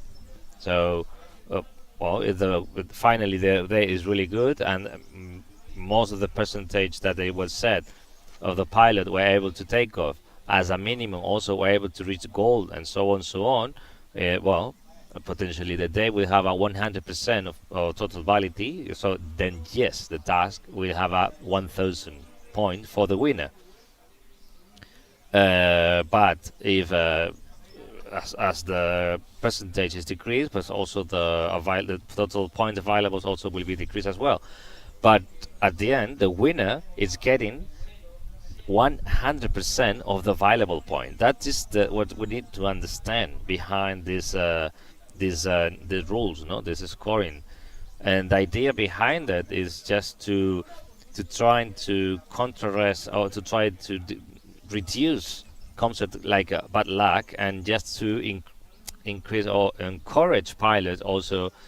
But this is working together also with the leading point as well. This is the new formula that they find to bonify pilots, also to make more fair the effort that the pilot put in the air, just not to be kind of defensive like it was in the past, more defensive position, and at the last moment I take my aggressive attack when our pilot was primarily just pushing. So it's trying to make the whole competition more fair. Well, they're now pretty close to the next on point. It's not clear yet who is going to try to make it first, because the group on the north, where Abel Varga is climbing at the moment, 1,500 for them, but the group just behind with Joachim Oberhauser is about 1,800 meters. Marcelo Sanchez with him.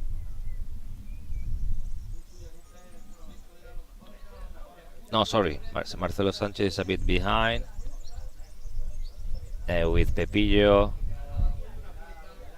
Michael Sommerhauer is just in that group on the front. Reina and Alvaro Romero are together just behind Marco Busetta, Joachim Oberhauser, and Vladimir Vakanin. And they are basically reaching where Denis Soverini, Yuri Vidic, and Abel Varga are. So, and they are climbing. So potentially they're going to join the same thermal. Pet Kostrum and Anka Tavara struggling a bit, around 1,000 meters more on the northwest. Going to try to find a bit behind where all the French pilots are. Maxime Pinot, 1,700 meters for him, with now Silvia Bussi-Ferrari is with him.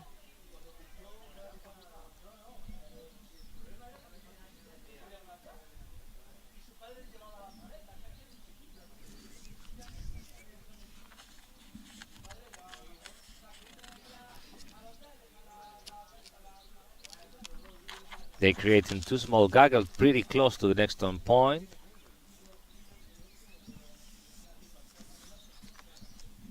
And they're moving ahead.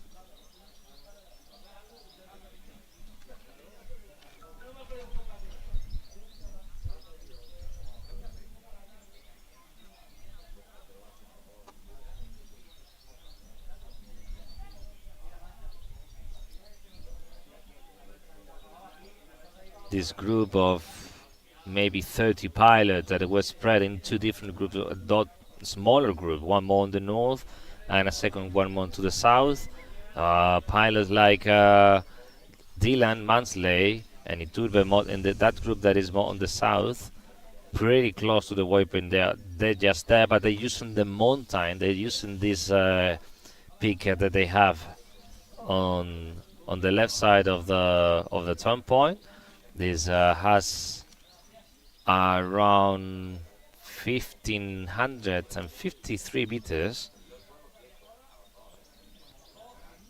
passing 2,000 meters now and climbing. Vladimir Vakanin, Buseta, Soverini, then he's passing 2,276 meters at the moment. Really good for him. Tillen Segler arriving in that group. Pepillo, Marcelo, Nuno. Now, from this area, it's expected that definitely going to have easily, they can reach 3,000 meters. And also clouds are expected as well. Really nice clouds, not really deep clouds, maximum 500 meters in depth. That is totally fine. It's really safe. I can see that the small group from the south, they're also trying to join them. When all of them, they are having a nice altitude. So potentially from now on, the rate speed should be faster. When basically we are 2 hours and a half now, and they're about to reach this first turn point. But look how far Maxime Pinot is behind. I mean, we haven't seen him in this position. No, definitely not. This whole competition, it's... Yeah. Well, he was almost landed, so he made that incredible low save today. Definitely. But yeah, for him to be in that position is incredible, given what we've seen from him this week. No, and also now, even though he's he's on top of the hill again. He's looking for the peak in front of him, Raso del Tejar, 1,145 meters. But he's finding himself 300 meters above the ground. So let's keep an eye, because we can see on the head of the race how those small groups, one more in the north, one more in the south, they are completely regrouping and creating a gaggle there. This group, the last one on that group is Martin Lon. Marco Buseta abandoning the group now, 2,400 meters for him. Moving ahead, 69, 68 kilometers for him.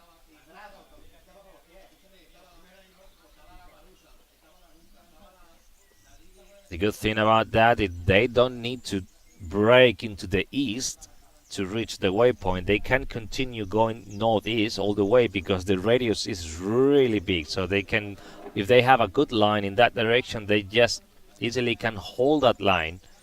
And eventually they will pass to the turn point, where now he is braking to the east. So apparently found something. It's turning again and climbing nicely there. So maybe we're gonna see if it's a good one.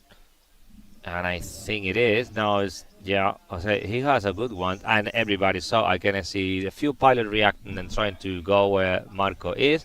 The drift is taking him to the east. So potentially they have west wind there. Meanwhile, the big Gaggle remains on the south. Pilots are passing easily 2,600 meters.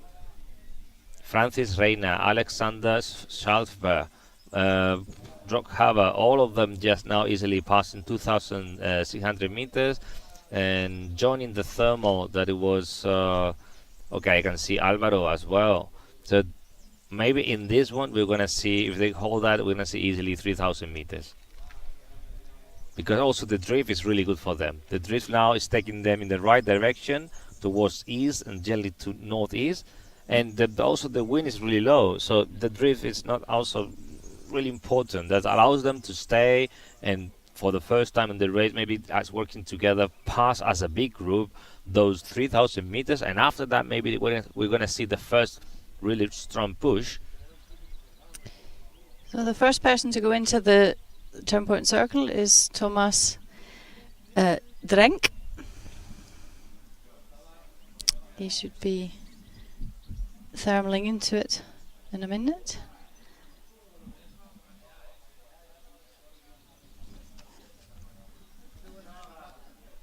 There's a long time that since let's look for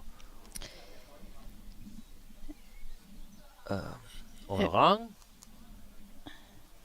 Just while you're looking for him, I'll just mention Pepe Maleki. Ah. He is our lone wolf pilot today. He's gone slightly north of the optimized course line now. He's at 145 meters above ground level, and he's been overtaken by an awful lot of pilots. His gamble at the moment has not paid off. He's a long way back now. Oh, but he is alive, nevertheless. All right, we see Denis Soverini is going to be the first one reaching the turn point. He's on the way when there's basically 2 hours and a half, 2 minutes passing 2 and a half. Denis Soverini made the next turn point.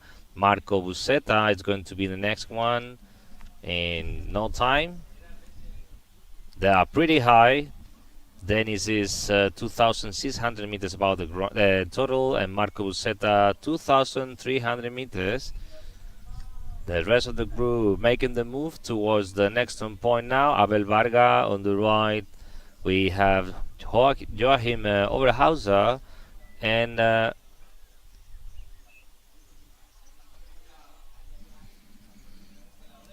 So we basically got the whole of scoring team Italy at the front. Yeah, exactly. Go Italy.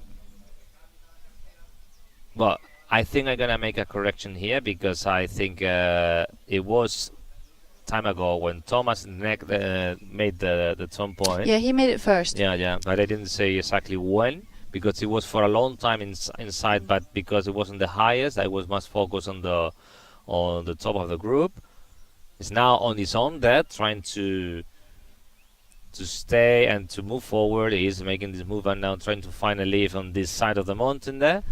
Now finally I'm going to try to find where all the French pilots are. I saw Honoran on that group behind where Jonathan Marin, there she is, that he is, sorry. Honoran, Jonathan Marin,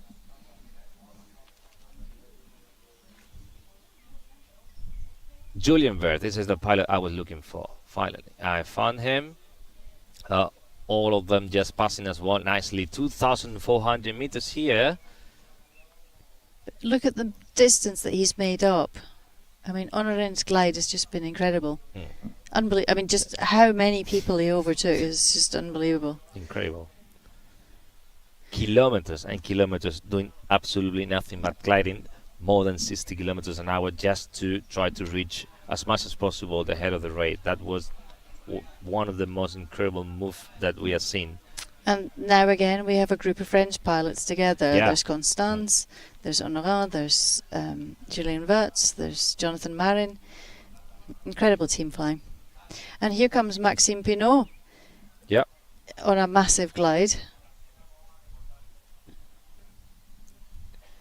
Yeah. Obviously he's trying to catch up as much as he can. So it means that he's holding, 1,200 meters compared to what the head of the race having now more than 2,000 easily. We can spot now really nice cumulus clouds even from here. Those are excellent clouds just to, to be underneath and to get the benefit of that lift. So I expect precisely where all these pilots are passing now. just if they have that kind of cloud, definitely the speed average of the race is going to be increased.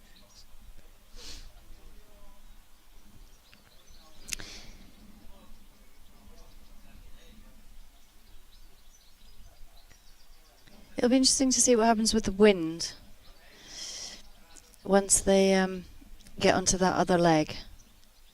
Well, I don't see really. I mean, Marco Busetta is below 50.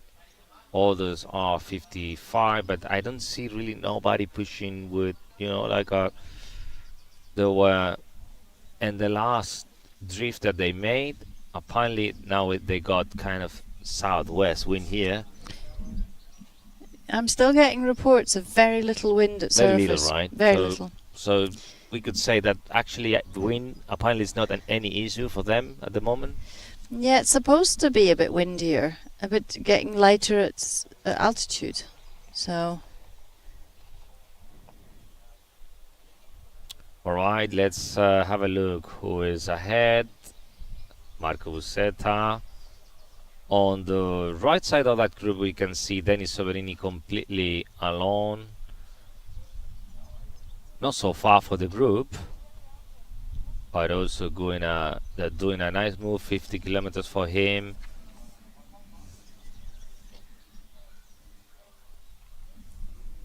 Now they're going to enter. That's gorgeous. That's beautiful valley. Just heading El Yelmo.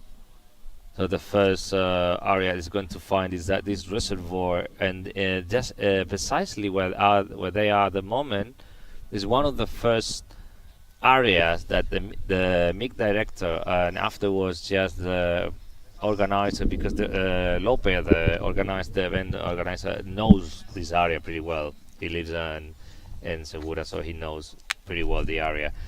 And he wanted to give a very specific tips about the area. So in the area that basically now the second group were, let me change this, where we could say the main group and the group of the French pilots are, this is the first one. He said, stay high here, do not dare to be low, because just in case you bob out here, you're going to struggle because you won't have any cell phone signal, and also potentially there's no roads.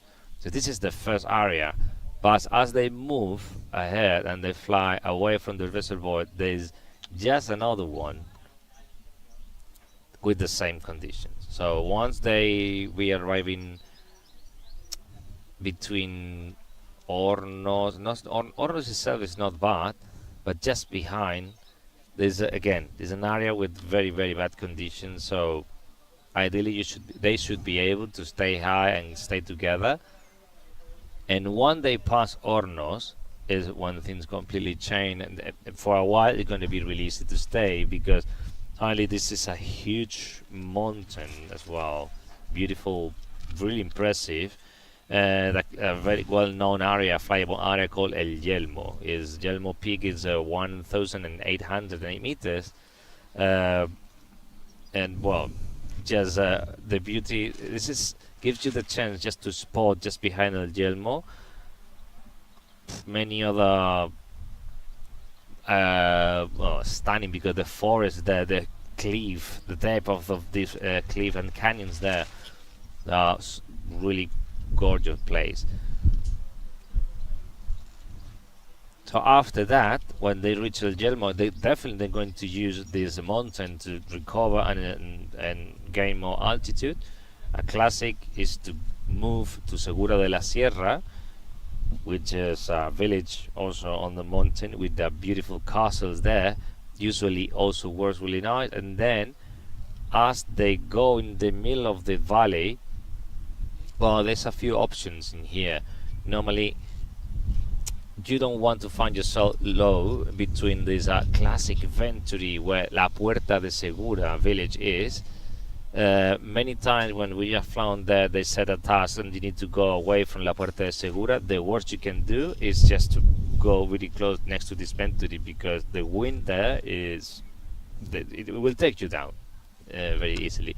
But if we look at the line now is going to pass to a takeoff nearby, a takeoff La Golilla, which is pretty close there, and this is on the way to goal. So that area doesn't, or it should ideally, it shouldn't deal with the problem with that Venturi, and they should be able to give them the chance to use the mountain with where this Despegue de La Golilla is. We are 10 minutes past in 2 hours and a half, so it's been 2 hours and 40 minutes when they're starting this 30 kilometers leg towards the next turn point between Orcera and Segura de la Sierra. We're going to recap about the task of today. We have a 136 kilometers race to goal with exit the start gate. The start gate was on the northwest side from takeoff, and after that they turned into northeast, passing a control turn point really close to the start gate. And now after that there is a 88 length leg, and they found today complicated to deal with. Now currently the main group is passing to the next turn point, just inside Sierra de Cazorla in Segura, and heading now to the northeast for the final turn point between Orcera, Sierra de Segura. Finally they need to go for the final leg, 18 kilometers towards goal, which is a 2000 cylinder for the speed end of the speed section, and finally the cylinder to validate the goal, 450 meters. Let's remember that is the same goal that it was set for on the third task, with the difference that cylinder has been changed today for safety reasons. It's bigger, it's very close to the highway, and makes the retrieval much easier.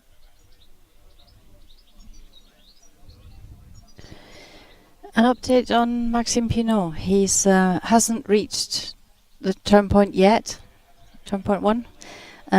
He is circling and climbing with Eliega, Heli Eichholzer, Silvia Wusi-Ferraris. Stefan Morgenthal has managed to get back into the same place. Pierre Remy's coming.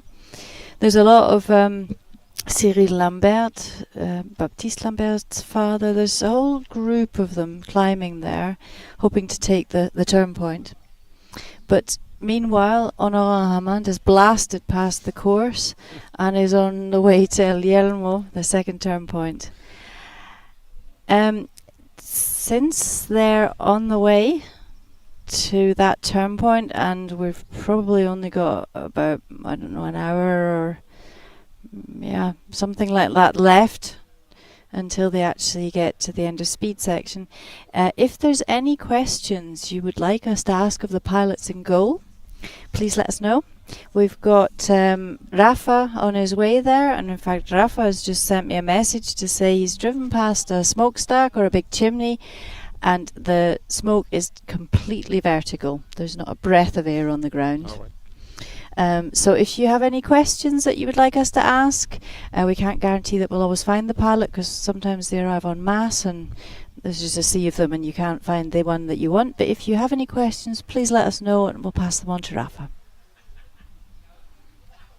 Well, Honorant today is next level what he's doing.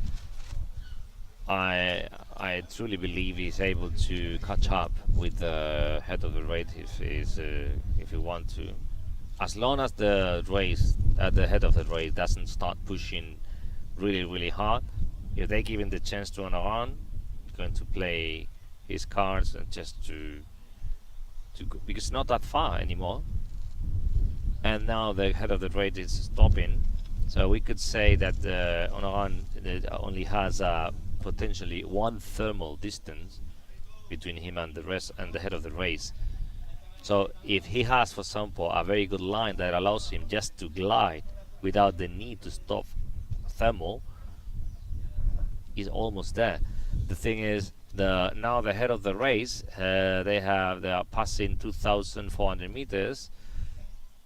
As long as they keep that altitude and they start gliding again, and as soon as they reach again nearby 2,000 or so, and then they find another one, then yes, they're going to keep the distance with Honoran. But if for some reason they struggle a bit, I don't see any reason why Honoran won't be able to reach them. Team Italy are doing really well today. They've got Buscetta and Soverini in that front gaggle. I haven't spotted Joachim Oberhauser yet, but Silvia Bussi-Ferrari is also doing really well today. So if they've got 4 scoring pilots in goal, they will make a lot of progress today. Definitely. In that front group, there's also 2 Brits who are obviously in second place at the moment, although not very far ahead of chasing Slovenia. Daniel Turcas, who was first in the end of speed section yesterday, is up at the front there. Dylan Mansley, a scoring pilot for Britain. Abdel Varga from Hungary, and now Michael Spike Gielach from Poland seems to be pushing. He's leading out. He's at 2,583 meters. Wow. And he's pulling the pack with him. They're following. They're going to chase him along. You can see exactly Spike now making the attack, making the move. And I've just seen Joachim Oberhauser. So we've got 3 of the Italian scoring pilots in the front gaggle. In the meantime, Honoran approaching from the south, just a bit below 2,000 meters, but it's basically there. It's not far anymore. Incredible. It's absolutely incredible, the recovery and those never-ending glide that it has made again and again and again since he was in the mountain with all the French pilots. Now he's almost there.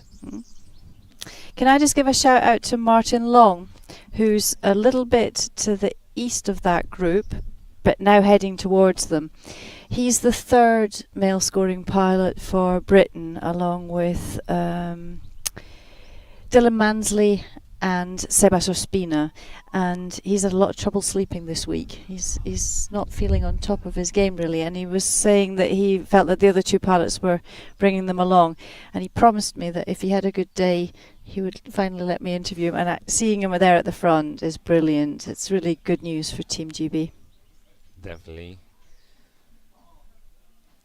Well, as long as this situation at the head of the race is happening again and again, I mean, they're stopping again when they are 2,600 meters. These are good news for Honoran, because Honoran is going to continue pushing, and also they will become a true reference and a help for him, because he knows he can continue pushing because he won't go down. So that's it. This is what Honoran needs, just to go back and join the race, the head of the race, for the first time in the whole task today. That is that to happen, and I think it's going to happen.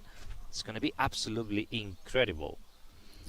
Now, Javi, you know this area well, and I don't know it at all, but where they're crossing at the moment, the head gaggle, is the zone that they were warned about at briefing, that there's no roads there, there's hardly any reception, and they were told, like, don't land there. No.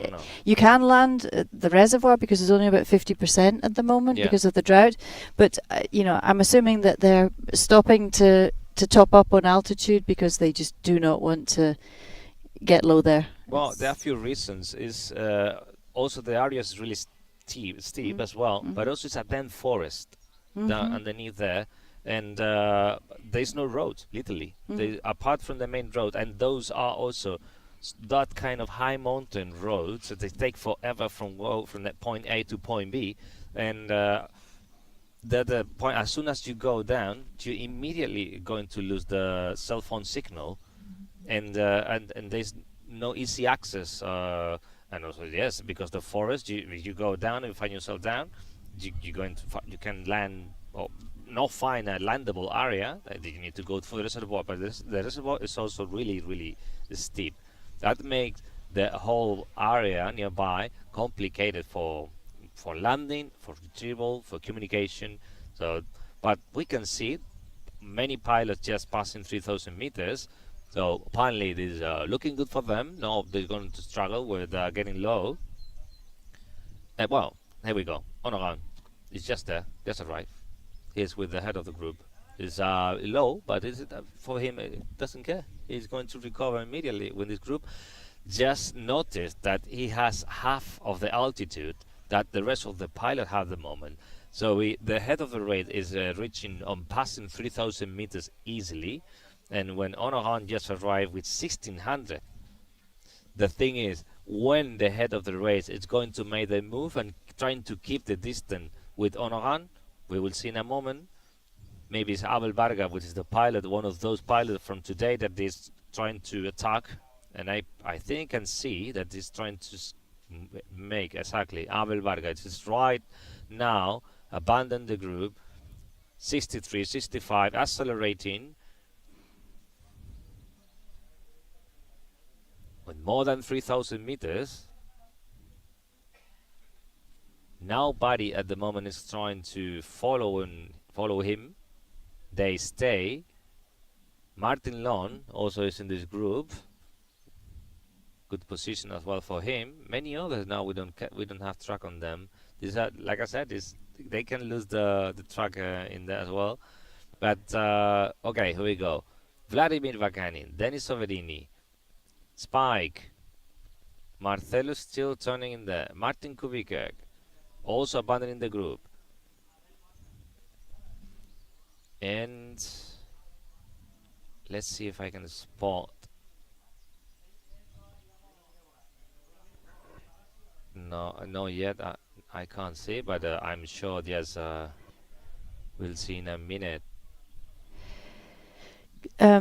Maxime is on the go. He's just passed 3,000 meters, and he's just leaving everybody behind him. He's just passed loads of pilots, and he is on the leg to try and catch the lead Gaggle. There you go.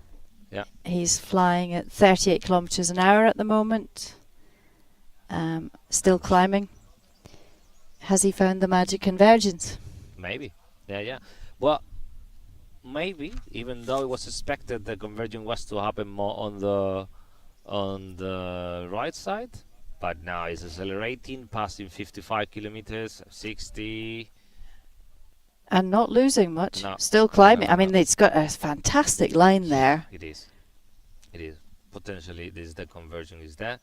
Well, looking at the pilots that are next to him, you know, Vladimir Latis is flying at 73 kilometers an hour, just ahead of Maxime. And higher. He's not losing much at all on that glide. No. So, like I said, I was expecting now the average, the speed average now definitely will increase because most of the pilots are going to pass 3,000 meters. That definitely will allow them to say, now let's push. Maxime is around 60 when these two guys on the right, Vladimir and Eusebio, they are more than 70. So going back to the head of the race, Abel Varga just holding the distance around 2,800, 52, 53 kilometers per hour for him.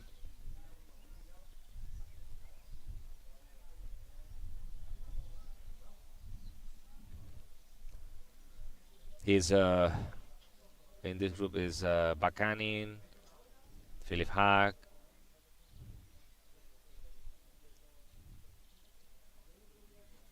Nuno Virgilio as well, Spike, turning again, they are changing the course to the east, stopping again. It is interesting to see, the more they slow down here and try to, I don't know, find a better thermal, the more option they're giving French pilots just to recover and go back for the race.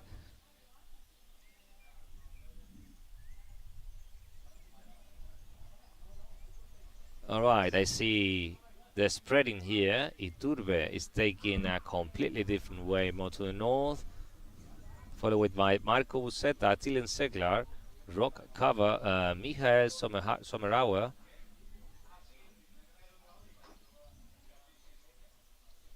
Denis Soverini correcting the course of the group, and the rest of the group are following him. So now we have two little lines of pilots. Can I just answer a couple of questions from the chat? Nando Celia asked us if we could explain a little bit about fairness in sport between men and women, but we're going to leave that for a little while because that's a bit of a can of worms. How fair it really is, and I think it's something that we might actually be able to talk about tomorrow in the lead up of it if we have time. But one of the things I would like to ask about is, are there any live pictures from the mountains? Are there any clouds there? Mateos asks. Now, that area has no coverage, none at all. The pilots were warned, like, don't land there, not only because there's no road, there is no cell phone coverage. So much as we would love to bring you live pictures from there, much as we would love to bring you live pictures from the air anyway, I mean, we've got pilots there that are filming, but the phone signal in this area is so bad that we just can't get enough juice to send it through to have it broadcast here. So we've got the pilots in the air, but unfortunately we can't bring you the footage live. We'll have to add it to our resume this evening at 8 o'clock.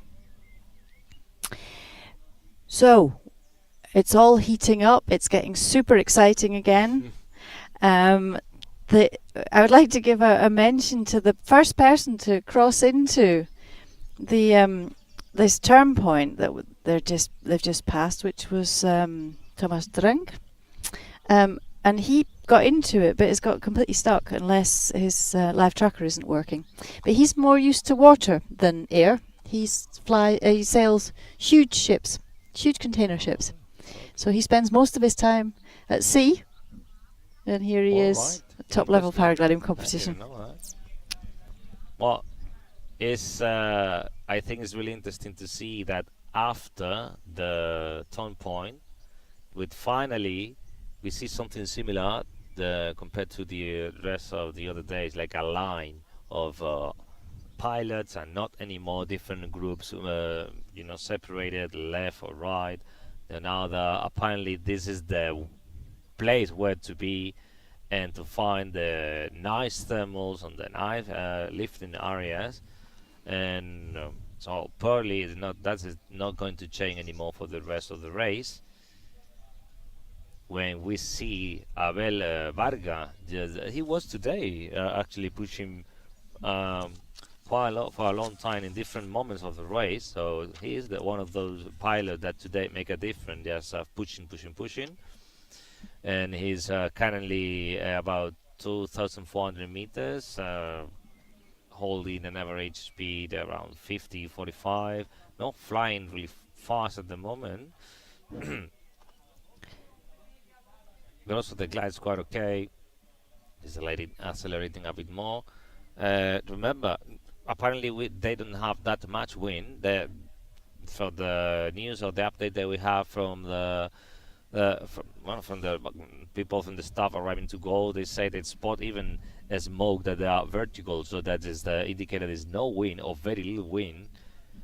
So the wind actually is not a problem, but also we are spotting even cumulative clouds from here, so I'm sure they are having them as well on the course. I can confirm that. I've just had a message. There are cumulus on the race line on the mountain range where they are. Perfect. So heading towards El Yermo, there are clouds. Well, those are excellent news, because when they spot those clouds is what they're going to chase, and as soon as they are underneath, they will use them, and finally the conversion is nearby. Instead just spotting scattered clouds, they will find a highway of clouds that can use just to be rebouncing underneath, And if, as much as you stay as close possible to the cloud base, you don't need even to turn anymore. What you do is just lift after lift, lift after lift, rebouncing. So maybe what's happening to Daniel Vargas is holding a really nice long glide. Not really fast. He's not flying really fast here, but he's holding a nice altitude, followed by Dylan Seklar, Luis Iturbe, and Darko, Nuno Virgilio, Denis Soverini.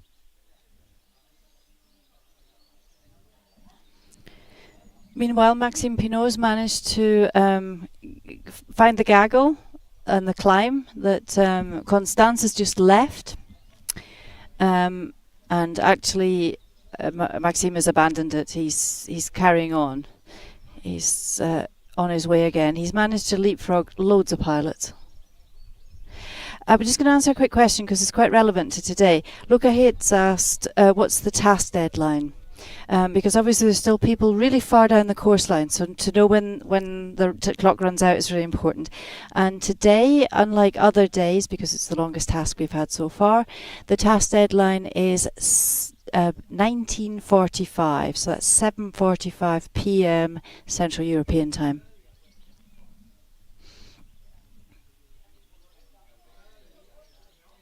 Well, I think actually is a bit earlier. Oh, apologies. Yes, you're right. I was looking at the 14:45.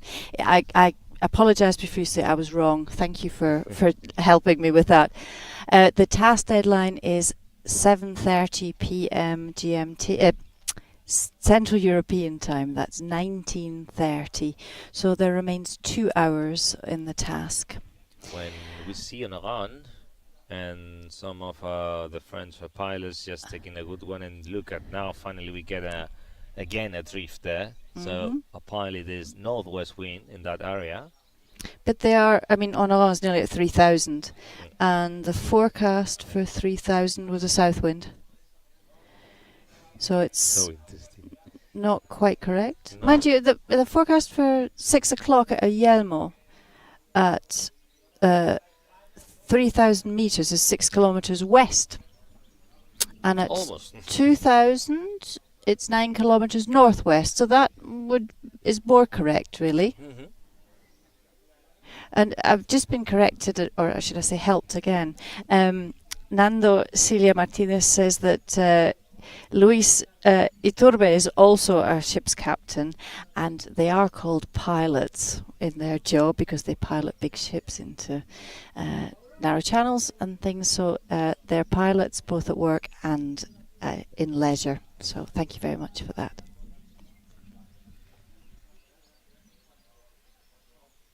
Well, in the meantime, at the head of the race, Abel Varga holding that first position. Yeah, Abel Varga has done a lot of pushing this week. He's Hungarian, and we haven't managed to speak to him yet, but tomorrow we are determined, aren't we? So we will get an interview if we don't get him this afternoon in goal. Again, can I remind everybody, if you have questions for individual pilots that you want us to ask them when they get to goal, then please send them through via the chat so that we can get them to Rafa, our man in goal, in good time, and he can find the pilots and ask those questions for you. All right. At the moment, they're not turning because I'm expecting they're going to keep approaching to El Yelmo, and once they find the main hill of El Yelmo, that is not so far now, they're going to Los Ranchales, which is the first high peak they're going to find, and then they need to cross a little gap in between that and the main hill of El Yelmo, and on the main hill they should be able just to start climbing, basically doing nothing. You will see that to happen, because they're going to approach, if they're holding that high, 1700 or so, they will be just peak high, so that should be enough for them to use the main mountain of El Yelmo. Usually just in front of the takeoff, it's pretty big. Usually in front of that takeoff, usually you find thermals left and right, especially on the corner. There's a corner on the left side that go out very clear, and then normally that area works really nice. It immediately goes really strong thermal in there, and what is it's something really particular about El Yelmo. Once you go in altitude, that you look from the opposite direction where the takeoff is. It's very impressive because look at how steep it's just from the lee side. It is scary actually. It's really impressive when you look just behind. It's so steep, and you really realize there is no landable area at all just behind the takeoff. It's really impressive. But on the other hand, as soon as you are on the right side on the Yelmo, I'm pretty sure they're going to climb up. I've just had a picture sent through from Rafa, who's 8 kilometres from goal. He says there's some small cumulus dotted around, but there's a huge cloud street close to El Yelmo. I'm just showing the picture to Javi. That's perfect. This is a highway. Yep. This is perfect. This is the classic highway to be all the way point, bouncing, doing nothing. Well, Abel Vargas at the moment just gliding in between this gap that I mentioned before, trying to reach the main mountain and El Yelmo. The rest of the group, they decided to stay. They found something there. Thielen Seglar.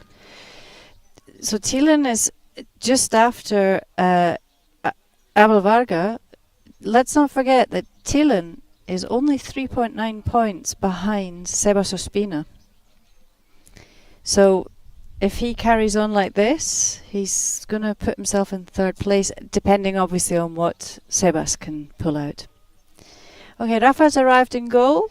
So Rafa, our reporter, who's going to be doing the interviews, so please send us any questions that you have. Well, yes, Sebas Ospina is just in the group behind where Thielen Seglar is at the moment. Thielen is just holding a better position, but both are turning and climbing at the moment. Abel Varga is reaching the main mountain where El Yelmo Peak is, so we'll see if he's able to start climbing. Abel, I've just been told, broke the Hungarian record a couple of weeks ago. Right. Very, very talented cross-country pilot.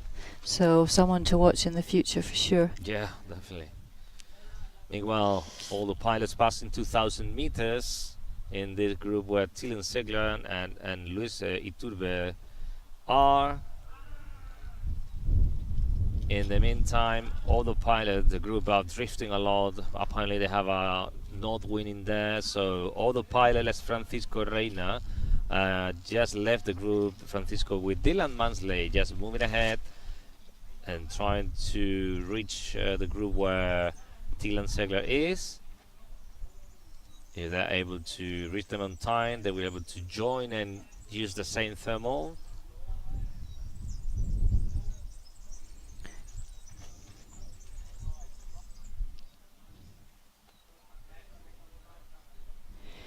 Maxime is pushing forward. He's slowly catching up and leapfrogging other pilots. And some news, Andreas Malecki's just turned the corner and coming up onto the leg towards El Yelmo. Oh, that's really nice news. I'm happy for him because he's really fighting hard. Well, he's at 3,500 meters, so he's got himself from low saves to 3,500. Well, in the meantime, we have Steve Cox, and next to him is Honorat Namart, just trying to catch up with that group that is drifting from the north, drifting then in their direction. And they're also doing really nice on Honorat with this incredible recovery, and Stanislavski glides, and now is flying about 2,600 meters. Yet again, they are not flying really fast near. They're just trying to be in with a good altitude, more than 2,600, 2,700 others. So, but they're there. They're just catching the group where Spina is, for example, and Ferdinand Vogel. So they definitely can see this little Gaggle just drifting towards them. Actually, it's drifting towards them. And this group is passing 3,000 meters, 3,300 meters for Vladimir Bakanin, for example, or Álvaro Romero.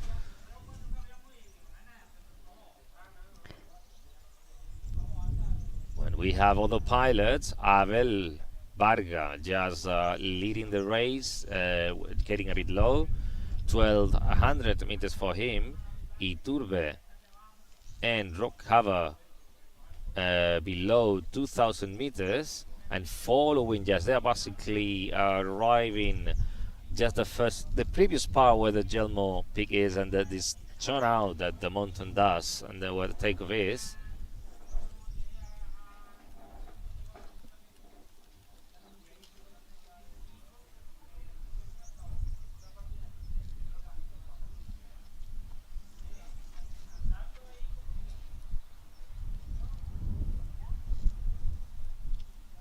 Yeah, and now that area, I can see they are climbing, doing nothing. Iturbe and Cover are basically just following the mountain easily, happily, and doing nothing and climbing.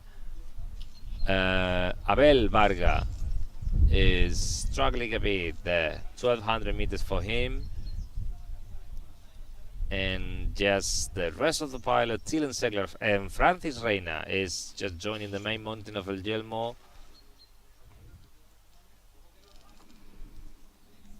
Dylan Mansley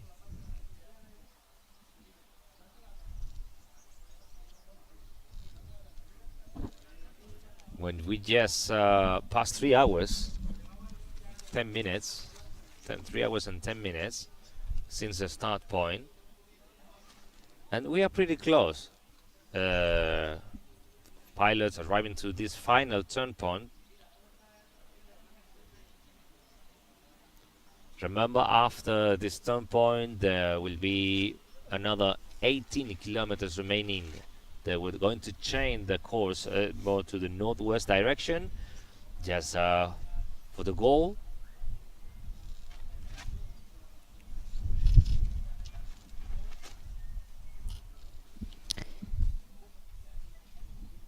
Somebody contacted us in the chat earlier. I can't find the message now because we didn't answer it straight away. But it was about how 50-year-old pilots can keep up with 20-year-olds. And Philip Brewers has just asked a question for us for Ronnie Helgeson about how he can keep up.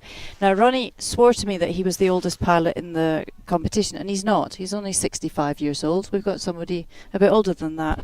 Our Luxembourg team captain, Etienne Coupé, is actually 68, and Etienne made it to goal, I think the first 3, no, definitely first 2 tasks, I'm not sure about the third one. He's still flying, he's really far behind, but he's still flying. So, you know, you can, well, these old dogs don't need to be taught any new tricks, they've already got them, you know, what a couple of legends. And we've got quite a few pilots who've been around a long time. And it's really nice to see the young guys with the old guys all in the same competition. It's Absolutely. Fantastic. Well, talking of which, Dylan Mansley, our youngest competitor, is right at the front. Exactly. Next to Luis Martin Iturbe, Francisco Reina, many others. Thielen Segler. Thielen Segler, of course, as well, just behind, because we can see Abel Varga trying to stay, because, okay, 95 meters above the ground for him, because he's next to a mountain. He's fighting to stay alive in the race. But he doesn't find a good one. He's just turning and sniffing around. He's trying to center that one. Now, finally, I think he's doing it. Yes, he's climbing. All right, he's climbing, but let's see how much he has to pay to recover from that one. remember that in maybe that position the thermal is not well set yet, and once he go in altitude, finally he will find the good one. But at the moment he's climbing, looking better and better as he turn. So hopefully he will be able to recover. And in the meantime, more pilots joining nearby Gelmo takeoff. In that corner that I mentioned normally works really nice. You just see the takeoff on the left side of the takeoff, go immediately really steep, and in that normally there's a huge leaf, and they're using it. Iturbe and rock cover, and Sebas is also there. They are drifting, but not that much. It's now it's easy to stay there. They're passing 3,000 meters. Dylan, Summer Hour, and many others also just joining the thermal in there. Different altitudes for all of them. Marcelo is arriving to that group. Spike is also with them. Ferdinand Fogel. I can give you a quick conditions update from El Yelmo. At the turn point, the wind is 6 kilometers an hour north at 3,000 meters. Thermals are more than 3 meters per second. Yeah, that's for sure. Onoran arriving to that group. Incredible push forward from Onoran all the way. Steve Cox on the left side. On his left, Julian Verde a bit more from the south, on around position. Jonathan Marin as well. So we can say, let's try to. He is Maxime Pinot. Yeah. All the French pilots just a bit more separated, but Maxime also incredible recovery when he was basically down, and he made a incredible low save. And basically, I think Onoran is joining just the group. We'll see now. Abel still, he was recovering, but not that much, just 100 meters or more from where he was, but nothing really important. I think he's trying to move a bit more ahead, try to keep the distance, to stay, but he's really low at the moment.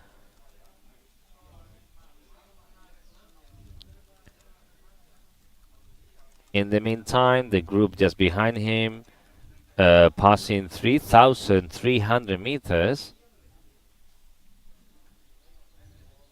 Remember, this group was collecting pilots from everywhere, from different moments of on the glide, and the pilot in the thermal is quite solid there. So it's interesting to see the pilot that flying on the very top, like Iturbe for Sampo. Here we go. I think no, it's still turning. When he has 3,400 meters, I think Iturbe is going. Yeah, Francisco Reina is still climbing around, now reaching 3,000 meters. Luis Martinez, Iturbe, on his way. Leaving the group. And Joachim Oberhauser following him, and Jacek Korczki as well. Vladimir Vakanin as well.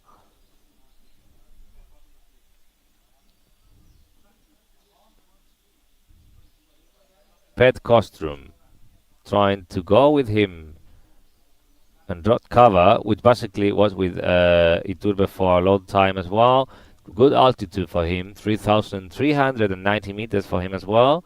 So this group of pilots just pushing. Alvaro Romero with them as well. Pet Kostrum is 1,000 meters below this group of pilots, but is also pushing. Abel Varga, low, but pushing ahead. on the way to try to reach the last turn point.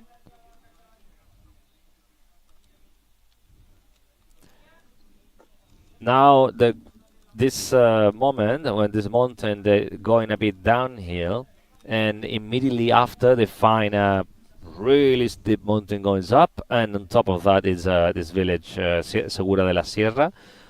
Is the perfect place where you want to fly above and take your camera and make stunning pictures. Whatever the picture gonna, no matter the angle it's gonna be, one that you want to put in your living room to have a nice memory.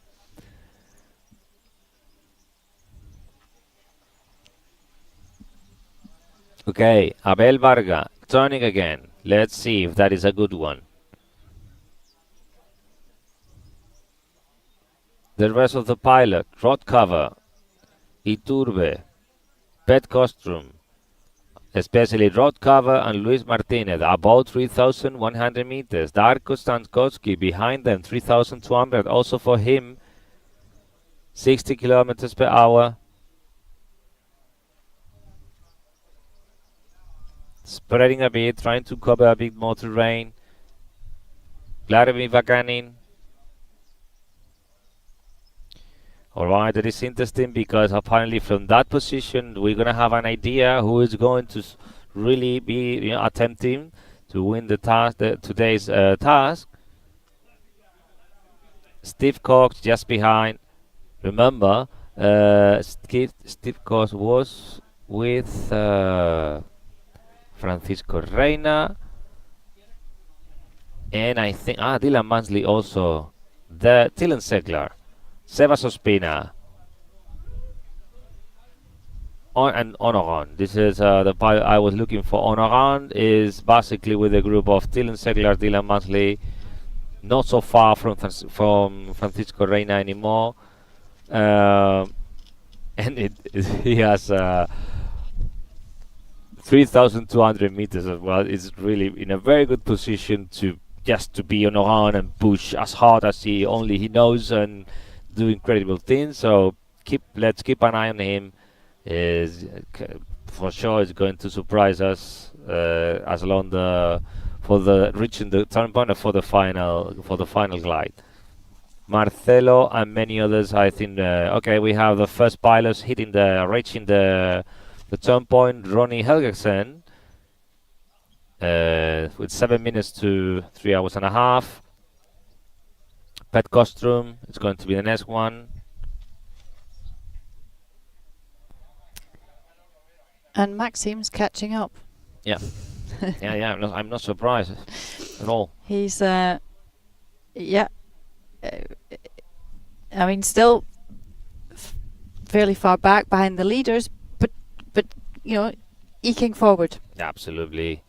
I also might wonder where Constance might be. I'll find her for you.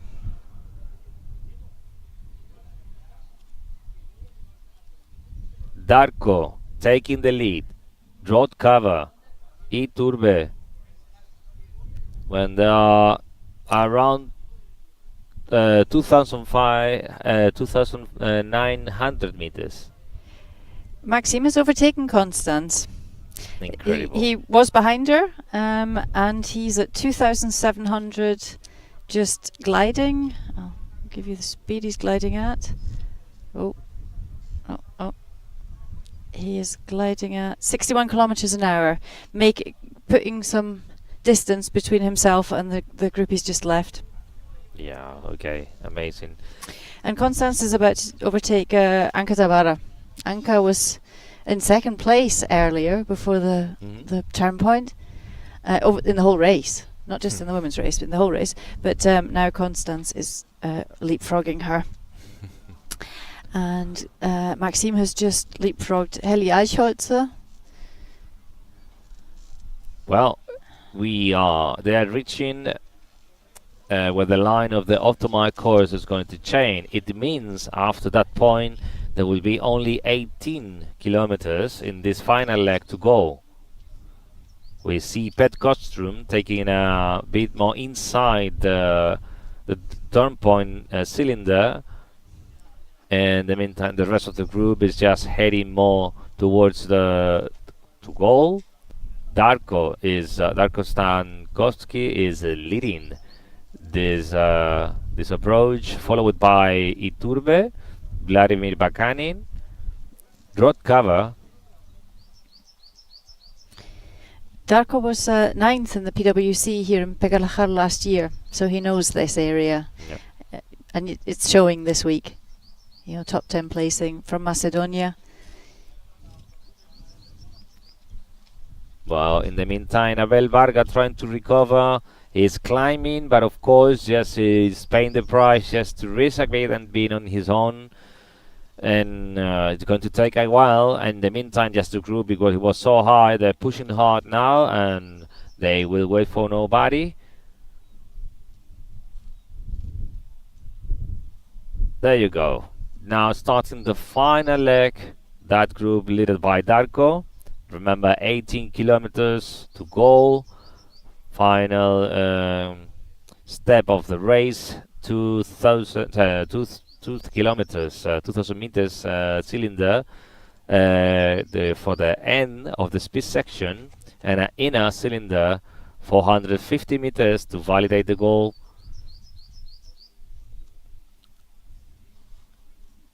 Good thing should be according.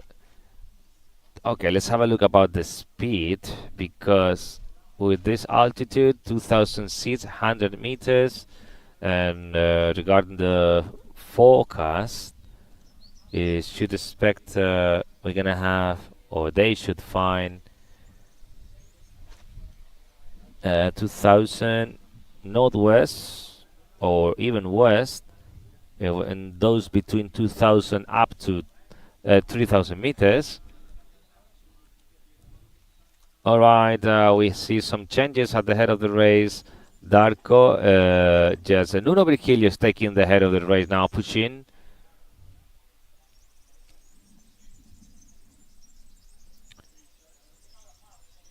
Nuno won the third task, so he's used to collecting his shoes and his oil.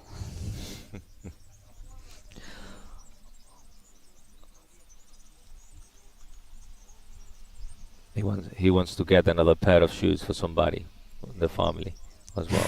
Christmas presents? Yeah, it's perfect, isn't it?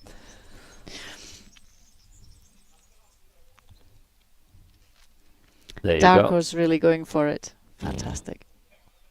I mean, Well, I spot there's 2 mountains ahead that definitely they're going to use. They're not really big, but definitely those are areas that they work, especially the first one. The last one is where there is completely open, leaving all this area, all those mountains area, this fully open, where Genave is, leaving the Puerta de Segura on the left, is the Gulilla takeoff is there, so this area is steep enough to receive this northwest wind and work properly and develop the lift that they might need as well, just for the final approach to goal. And it's not that far, because once they reach that area, it is working. They don't need to think about to stop at all. They only have to do is go, go, go.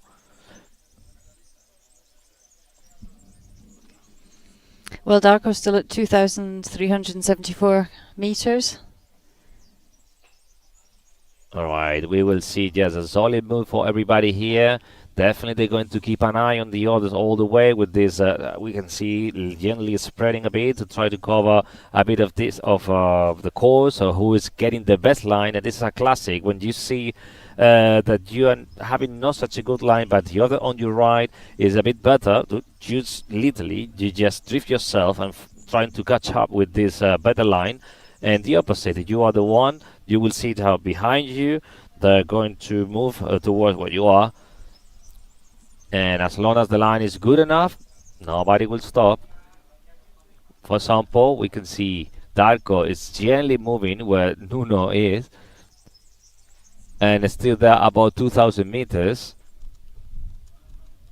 Darko is higher even, is 200 meters above Nuno. 63, 60. So we could say now Darko is in a defensive position, leaving that Nuno is taking the lead because he is 200 meters higher than Nuno. So what Darko is doing is just leaving, controlling, keeping the control about Nuno, and just keeping an eye on him. Whatever happened, he had immediately can react and choose left, right, on push. Remember that now in this part of the race, leading points are not as important as the previous part. It's more about the time now. So it's good for Darko to stay there for a while and just to be sure that also Nuno doesn't push it really, really strong and be able to react. At the moment, just holding that defensive position, Darko, with Nuno. Behind him, we have Iturbe on the left, Joachim Oberhauser center, Vladimir Vakani on the right, and opening, we have more on the left, rock cover, Alexander Schalber, and closing this first group, we have Denis Soverini. There are other pilots appearing more on the south. Marcelo, 2,300 meters for him. Jacek Gorski, Ronnie Helgesen, Daniel Tirkas, Honoran, of course. He's made it. He's made it into the league Gaggle. It's just reaching Marcelo is incredible. And not only that, he's pushing. He's not only there, he's pushing. He's going to overtake Ronnie Helgesen in no time. Right now, as I speak, it's just overtaking him. Incredible. There it is. Okay, that's it. Say goodbye, Ronnie. You don't want to come with me? Okay. And I don't know if I also will see passing Marcelo eventually. We will see in a moment. They are arriving for this first mountain, Los Lagartos. I see something happening at the head of the race. They are slowing down, trim speed for all of them, sniffing around, trying to get and leave that could be potentially they will be the last one that's going to take all of them to goal. Darko start turning, climbing. All of them. Nuno, no turning yet, trying to move forward. Luis Iturbe as well, with Nuno Virgilio trying to move forward. We see reaction in Joachim Oberhauser just turning there. Denis Soverini trying to make a gaggle with Darko. Meanwhile, Nuno Virgilio and Luis Martinez Iturbe, they continue their way. Marcelo Sanchez, Honoran, they are close. They are basically there, and they are also converging in that thermal. Jacek Gorski approaching from the right in this thermal. Nuno Virgilio, Iturbe, nothing. They don't want to know anything about this thermal. They continue trying their luck more on the northwest side, drifting on the thermal. The group, more pilots joining: Francisco Reina, Ferdinand Fogel, and many others. Sebas Ospina, Pepillo. Everybody that needs to be there is just there in that gaggle, and they are taking it. And that's the final thermal for them. Really interested to see who is going to do the attack. Honoran is not turning. Honoran is moving forward. It's just low, 1500 for him, but it's not turning. He continues flying ahead. He's taking now the third position of the race. Nuno Virgilio first. Luis Martinez Iturbe second. Honoran on third position. Incredible. Absolutely stunning. That gaggle. Pilots climbing there. Francisco reacting, abandon the group. 1800 meters for him. But Dan Gitea is overtaking Francisco Reina. Ronnie Helgesen behind Francisco. Alexander Gachewski behind Ronnie Helgesen. Pepillo also making his move, but choosing a completely different line, moving more to northwest. When we'll see Nuno just continue 1400 meters for him. It only has 560 meters above the ground. Luis Iturbe, 680 meters above the ground. Onoran, 400 meters above the ground. And Dan Girgia trying to react and reach Onoran. Francisco Reina doing the same. Many other pilots, they are not really high. Darko is the one he's passing 2,100 meters. Pepillo around 1,800. That's going to be really interesting to see. Remember, we are very close now. Is almost halfway. So it means probably 9-10 kilometers maximum from goal. That area, so far I remember, of where exactly they are, is in the middle of this Doom Mountain, is not a good one where to get any lift. This is when every time that I have been flying about there, I was always struggling. What you have to do is to really pass as fast as you can and face this side of the mountain, and then and not to be really close to the corner, because this area is connected to this venturi section. You don't want to be there really low, because the wind definitely will kill any lift and they put you down really quickly. Also, it's a headwind. If the wind is as forecast, it's supposed to be northwest at 2,000 at 9 kilometers an hour. So yeah, they are heading into a headwind. Correct. When we see all of them getting low, Nuno Virgilio leading the race, 430 meters above the ground. Iturbe just behind with 562. And then we have Onoran. When again 400. They are mostly the same. The only one who's making the difference here is Darko. Look at his altitude. Yeah. Darko's the highest out of all of those. Yeah, and of course, is flying faster. Well, but also Jacek Gorski is coming with really high altitude as well. 2,000 meters, and of course that allows him to push harder and faster. And Marcelo. Marcelo also flying about 2,000 meters, pushing around 60 kilometers an hour. On and Dan Girdia, when they are 300 meters above the ground, but they are climbing at the moment, doing nothing, which is the ideal situation for them, because that allows them to keep moving forward. In the meantime, Nuno just pushing, but look at that, is just 100 meters above the ground, 99, 98. Iturbe just behind me, 300 meters above the ground. Nuno trying to react and to find something. He needs to stop, or we need to find, he definitely needs something to stay and to make those final kilometers to wall. There's so many things happening. It's difficult to be just with all eyes and every time in all of them at the moment. Darko holding a nice altitude, 800 meters for him, just pushing around 60 kilometers an hour. Dan Onoran is climbing, is doing nothing, that is climbing. Now he's losing the lift at 300, and now the terrain is changing. It's around 400 meters above the ground. Marcelo overtaking him.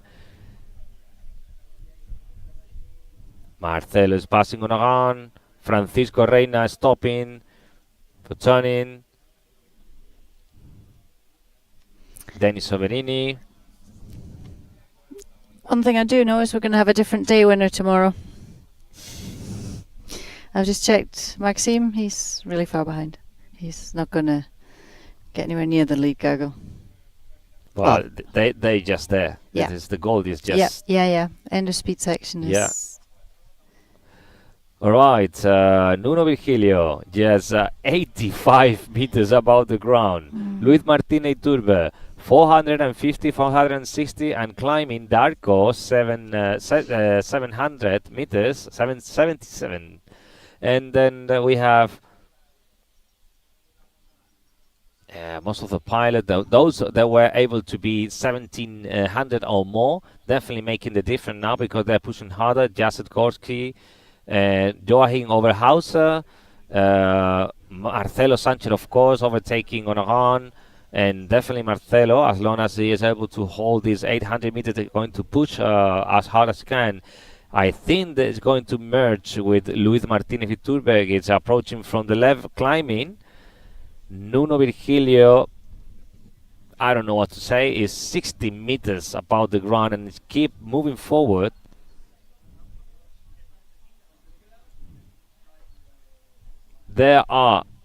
Nuno is currently on the right side of the mountain, but apparently he doesn't find anything that is working for him. It's just the bottom. Normally it's happen as well. If it moves, but it doesn't have enough altitude. But if you move a bit out of the mountain as well, when the bridge they start to chain at the bottom of that open space away the mountain, then you can start finding thermals again. We'll see. Darko is still 470 meters, and he is gliding at 65 kilometers an hour. Joachim Oberhauser 62, 61. Jacek Gorski doing also really nice, 60, with also 500 meters for him. Marcelo Sanchez, excellent for him as well, 575 meters. Spike, Denis Soberini, similar condition for all of them. They're reaching Genave, which is the village just before the goal. They are reaching goal. They are just there. So Nuno Virgilio,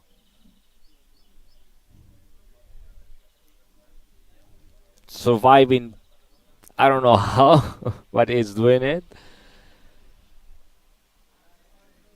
There's a small, I don't know, nothing, we could say a small hill, nothing really important on the left. I don't know if they're going to use it just to pass by. They're not going to stop anymore. And it's rookie area as well. So those rocks, as they fly above, they could give them the final support, the final bounce in the area there to reach the goal. Also flying about Genave, that could be a good strategy. We can see Nuno trying to survive. They found something, and definitely that's the one that's going to help him to reach the goal. Meanwhile, Darko is just gliding big and climbing. Joachim Oberhauser as well.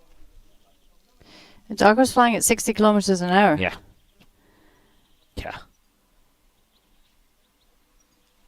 Wow. And actually going up. Well, that's also because he's over descending ground, but he's losing so little in that glide. No, they're floating. Yep. They're floating there.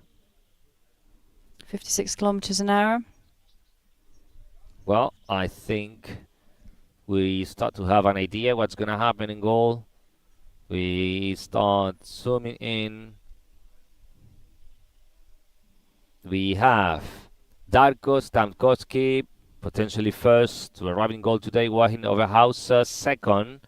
Jacek Gorski, third position. Marcelo Sanchez in fourth position. Spike, fifth. Sebas Ospina in the fourth position. They're so close now, and they're not going to stop. They have enough height, they have altitude. 600 meters is more than enough to stop the clock and also to make themselves inside to validate the goal. So let's zoom in and stay close, because we have the battle for this first pilot arriving in goal today between Darko Stankowski and Joachim Oberhauser. We have 63 kilometers an hour, 64, 65, 66, 67. Obviously now they put in everything what they have. 68. This is it. This is the final fight for the goal today. Darko, Joachim, Darko, Joachim. So we'll see what's going to happen. Zooming in. 71, 70.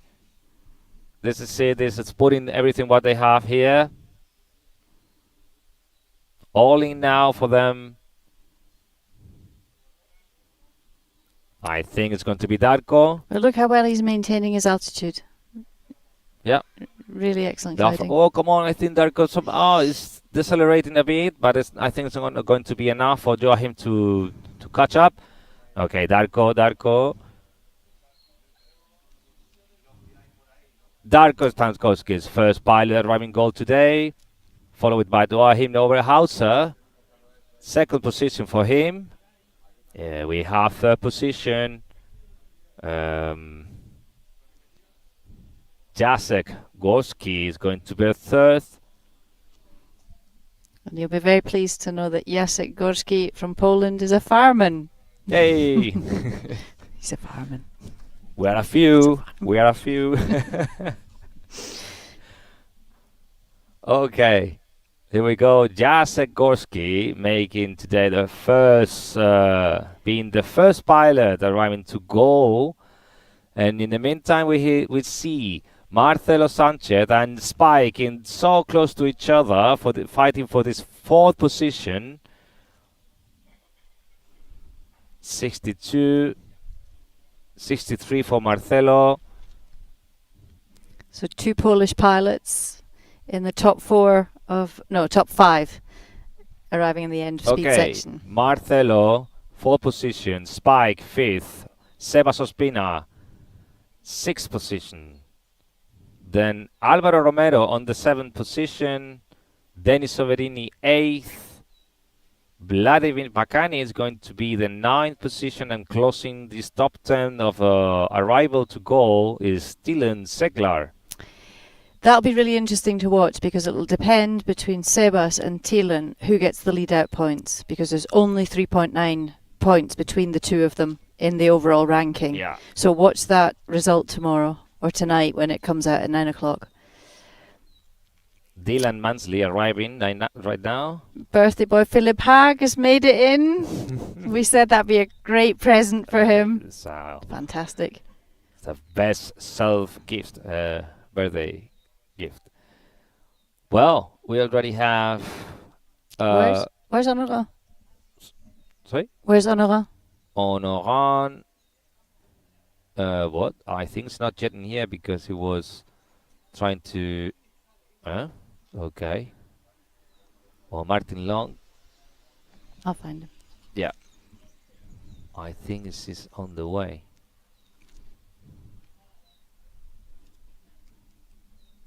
Honoran, yes. Struggling to abandon the last hill when the La Golilla takeoff is a bit behind. Wow, it's really low. It's 180 meters. We have pictures from the rival pilots arriving to goal. Live picture images from goal.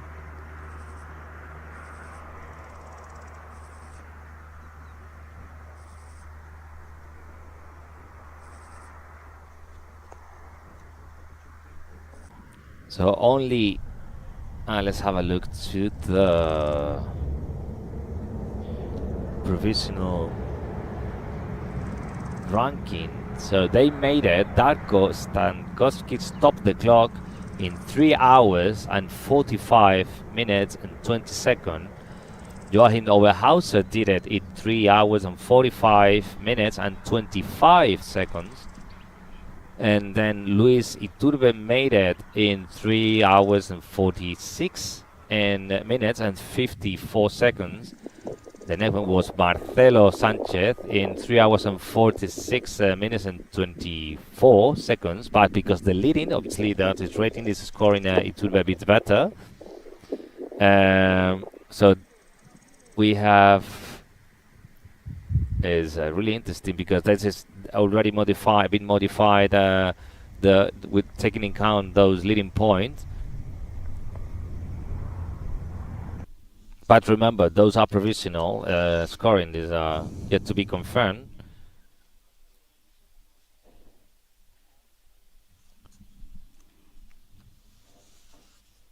Well done. We have quite a few pilots. We have scoring.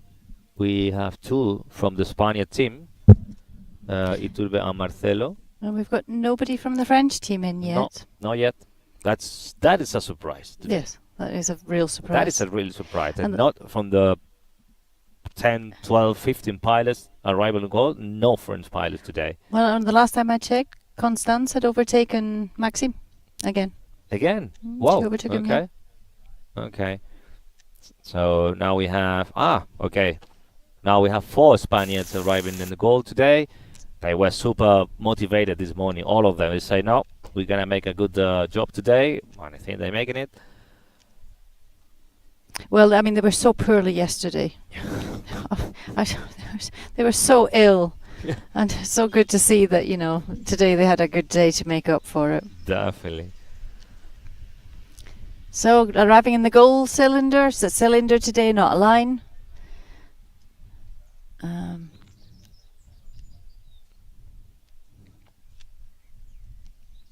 Nuno is still fighting to arrive and stop the clock.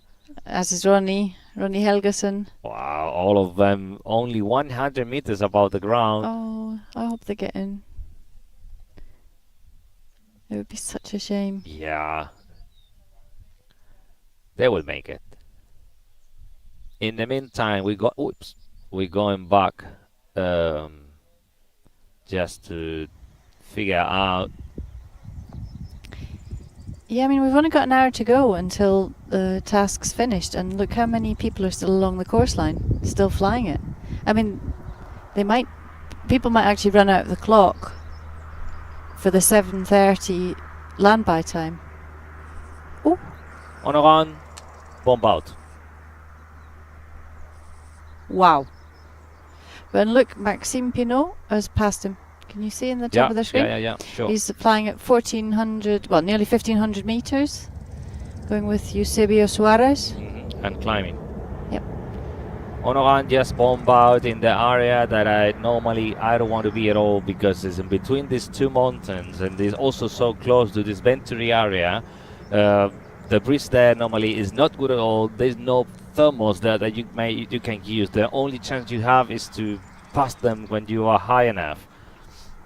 Once you are on the other side, then you can use that side in your profit, but no behind this mountain, because you are in the lee side, and with this breeze also coming through the Puerta de Segura. And well, it just happened. But remember, maybe it's not that important for on because it's still going to use this discard. So maybe going to discard the task today, and nothing really important is going to change for him. We need to confirm that tomorrow. But nevertheless, it's a surprise after this incredible recovery that he made and those stunning glides that he made, returning from the mountain and joining with the main group. Almost, he was there a bit lower, sometimes a bit higher, but he was recovering and completely able for this final attack to have a good position for the goal. Well, finally, more pilots are arriving. I'm going to zoom out to have an idea, because I can see still so many pilots spread away. Look, no way, these pilots still not arriving. The second waypoint, they are really away. And still only we have 1 hour. Yeah, 1 hour. Yeah, 1 hour to get. So for sure there will be a lot of pilots that won't be able to finish the task, today's task. Nope. There's no chances for them. Okay, we have real live images from the arrival of the first pilots to goal.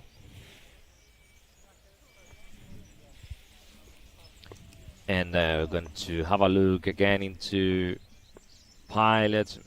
The ranking, we have the last update that we have is more than 25 pilots arrived, but definitely there are more. They will be able. Okay, finally we have Nuno Virgilio.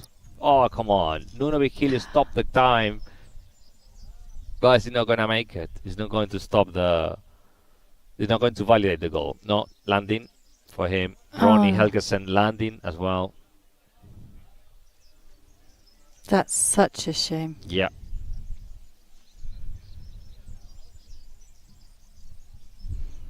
All right. Yeah, yeah. Remember, just Iturbe, one of those pilots that he was sick and not able to fly yesterday, and today made that incredible recovery and being with the head of the race and just performing really nice. Well, I think that is going to be a right moment just to leave the streaming here. We're going to leave the with the images of pilot approaching to goal. In the meantime, we're going to say just a very goodbye, just to. We've been live for 4.5 hours now, so I think we need, and we're going live again in an hour and a half with the summary of the day. So we're going to need a break and some hydration because we're a bit hot and thirsty. Thank you very much for being with us this afternoon. We hope you enjoyed the race as well as we did. We certainly found it exciting. And join us again for the summary at 8 o'clock. I'm busy sending questions to Rafa and Goal to hopefully get some information from you. And if we have got coverage, we'll get those videos from Goal to you tonight. And if not, it'll have to be tomorrow morning. Thank you so much. See you in a while. Bye-bye.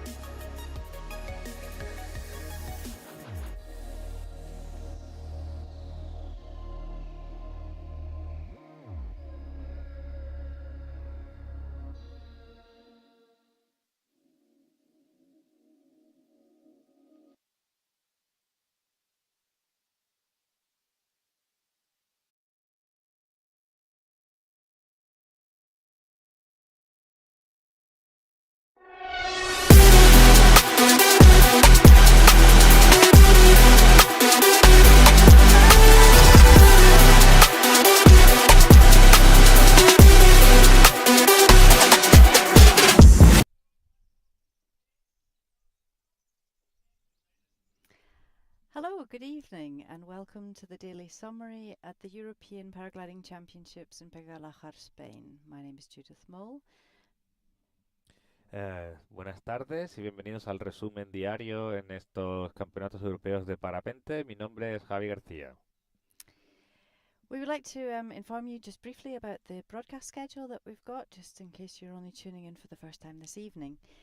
Every day, half an hour before race start, we start a live broadcast. But about an hour before that, we show you the resume that we're just about to do, and then we show you goal videos from the previous day, and the interviews that we do with the pilots in the morning at takeoff. So we go around and we try and interview as many people as possible, not just the top 10 or top 20. We also try and get, well, we're aiming to interview everybody in the race. So it's well worth tuning into that. We can't be specific about the task because we don't know from day to day exactly what time race start will be, but it's generally anywhere between 2 o'clock and 3 o'clock. And then in the evenings you'll always have the daily summary, which will be at 8 o'clock. We can guarantee that. So let's have a look at what happened yesterday so that you know what the pilots came in with, the results when they started their task today. So overall results after task 6 were in first place Maxime Pinot, second place, from France, second place fellow Frenchman Honorant Hamand, who is 27.8 points behind him. In third place Sebas Ospina from Great Britain, who's 7 points behind Honorant. Then Tilen Seglar from Slovenia, who's 3.9 points behind Sebas. And in fifth place, Pierre-Remy from France, who's 12.2 points behind Tilen. So it's a neck-and-neck race in the men's category. In the women's, it's a bit more spread out. Constance Metetal from France this morning went into the competition with a score of 4,271.9 points, which means she leads second-placed Eliega by 408.2 points. And Eliega is ahead of Julia Jaus from Germany by 753.8 points. That means that Constance is over 1,100 points clear of the third-placed woman. Now, Constance had a bad, in inverted commas, task yesterday. She only scored 904 points. That's the lowest she's scored in this whole competition. So she's having a phenomenal run. So nation ranking after task 6, France, followed by Great Britain, only 97.8 points behind them. In third place Slovenia with 3.7 points behind Great Britain. Austria is 145 points behind Slovenia, and then their neighbours Germany are 189.9 points behind them. So that was the status before we went into the task today. So Javi, tell us about the weather and the task. Well, today we had mostly, definitely the conditions were improving all along the week. So for those different tone points, we had different updates at 2 p.m., 3 p.m., 4 p.m., 5 p.m. and 6 p.m. Mostly the wind was more or less the same, northwest in different altitudes, starting from the 1,500 to 1,000 meters and so on. So, but also it was moment when the wind, depending on the race position, was able to drift from northwest or even south on the highest layers, but not really strong wind. There were mainly something in between 6 up to 11 or 9 kilometers an hour. Not really nothing strong today. But also we saw very soon that depending on even at the beginning, even that northwest, it didn't happen. It was more like a really north wind, and even sometimes almost northeast. And then along the coastline, we were getting reports that there was zero wind on the ground. And the wind was always supposed to be lighter at higher altitudes. So I wasn't really that convinced that the forecast actually held. Yeah, exactly. The reality was quite different. Because also clouds were expected as well, especially on the mountain. Yes, we had clouds, quite nice clouds. Well, the depth also that they was forecasted, it was correct, about 500 meters, really nice clouds. And the thermal, definitely, those that were working nicely, I'm sure there were 3.5, if no more. That was for sure. we saw a few pictures on along the range how finally this highway of cloud was set nearby the El Yelmo area. So I'm also waiting for talk with the pilot, and they tell us about how it was that finally made them underneath those cloud streets. So but yeah, we saw those pictures. We know for sure they had clouds. But now we're going to the task for today. We had again long task, more than 100 kilometers task, 136 kilometers with 3 turn points. Basically, what we have is the start point and the northwest side of the takeoff. After that, we had a control turn point really close to the start point, and a long leg, 88 kilometers towards the next turn point, when we were basically inside on top of the Sierra de Cazorla y Segura.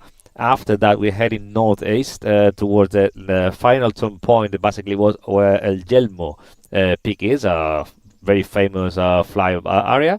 And then there was a final turn, 18 kilometers northwest towards the wall. It's a flat area nearby the highway with a 2 kilometers cylinder for the entire speed section, a cylinder inside the 450 meters to validate the goal. And I think it happened so many things today. I mean, this was the competition's longest task so far. Yeah. So we knew it would be at least 3 hours or more. We ended up being broadcasting live for 4 hours in total.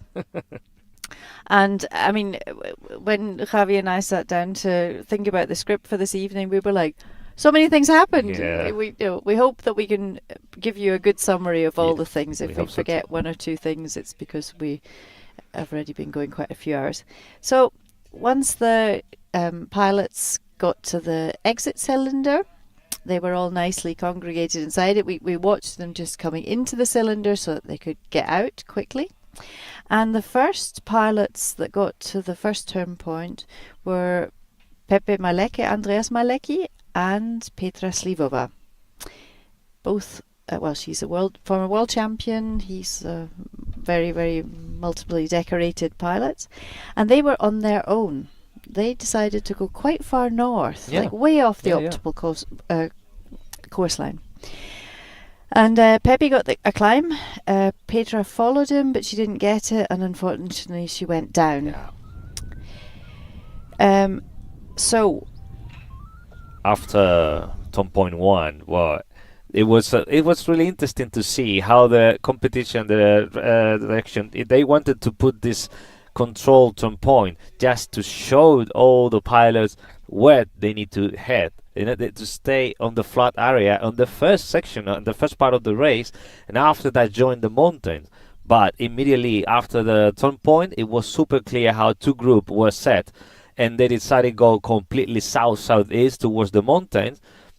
And even though I was expecting something like it, I was super surprised that eventually even a few pilots that went more on the south that I thought that basically reached to Almaden, when meanwhile all the group of pilots, Vic 1, they remained just flying well, a bit on the south side of the optimized route, but just showing that little by little they were holding and working together and basically dealing much better with the race. It was really interesting to see, because for the first time ever we saw different strategies for the race, for the task.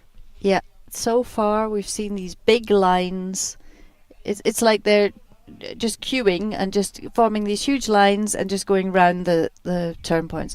Today everything was much more spread out, and we had these mini gaggles forming, little groups that had to stick together to survive. And big gaggles really only formed when smaller gaggles converged. So the tactics were really interesting today. And it was literally flatlands or mountains. Definitely. We had one of the men of the day, this Pepe Malecki, where finally he was, I don't know, for a long time on his own. He led out for about an hour and a half. It was just going. And then he got stuck. Yeah, and of course, what happened when you get stuck? Everybody who is in the group and protecting themselves and working together, they pass you and then they say you hello from the distance. I mean, the time you are just trying to survive. But I think he worked at the end. He did get a climb, and he stuck with it, and he got above 3,000 meters, and then headed pretty much exactly along the optimized course line. Everybody else was to the south of him, and the two kind of main flatlands and mountain groups was the French. The French and the Swiss headed to the mountains. Pretty much everybody else stayed in the flatlands. Yeah. So there was this mini gaggle of Honorant Armand, Julian Wirtz, Stefan Morgenthaler, and Fabrice Thibault. Thibault, yeah. And Pierre-Emile tried to follow them. He was with them for a while, but then fell back. And a few other, Luc Armand was with that group as well as Yassen and Rui Aguiar. Yeah, Rui Aguiar. And Luc made a dash for Almaren, the big iconic mountain that we've had as a turn point in various tasks at this competition. Yassen went even further. He decided to go out on his own as usual. And sadly, both of them bombed. Yeah, I mean, you know how good they are, but even yet again, difficult situation when they are alone, when maybe they don't know pretty well the place. I don't know, but I mean, they are really good at the mountain, of course. But they try what they do the best, and finally they struggle, and little by little they were just going down, and they didn't make it. But in the meantime, we saw another incredible moves just coming from pilots, especially Honorant. You know, he made something spectacular today. Yeah, before that, the other spectacularness was that Maxime got into big trouble. Maxime got to about 130 meters above ground, and we were wondering if he could make it, but the champion that he is, we just started seeing him circling, and then circling a bit more, and then going backwards and trying to find something, and we at that point went back to the head of the race, and before we knew it, Maxime was back. Yeah. But very, very far behind. Yeah, but I mean, I'm sure he was just saying, okay, here I'm back. I'm just again in the race. I don't mind if today I can make it as best as usual. But I mean, he gave us a lesson. What is being strength, mentally, strong to say, well, I'm not going to give up. I'm going to take, no matter how long it's going to take, I'm going to recover. He made an incredible load save. Yeah, meanwhile, Task 1 winner Rui Aguiar went down very close to where Luke did. So for our Task winners, we only had Maxime and Virgilio left over, and they'll feature later quite a bit. Well, I don't know, Maleki again. No? Well, yeah, Maleki then tried to go along the course line, but took ages to get to turn point 2. By which point, a lot of pilots already passed it. The first pilot to get to turn point 2 was Thomas Drenk from Czechia. But that's where he got stuck. I mean, he was there first and then seemed to stay there for ages. It was the Italians, Dennis Soverini and Marco Busetta, who led out of that turn point and headed north towards El Yelmo. And then after that, just Abel Varga took the lead. Yes, and we saw that. It's not the first time that we see Abel Vargas taking the lead and pushing, really solid on that. So for a while we thought, okay, that apparently what's it going to be for the rest of the race. And in the meantime, after 2 incredible glides, Honorant was just catching up, but passing dozens and dozens of pilots. This was amazing. Something really, really impossible to get. And basically he was eventually one thermal just behind the head of the race. That close it was.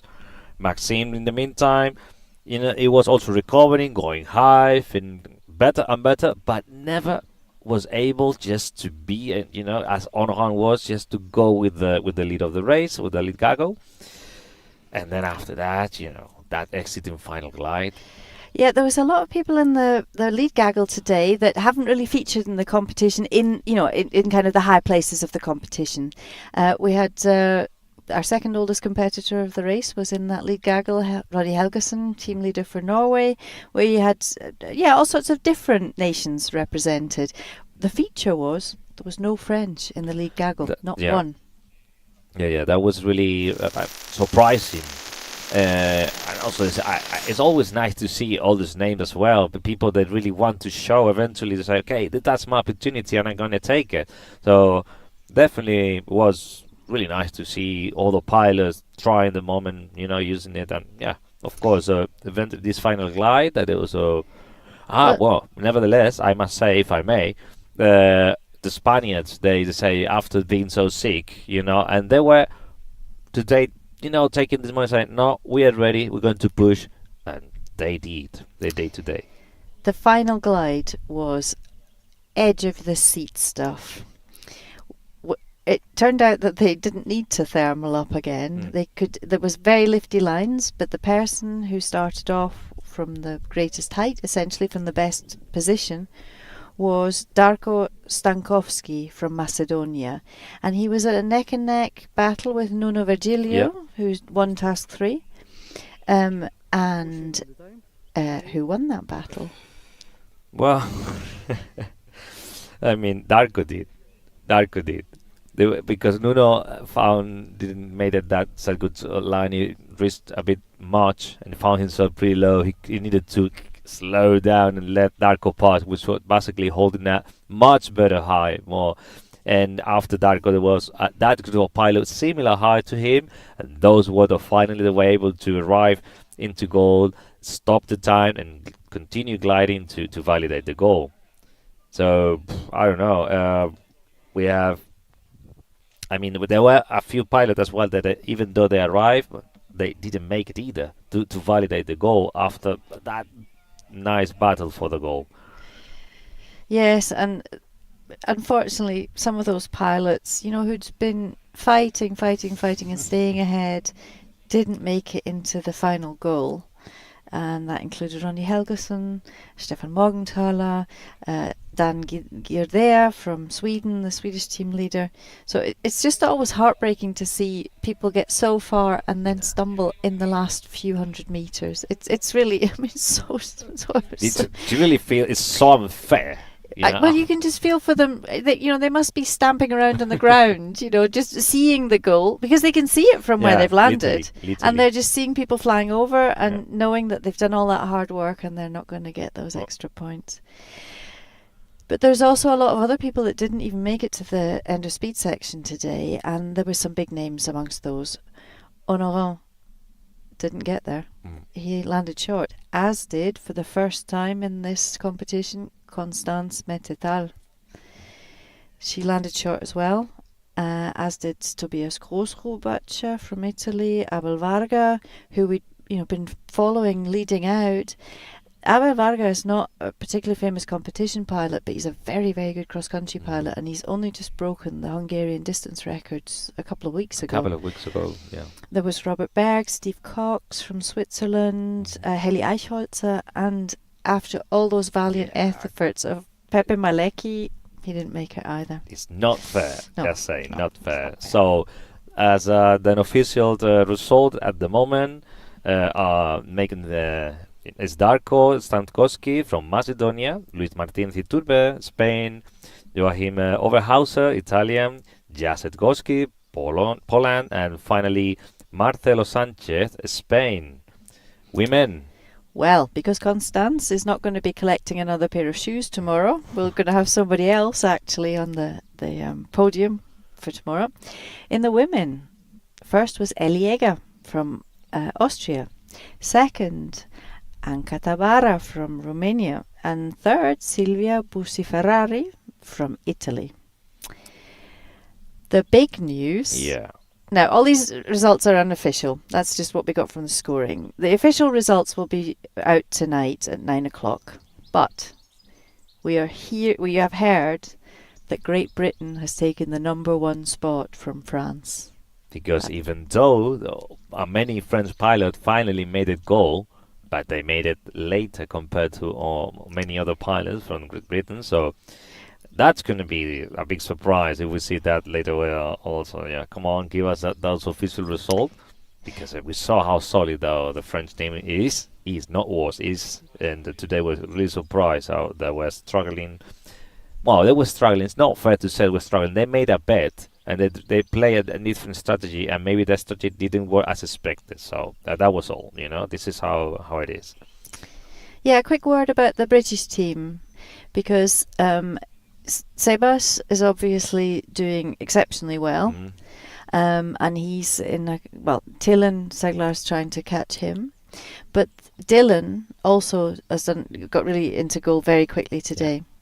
Their third scoring pilot, Martin Long, has been struggling a little bit this week.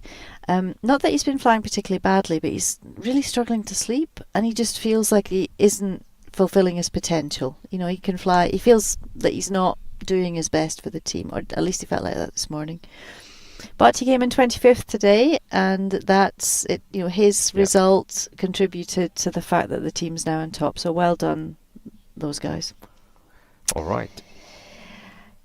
So, yeah, keep your eye out for the official results this evening. I think there might be some changes tomorrow, not just in the nation, definitely in the women. Something will be happening. Constance, I assume, will still be first, but second and third might change. Well, no, Elieg will still be second, I think. Third might change. So, we're going to leave you this evening with videos and we'll be showing that, about an hour and a half before race start. Just check out the YouTube channel from XC Mag, and you'll see the time that we start there. So from me, Judith Mole, and just saying goodbye until tomorrow. Javi Garcia here. Until tomorrow.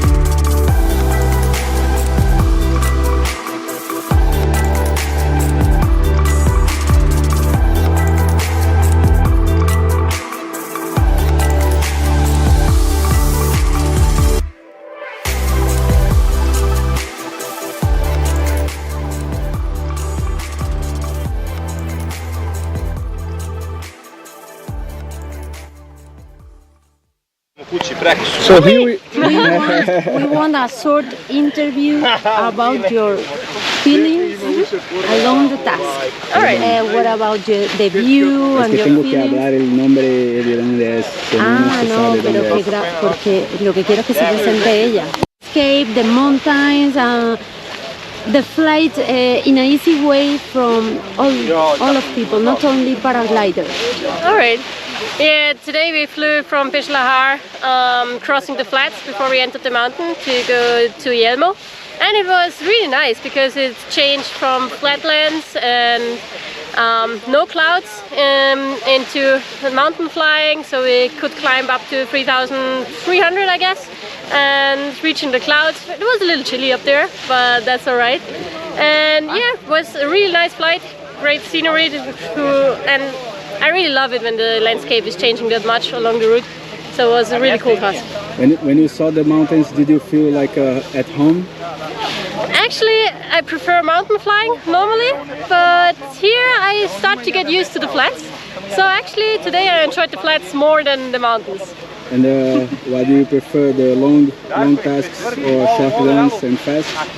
What's your style? Normally I would say the long tasks, but now which task was it? 7, 8? 7. I already feel a little tired. So today I was like, whoa, it's going on and on and on, and then I checked that it was still not even halfway done. So yeah, days are very long here.